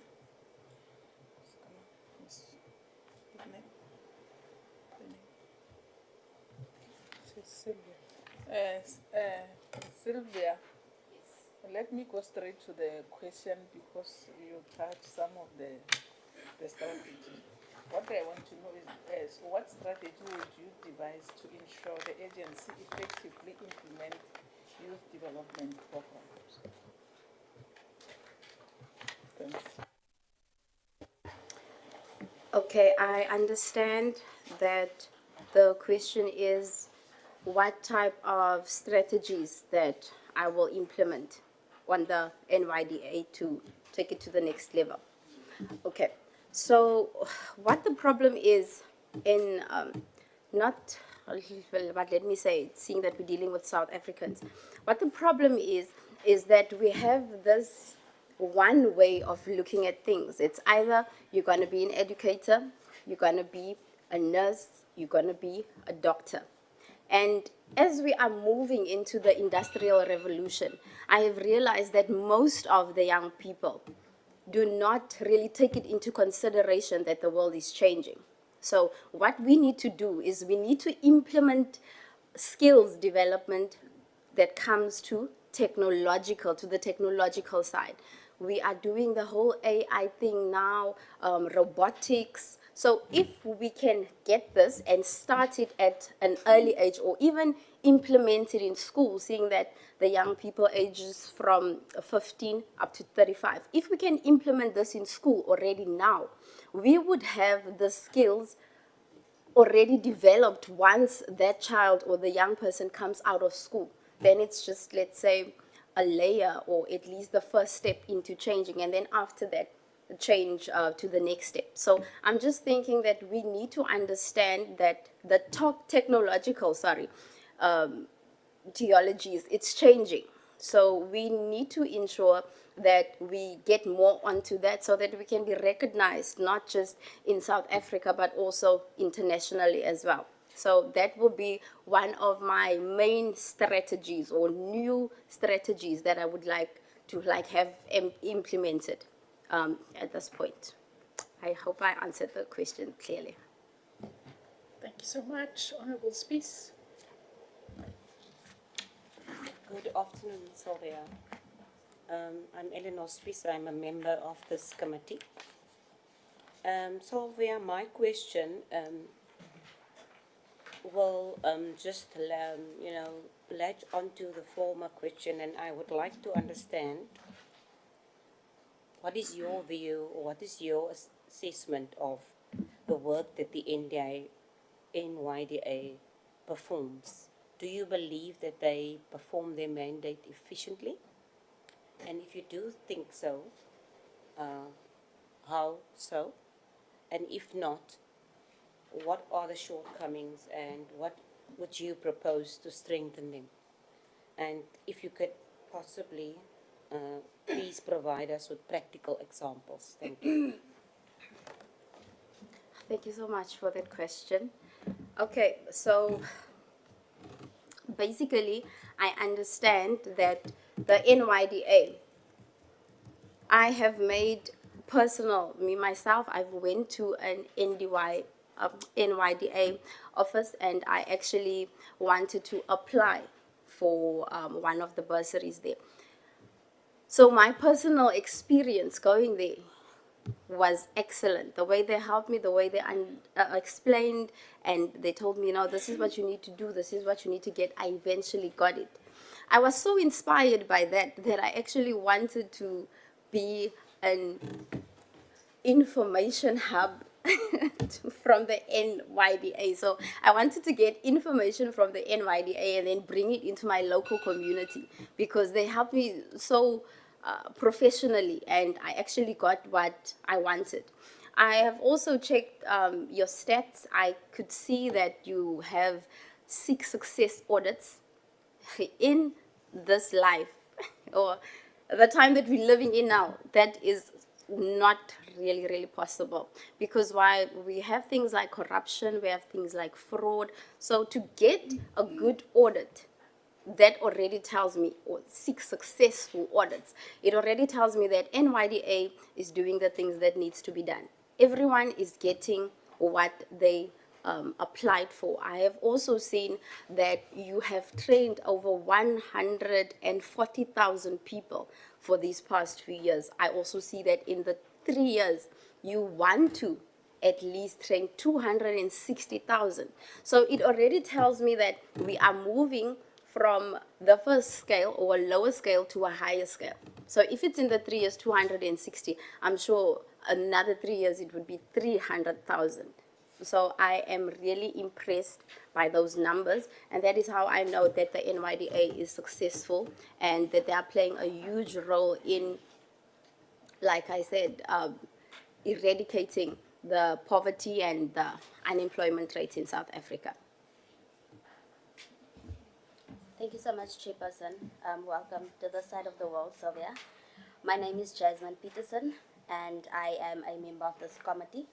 My question to you today is, in order to give effect to the mandate of the NYDA, how are you going to ensure that the NYDA, under your leadership as a board member, will consistently abide and be guided by the principles of youth development without prejudice? I love the fact that your values are standing out, because once I read it like literally, I could see myself. The first one that I saw in your values was integrity. Now, this is whereby you ensure that whatever you say, you're gonna do, you should do. And I think I'm that type of person who always, I'm not saying that I'm perfect, but I always strive to perfection. So if I say I'll do something, I will definitely do it. I also love the fact that there is accountability that needs to be considered, because why? If you don't do what you said you're going to do, you need to be accountable for it. You also then need to be given some sort of like punishment in layman's terms, because why? If you don't do what you said you would do, then it's gonna obviously we're not gonna be a moving train as we should. So that would be a problem. So I love the fact that you also need to be accessible. This is whereby, in all honesty, I'm a lecturer, like I said before, right? And I keep on telling my students, please, do not text me after 6. And they definitely text me at 10 o'clock at night. But I feel so bad, so then I still reply, even though I said, no, I don't want you to text me at 6. So being accessible also shows that you have the heart and that you are a hardworking type of person. People can always have access to you. If they need help, you are there. If they call you, you pick up the phone. If they send you a text message, you reply to that text message. So that is what I have to give when it comes to that part. I am hoping that I answered your question fully. Thank you so much. Thank you so much. Thank you very much, Chair. Ms. Sylviane? Yes. I'm Honorable Khwekana, a member of this committee. I'll go straight to the question. My question is, how would you ensure good governance in the National Youth Development Agency if you are recommended for appointment to the board? Okay, so good governance is whereby decision making is made, and also to ensure that the decisions are implemented or to make sure it's not implemented. Now, I have already spoken about the values, and I understand that good governance come also with those things like accountability, being transparent. So at the end of the day, if you don't understand what ethical and unethical behavior is, you cannot incorporate good governance, because then you have no idea what you're doing. So ethical behavior, obviously, it is you abiding by the rules and regulations of the company, the rules and regulations of the law, and this is what will keep you intact to ensure that you are on the right track. So I understand that good governance is making sure that everyone is doing the job that they are supposed to do, doing it smoothly, and also getting the feedback that needs to come back in order for us to maybe give reports or to report back to the community in order of 1, 2, 3. So I hope I answered that question correctly, ma'am. Thank you so much. Thank you very much, Chairperson. Good afternoon, Ms. Philemon. I am Angel Kanyile. I'm a member of this portfolio committee. The question that I have for you is, what are the key best attributes of a NYDA board member, and what, in your own understanding, are the roles and responsibilities of the NYDA board? Thank you. Okay, the key attributes for a board member. I think you need to be considerate to the fact that it's not a one-man show. You need to understand what it means to collaborate. As the NYDA, they collaborate with a whole lot of other departments as well. So if you are on the board or if you are a board member, you need to understand that you will be working with people. So you need to be respectful. It is very much important. Even if you don't like that person, you still have to show them respect. It's your colleague, it's someone that you're working with. So I highly put respect on like the above of that's above my list. And then also another attribute is that you need to be compassionate. I think you need to be a kind person. You need to have humility. You need to understand what it means to be in the forefront. I always say this, being born in the 90s, I have an old type of feeling, but I also have the new type of vibe. So I understand I can literally sit with old people and learn from them, and then go back to the young ones and also be like, okay, now let me hear what they're saying. So then my decision making is in the middle, whereby I can get both of the opinions together and make it make sense.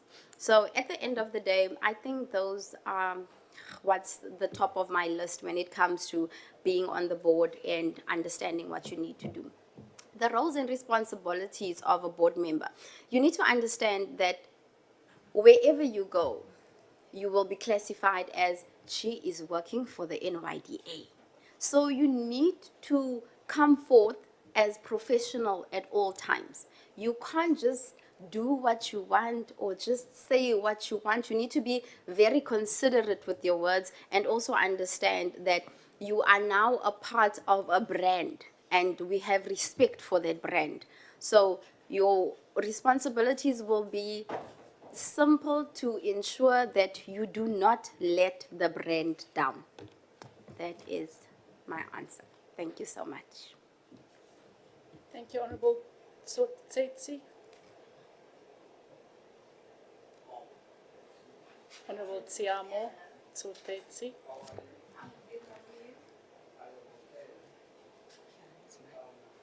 Your mic, Honourable Member. Please.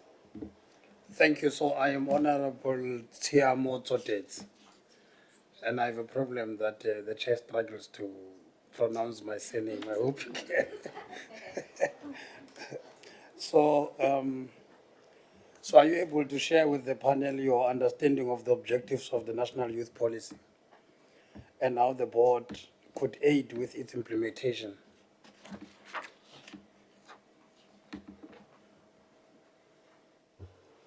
Okay, my understanding of the National Youth Policy, the reason why it was implemented, it was because they are trying to rectify the wrongs that were done before.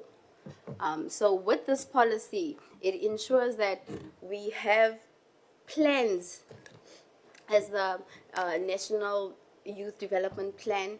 We have it in order, integrated we have it in, or the IDYS. So all those types of strategies fall under the National Youth Policy Strategy. The main, that's why I'm saying the main objective was to ensure that we as young people are no longer just passengers when it comes to how do I put it in words? We are no longer passengers to the economy, but yet we are in the forefront. We are now driving ourselves. So that policy ensures that things available made to us, like the funding that we get so that we can start with our own businesses, the not the funding, sorry, I had this word that I wanted to say, but it's not coming to me right now. The funding that we get will ensure that we start our own businesses, and this is how also we eradicate poverty and unemployment, because we no longer just under a workforce. We no longer just working for somebody. But once we work for ourselves, we ensure that we employ all the other people. So the national policy ensures that we are the key members that contribute to the economy. I hope I answered you correctly on that one, sir. Thank you. Olonze. No, thank you very much. Thank you, Chair. Thank you, Sylvia. And thank you for availing yourself to serve in this very important institution, which must empower the youth of South Africa in all corners, irrespective of their cultural backgrounds, economic backgrounds, etc. My name is Sihle Lonzi, member of the Portfolio Committee deployed by the Economic Freedom Fighters. I just got one quick question. Which schedule of the PFMA governs the NYDA? And perhaps outline for us what governance mechanisms you'd put in place to mitigate non-compliance. And you can give examples, or just one example, to demonstrate your understanding of the schedule that governs the NYDA from the PFMA, and what governance mechanisms you put in place. Thank you. Okay, I believe the schedule that's put in place is there to ensure that whoever is employed or working for the NYDA ensures that they are doing what they are supposed to do. So if a person does not do what they are supposed to do, I think it is just the way it goes at work. For example, if you're not compliant or if you're not doing what you're supposed to do, the first thing that they do is they usually tell you or talk to you one side, telling you that, okay, no, you have not been compliant, you have not been doing the work that you're supposed to do, and if this continues, another step will then be taken. The second step after the verbal warning would obviously be a written warning. But at the end of the day, if that person continuously does not do what they're supposed to do, initially it will come back to letting that person go and then rather replacing that person. However, I do believe in second chances, as the NYDA also has second chances programs. So I think we also need to ensure that there is some type of rehabilitation, if I can say so, whereby you ask the person, okay, what is the problem? Why aren't you complying, or why aren't you doing what you're supposed to do? And then initially you help that person to get to a point where that person is supposed to be.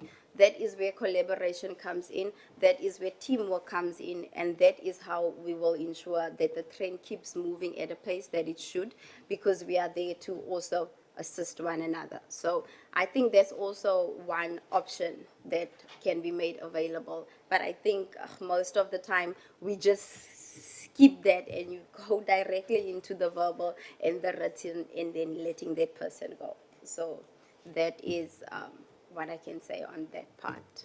Through you very quickly, Chair.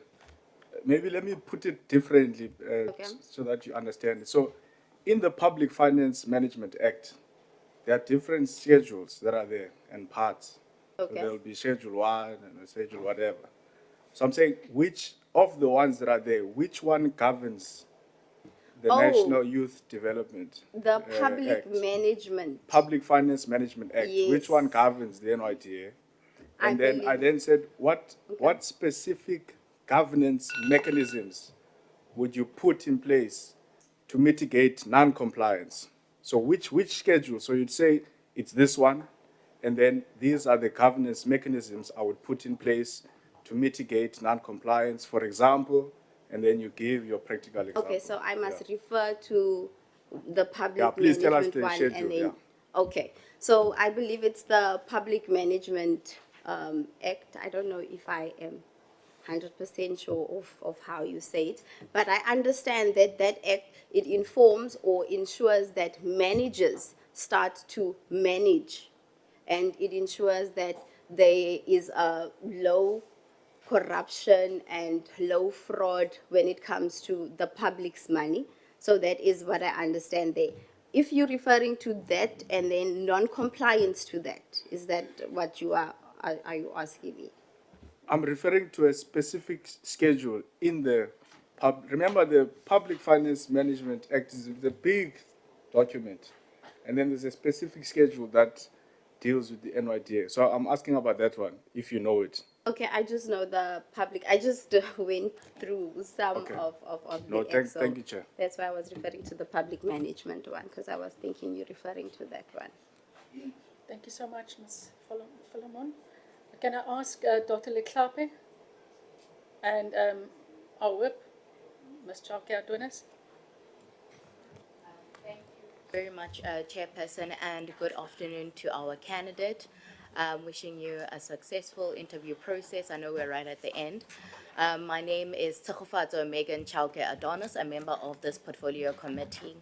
Now, with understanding the current crisis and the plight of young people, what in your observation have you seen in terms of young people accessing higher education? So what are some of the challenges and barriers that you have identified?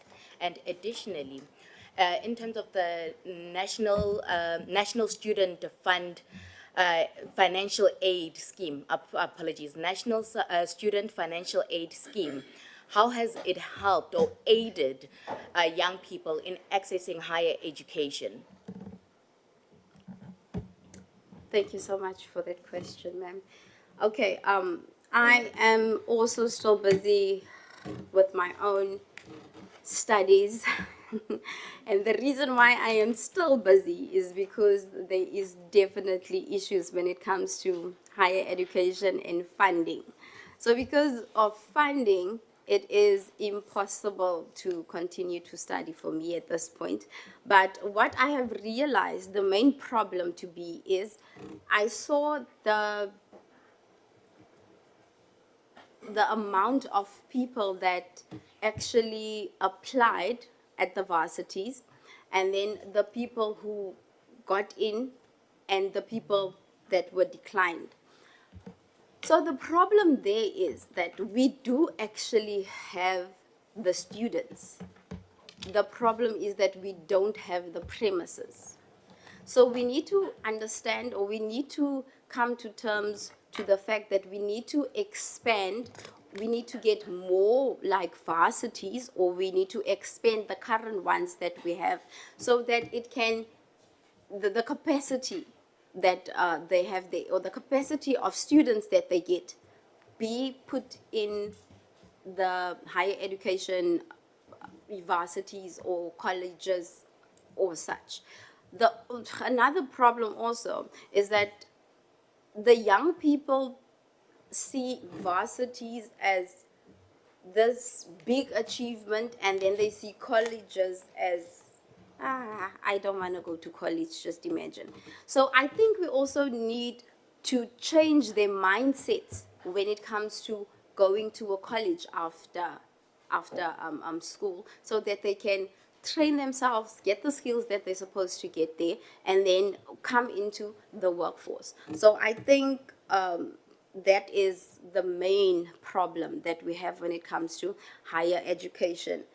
NSFAS, yes, I definitely believe in them. The reason why I'm saying this is because once you have or you've acquired the requirements that they ask of you, it is possible and they will make a way.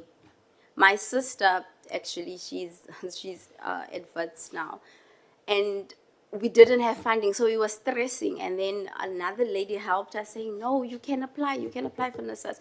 We literally applied for it in January, and she's already funded. So I cannot say that they are not doing what they are supposed to do. Maybe there are some loopholes that can be fixed because not all organizations are fully equipped or flawless. We do have our issues, we do have our problems, but we always find a solution towards that. So I believe that yes, the scheme is definitely working. It can just be monitored properly to ensure that there's truth and transparency when it comes to those bursaries, and also the candidates who receive them, to ensure that it's the correct people that get them. Thank you so much. Thank you. Dr. Leklape, you will be our last one. Thank you. My name is President Leklape, and I'm the alternate member of the committee.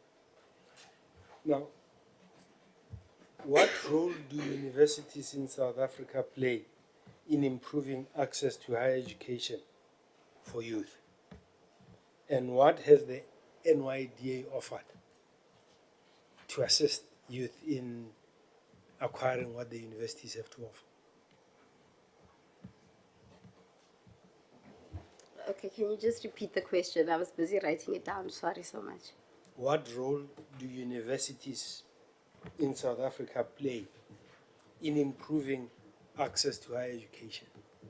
The question is, are there things that the universities are doing to ensure that they are accessible to the majority of South Africans? Okay. And what is the NYDA doing in that arena? Okay. Okay, thank you so much for that question, sir. Okay, the role that universities play in being accessible, that's why I'm saying if we understand that we're moving to an industrial revolution, we need to understand that we always have access when it comes to our phones or the laptops or computers. So what you do is you literally can just go on your phone and then you apply, and then they will let you know what you need, all the documents that is required of you, and they will make it a point to send you an email to say, no, you have been either accepted or you have been denied. So at the end of the day, it is very, very easy to access the universities, or the role that universities play. They are also, I think they are very consistent. If they're saying this is the requirement for this type of thing that you want to go into, the job or the career that you want to go into, you have to get that. You have to ensure that, no, you do have 75% for English. So I think the role that they play is very much important, because they are also getting you ready for, once you are done with varsity, you need to go into the workforce. And when you get to the workforce, it is imperative that you understand that you need to be punctual at all time. You need time management to ensure that everything goes well all the time. So the access that they have, or the role that they play, is already ensuring that I get ready for the workforce. What I love about the NYDA is that they offer certain skills. Sometimes it might be the same as, let's say, some of the things that are happening in varsity, but it is more accessible to do a skills development studies, or a skills development career with the NYDA, because it is accessible to anyone from those ages. And then whenever you need to maybe, excuse me, my words is going away. So whenever the NYDA, where they come in, it's important to understand that the skills that they develop as well is also an access, and getting you also ready for the main career that you are going into, or getting you ready via short courses. So I believe, I'm not sure if I've answered that question correctly, Mr. Clapp. I'm happy with the answer if you're happy. Thank you so much, Dr. Letlafe. Just want to check if honourable members, if there are any other follow-up questions. Honourable Chalke Adonis, followed by Honourable Lonzi. Thank you very much, Chairperson. As a follow-up question, I think I would have a particular interest in terms of hearing what it is that in part of the programs that you spoke about in your introduction, have you implemented successfully, as you indicated that you are a lecturer, and then additionally, what are some of the systematic challenges and barriers that you have faced when it comes to good governance and bringing that into practicality in terms of understanding what good governance is and how you have applied that in your current working environment? Okay, can you please just repeat the first question? Because I think there's a few there that I need Let to me just put it this way. get In down. your current position and the work that you're currently doing in your communities and also as a lecturer, what are some of the systematic challenges and barriers that you have identified amongst the young people? Additionally to that, in terms of good governance practices, what have you applied and seen the successful implementation of those practices? Okay.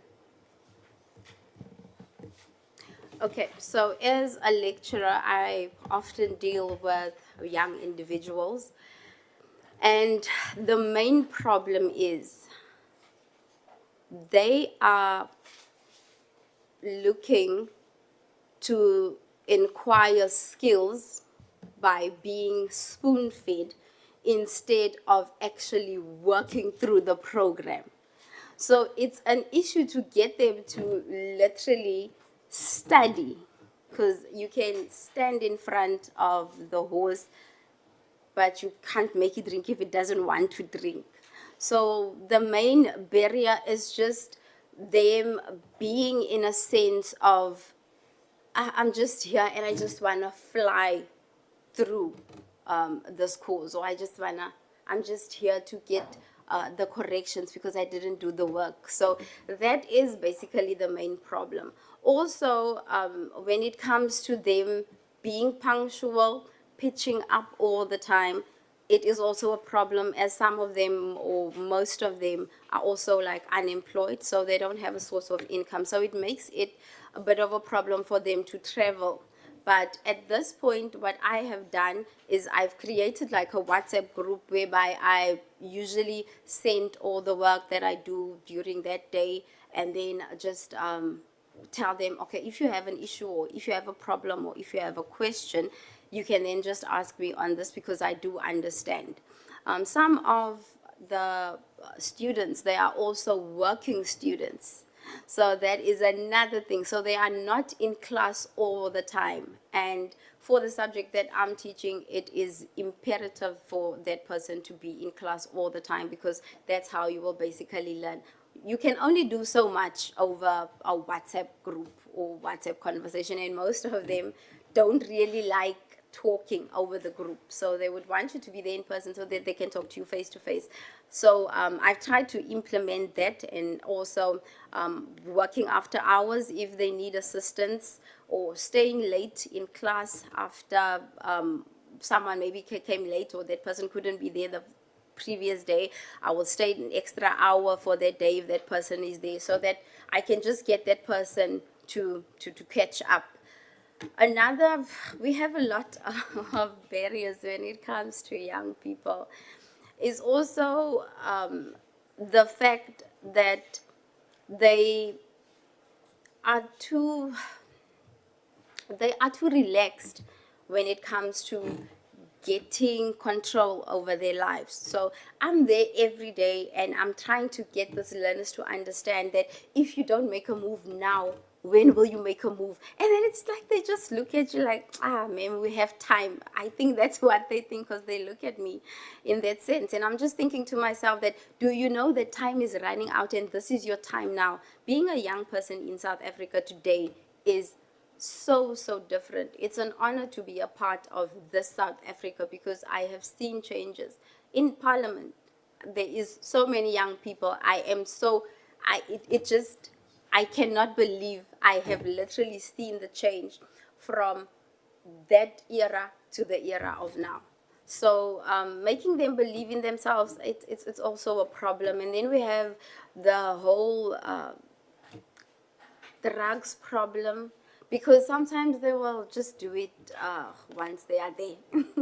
Or once they go out for break, they'll be like, no, ma'am, we're going for a smoking break. And then when you come back, you can see, I this one. Really. So that is also another barrier that needs to be broken, because then now they come back and then they are not focused enough. So that is also a problem there. Thank you. Thank you, Ms. Flynn. It's my time.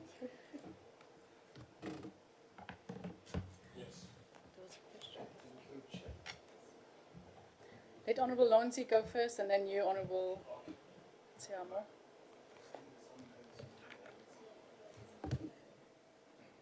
Oh, no, thanks, Chair. I'll be very quick. Sylvia, I see on your CV, so you started to be a lecturer in 2014, and then you say Department of Higher Education. You're a lecturer from 2014 until now. And then under education, you say you started your higher certificate, ABET, from 2015, a year after you became a lecturer, until 2018.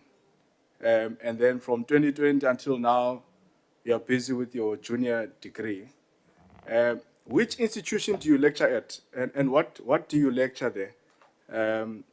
Especially in 2014, when you would not have yet, even 2015, 16, and 17, when you would have not completed your higher certificate. Okay, I'm actually a member of the Second Chances. So we are using the Westcore premises, but we are actually in Pilo. We are like Mutlakeng CLC, that is the college. So what we do is we do grade 12 and then we also do ABET level 1 to level 4. When I started with the work, I actually did it as volunteer work. So I was working voluntarily, doing secretary work, also teaching on the side. And I was doing it for like 2 to 3 years before I actually became a member or a part of the staff. So I lost my mom in that time. I had to take care of my sisters. A whole lot of things happened. So it was not impossible, but it was just hard to go back, because that time I actually paid my sister. I love her so much. She gave me the first payment actually for the higher certificate because she was working. So that was the problem. I didn't apply that time for the bursary, so I had to pay for myself, and I didn't want to go back and then fail, and then I had to pay again. So I wanted to work strategically in saying, okay, once I go back, I need to be fully focused. And then I went back, and then I started again. And then after that, I lost my grandmother, which was dear to me. Now it felt like I'm losing my mother again. So if you are not mentally correct or in the mental state to do something, you would just at the end of the day waste your time and waste your money. And I honestly didn't want to do that. So that is what happened there. But I am definitely intending on going back the second semester. Thank you so much. At Unisaya. Thank you. Thanks, Ms. Flynn. Honourable Member, you are our last. Yes. Yes, thank you, Chair, for the opportunity. Sylvia, look, your story is a great story of an ordinary South African who's navigating challenges of lives with an idea or objectives of getting right at the top. I think that I want to start with words of encouragement that you must continue to push all the barriers and make sure that you do achieve that which you must achieve.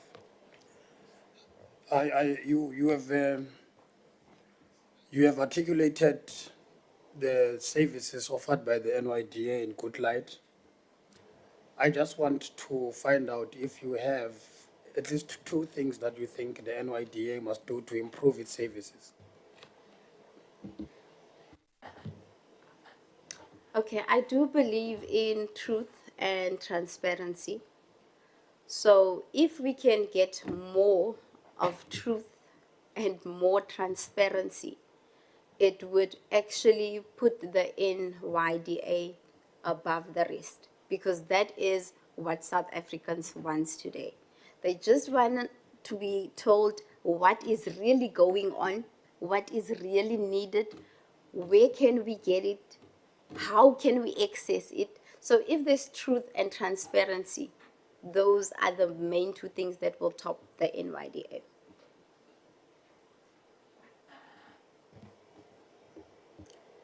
Thank you so much, Ms. Philemon. Maybe at this stage, I can just ask you if there's anything that you would like to ask us or any concluding remarks that you would like to make, then you can make them now.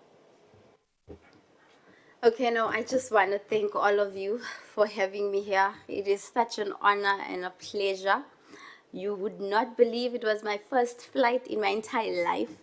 It's my first time in Cape Town. I'm so excited, even though I'm going home now. But I just want to say thank you so much. It is appreciated. Thank you for considering me. It means a lot to me. It would be such an honor to serve with all of you. As I can hear, you are on top of things. You can't come here to play. So it will also help me in a sense whereby I should also become a part of the family and then take everything in. I'm going to go home now and research the schedule. I need to talk to the EFF man after this so that I can be sure next time when he asks me a question, I'll be on top of things. Yes. So yeah, I just wanted to say thank you. So that's all. Thank you so much. No, thank you, Chairperson. I'm fine with that. But thank you so much. I do appreciate it, and thank you so much. Thank you so much.